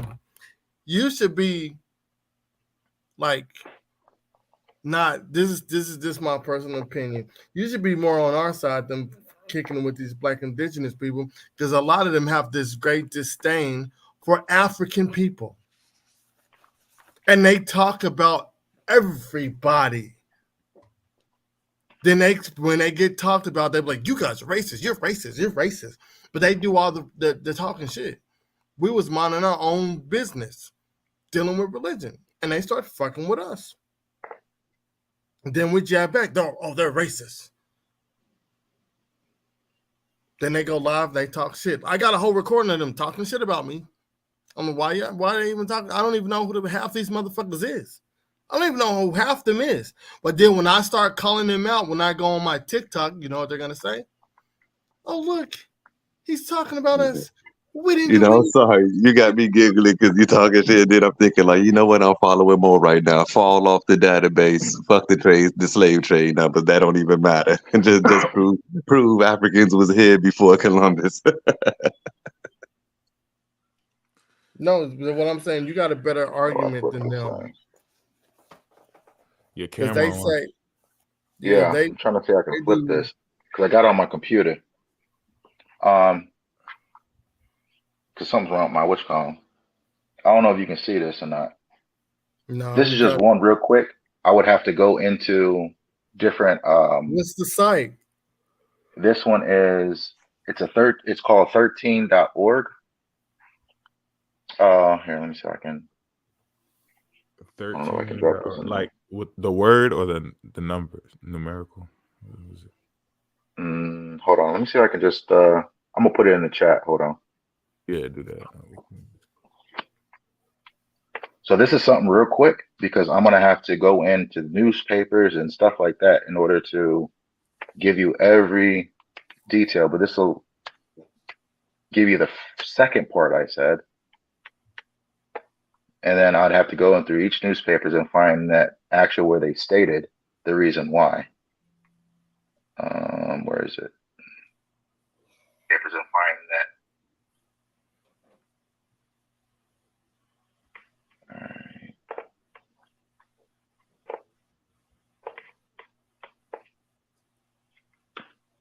Yeah, we gonna need y'all to do a presentation on this shit.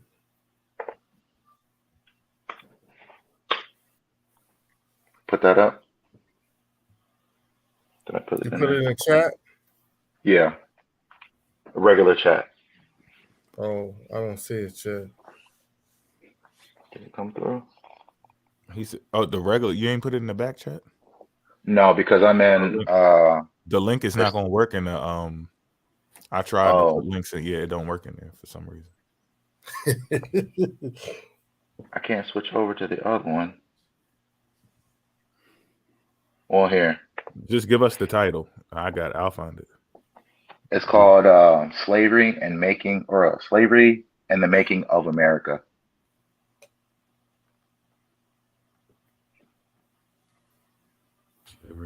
of America. Timeline, figures, and abolition.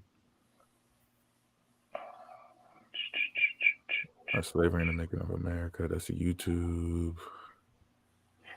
PBS 13.org. No, hold on. Let me see if there's another one. Because this actually gives you an excerpt. Yeah, I'm actually looking at thrift store books, Slavery and the Making of America, and I'm also looking at DVDs, Slavery and the Making of America. Hold on.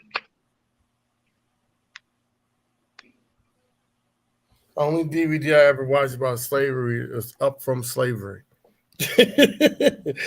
Oh shit! And now it's on YouTube. My dad bought the DVD set, and now that shit's on YouTube for fucking free. I'm so pissed off. Let's see if there's an easier way to do this. I can't watch slave shit, bro. Can't.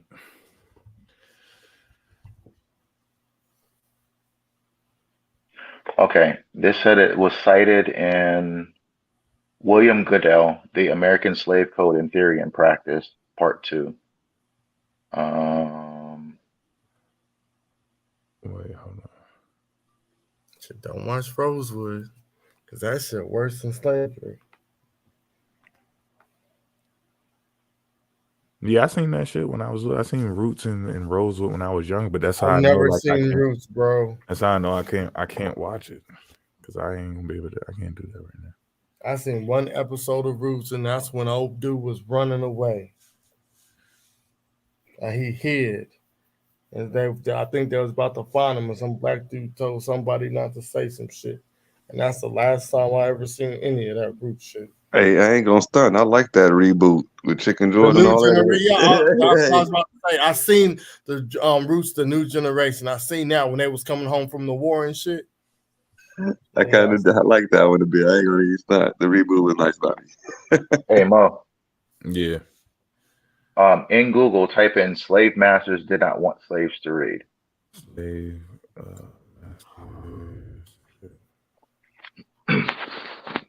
And you're going to see when it says 13.org. This is just something real quick. Normally, I wouldn't follow a site like this, but it has the excerpts from Slave Masters. 2 acts. Is it Slave Masters and the Making of America? The slave experience. Fearing the black literacy would prove a threat to the slave system. That's all.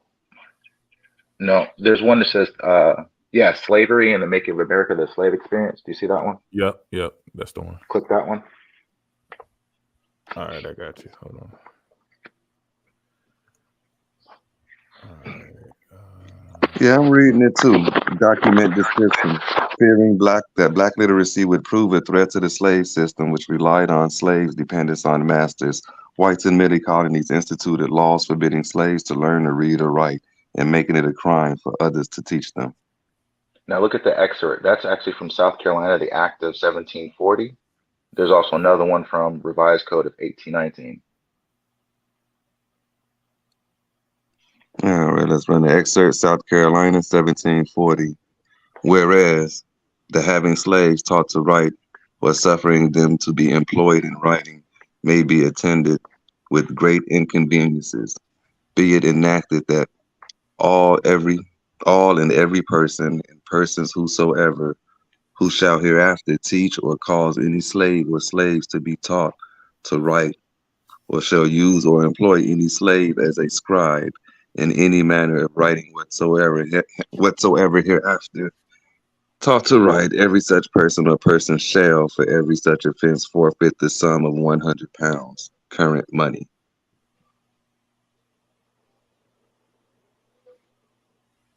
And there's another excerpt too. So pretty much, like I said, this is a quick one because I got to go through the newspapers and stuff like this to find you.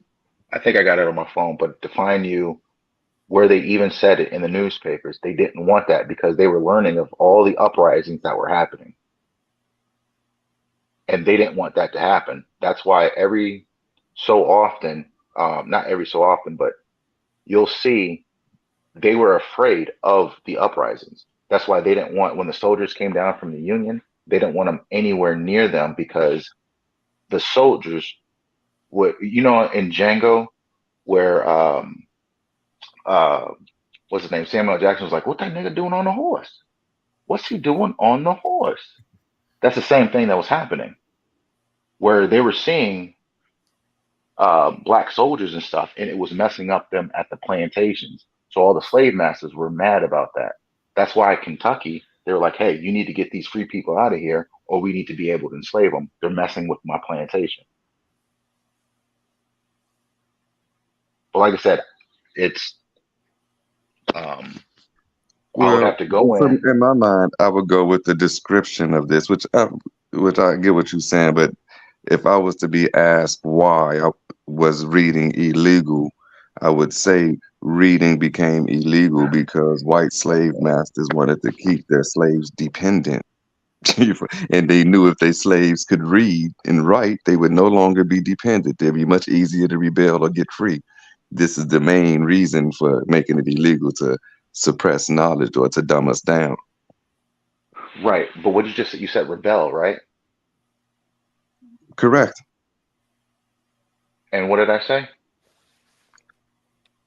In your first statement, it seemed that you were saying that they specifically outlawed reading so that slaves didn't learn of other rebellions.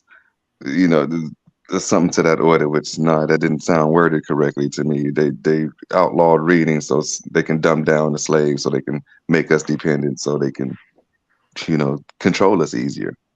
But you just said rebel. That's the same thing I did. Learn of the rebellions because it was all over the newspapers. That's how they knew about Haiti, because it was all over the newspapers. They literally wrote the history of the world in the newspaper.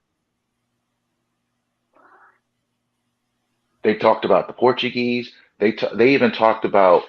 I'm gonna have to do like a literal newspaper presentation on everything that's in the That's newspapers. what I just said, bro. Because this is gotta have to do a presentation on it. Because they literally put in there, like I said, the history. They'd even talked about the point where they wanted to stop enslaving people, and they said it was just too much. But then the Moors were like, no, we're still going to enslave some Christians. So they stopped enslaving everybody and said, you know what, you can just enslave the Moors now. And then at that point, once they won the Reconquista in 1492, when they kicked the Moors out, they said that the Portuguese and the Dutch said, you know what, let's just go ahead and start enslaving some more Africans. That's in the newspaper. Like, they literally spelled everything out in the newspapers between those years. And it wasn't hidden, because why? Slaves couldn't read anyway. There's no reason to fake any kind of information or code it, because they couldn't read. Yo, you got to think about that. Why the hell would they have to hide some shit from somebody that can't even read? Hey, that's real. They talking amongst them, and look, bro, they talking amongst themselves. All this shit is not like they published it and put it in the local library and all of that. It's like, it's personal stuff. These are documents that we see even on microfilm. There's just pictures of them taken, and it's clearly in somebody's hand. You can see their finger. They're holding it out of a box from their attic. This ain't how bold they didn't even publish it. And you know how bold they were? They were sitting there like, hey, man, they got some slaves over in the West African coast. Let's go get some, in the newspaper. That ain't even funny, though. They talked about the Dahomey tribe. There's like, oh, the Dahomey tribe got some slaves. Let's get on the boat and go over there. Oh, we got some slaves coming in. They put slave auctions in the newspaper. I mean, they didn't have to hide none of this stuff. Now, I can understand newspapers now or media now, but back then, they were like, they couldn't read. Yo, I mean, it do kind of get you, though. It kind of messes with your ego. Like, oh, yeah, they think they're going to trick me. They're going to hide it. And he's so scared of me. Like, he trying to hide it and cover it up. And he trying to pretend like he brought me over here on a slave ship. But he really trying to hide from me that this is all my land. Because if I find out that this is my land, oh, yeah, I'm on his ass. He's scared now. I'm getting it. Like, yo, the shit that him making the slave trade is worse than him just tricking you and taking your land and switching your identity. So it's like, if he's scared of you, why would he give you a story that would piss you off even more? It doesn't make sense for him to cover up that all he did was trick some other people from Siberia and wherever else to take your identity. And he's going to replace that, because he's so scared of you, with a story that'll piss you the fuck off about him abusing you, your great grandmother, abusing children, crocodiles, throwing them to crocodiles, splitting them in half between horses. Why would he do that if he's scared? The shit just don't add up to me. And then they also, on top of that, they were boasting about breeding. I gotta be skeptical on everything, and it's not. Have you ever saw how these boys work, like these Russians and the CIA and they psyops, and these dudes know that, you know, it takes 30 years to do phase 1. As you break down the people, you denigrate them, then it takes 20 years for phase 2, you know, reprogramming, or then by phase 3, 60 years later, you acclimating them to the new ideals. It was a whole psyop that our people been under for a good while now, and it's hard to distinguish, you know, where it started and where it didn't. Yusuf, let me tell you a secret. I was in the Army for almost 8 years, military intelligence. So my job was shifting through information. I would probably be the first one to tell you when stuff ain't right. I can tell you a lot of stuff that ain't right about the military. I'm not going to on this kind of setting, but I'm telling you point blank. You can make a conspiracy and think of everything in conspiracy theories, but you just really got to think about it. Like the biggest key, we couldn't read. They're not going to sit there and lie to each other like that. It was all out in the open. Now, after we started to read, yes, they started to hide more stuff because we can read at that point. But before that, no, it was all out in the open. Like all out in the open.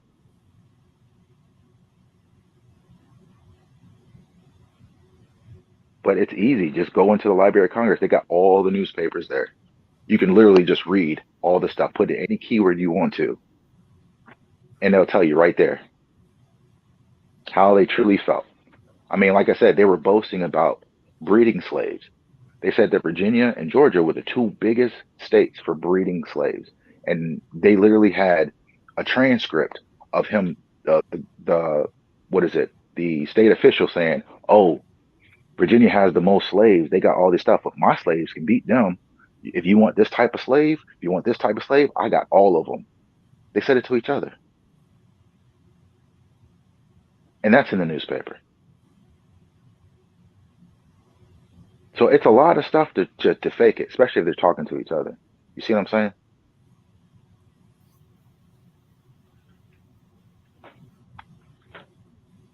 Yeah, I'm following you on that, but are you following me on, do we really know when the PSYOP began?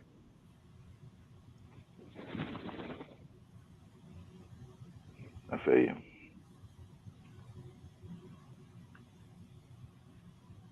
You know, if you was to look over something like Chancellor Williams and the 4,000 years of, you know, destruction of Black history, or whatever the exact title was called. I'm tired, forgive me for slaughtering that, but there might have been a certain destruction and erasure that's been going on for a period of time, an almost perfected system.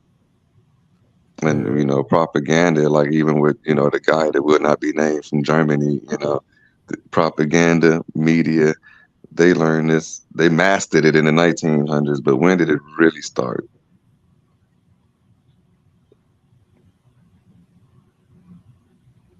Yeah, he started getting in power in 1934.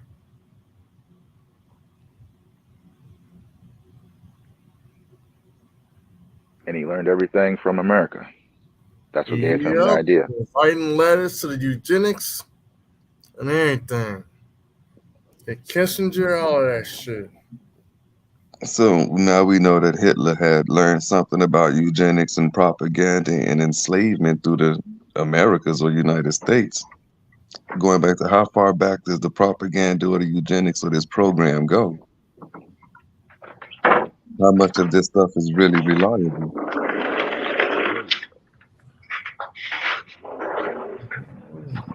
So we have to underestimate them? No, I'm not on that. I get it. I'm off that. We can overestimate on that. And my key point is just be proving that so-called Africans was always coming back and forth to America. I grew up walking around the people that killed my family. Like and got away with it. Like they just walking around free. None of them got locked up. None of them. That sounds like half the families in Inglewood, brother. That sounds like half the families in Inglewood right now. Right, but I'm saying, and that's just what it converted into today. And then we go back before the 60s, like we were talking about, like, what the fuck are we talking about? Like, this is what the fuck it is. This is just what it transitioned into today. You, to the point you got the FBI, 17 years ago, warning people, hey, the police department, we got to do something about it. They're being infiltrated by the KKK and the Aryan Nation. They ignored it. And now the worry is not the police department. The worry is that now they have infiltrated the FBI. You see what I'm saying? So it's like these people are the same. These are the same people who existed back in the 17, 1800s, 1600s. But it wasn't, you're not a serial killer back then. You're not doing a crime against humanity back then. I'm not even a human, right? There's nothing sticks out. It's just, yeah, we're all together just eating ice cream, looking at this dude hanging from a tree, burning over a fire. It's nothing. Now the crazy dude got to go do that in his backyard or at a rave somewhere, or kidnap somebody and let him go in the woods and chase him down with his partners and hunt him down and shit. Like it's still the same people.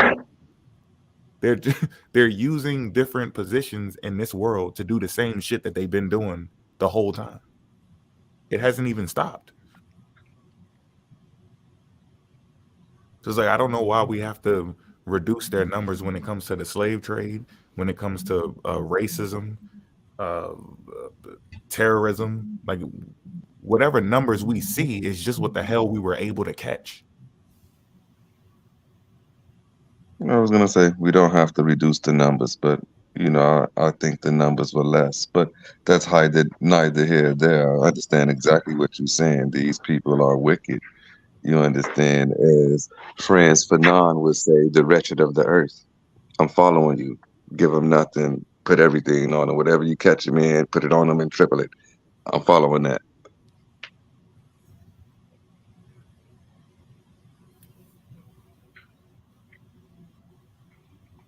Yeah. Well, I'm about to end the show, y'all. All right, Ed. All right, everybody. Later tomorrow. Definitely appreciate it. Are you coming back tomorrow? Well, later today, since it is tomorrow. Who, me? Yeah. Oh, I'll be on. Because I think what is Port doing? He doing Sunday something. Yeah, we're gonna try to do what do you call Sunday. it? Pseudo Sunday.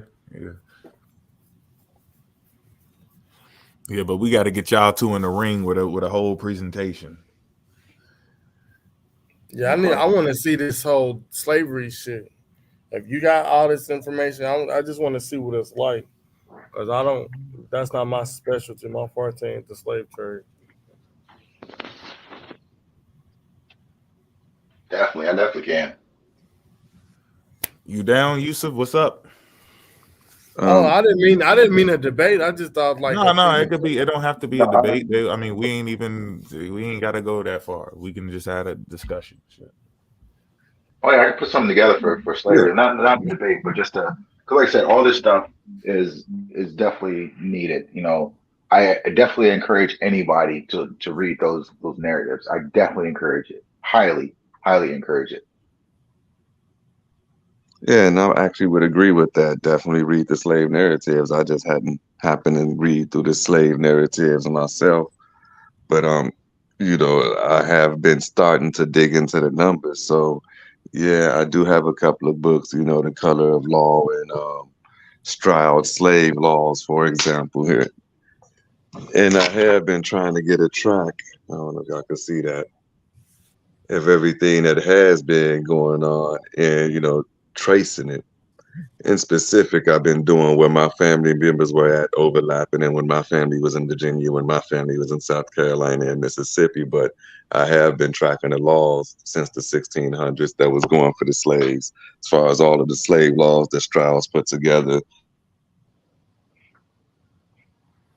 Okay, yeah. Well, I mean, we want Been to see looking what over you the got. J. Cole. We want to see what that shit look like on the screen. You know what I'm saying?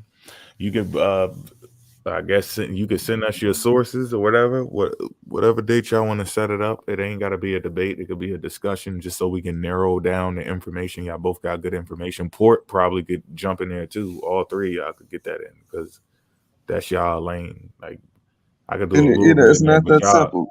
y'all It's deep like in a that lot of shit. work, man. It's a lot of work, and I work 50, 60 hours a week. Look, but like even like for example, in Stroud slave laws, you think you just gonna get a straight list of all of the laws that was made for slaves? No, you're gonna get a whole backdrop, and I got to learning all things that how in Roman law that if you was a bastard child, you was automatically born free. That was one of the things that started to get flipped over here. And now when over your here, instead of you being born free, being a bastard child, you're going to follow the route of the mother. So if the mother is a slave, the child is a slave, regardless if the father was free or not. And bastard children are slaves. And now that sent me down the whole rabbit hole of Roman law on situation. So it'd be difficult. I end up all over the place. And, you know, I'd be trying to get with others that did this work. Like it seems like Mr. Robinson crunched some numbers and did some work in one direction, and other brethren that did the same, so I can try to get the overall big picture. Yusuf, it's happening. It's happening. It's happening. However you present it, if it's too chaotic or too much all over the place, you better organize it. It's happening. It's already locked in. Ain't nothing to be afraid of. You ain't got nothing to lose. It's about the information. Like you already humble enough to say, like, this is just what I'm researching. This is what I gathered together. I ain't researched that yet. I'm still digging into this. Well, cool. Just keep it humble. We ain't got to get into egos. Let's just present the information. And that's it.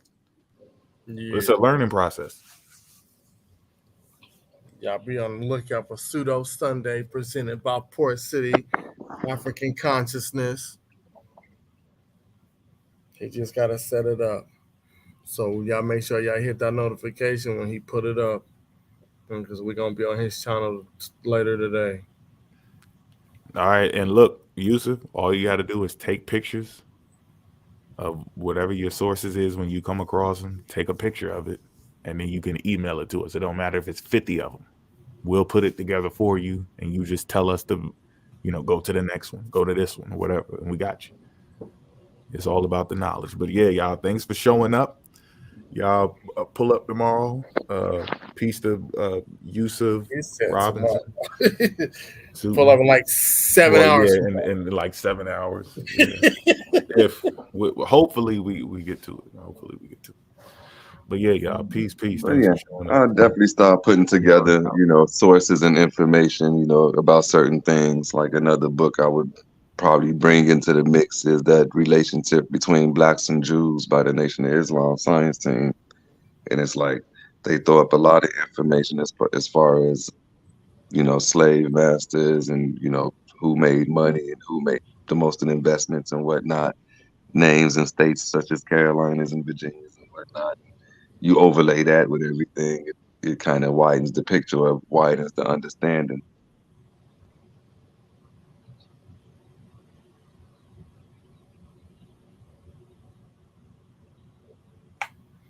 Yeah, all right, y'all. We out. All right, peace, everyone. And I will check y'all out later. All right, bro.